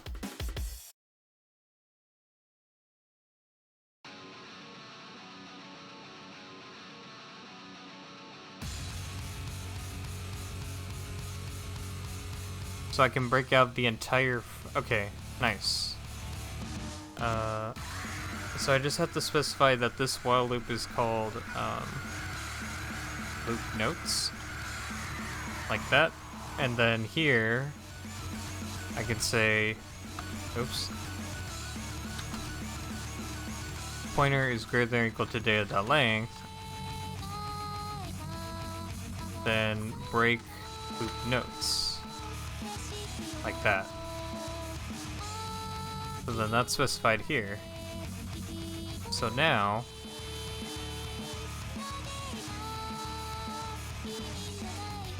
I can refactor this into increment pointer.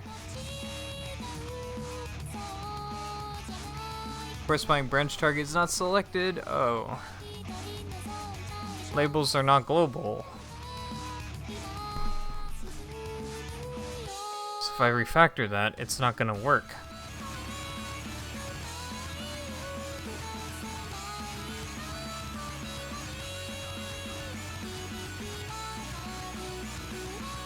Can I make it public or static? I can make it public though? No.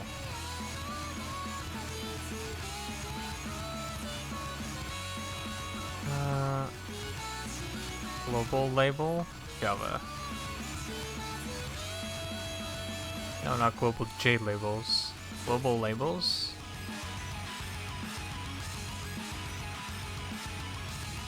Hmm.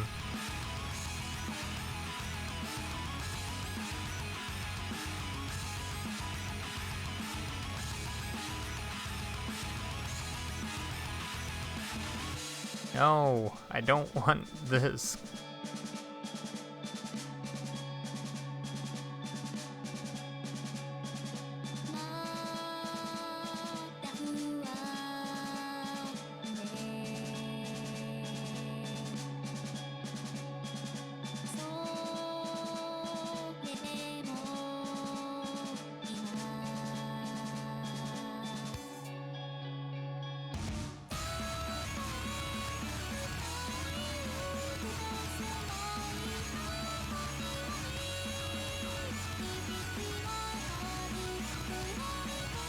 I just don't like that I can't make it a function now. Maybe if I pass in the label? I don't think that's a thing, because otherwise I would be able to extract it like that. Is there really no way to solve that cleanly?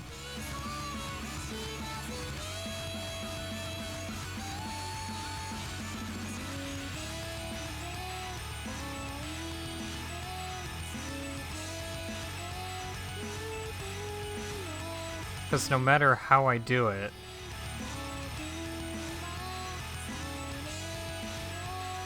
values returned are not gonna... Like, I don't want to put a bunch of if statements everywhere. Every time I increment pointer, but I guess I'm gonna have to. It's the only way to do this without... It's the only way to cleanly exit it. It's just really... I don't like it. Like, maybe there's a way I can compact it? I don't know. Like, I could do it like that. That's probably the best I'm gonna get out of this.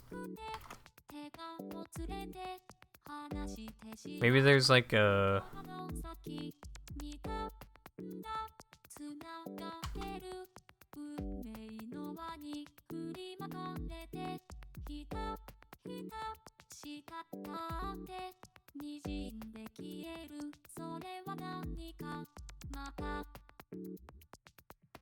What do they call those? They usually call those a certain word.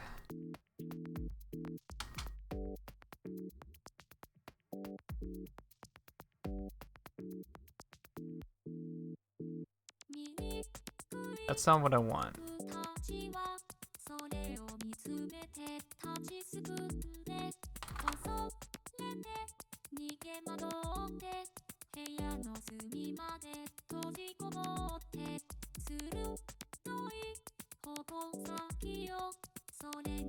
That's not what I want either.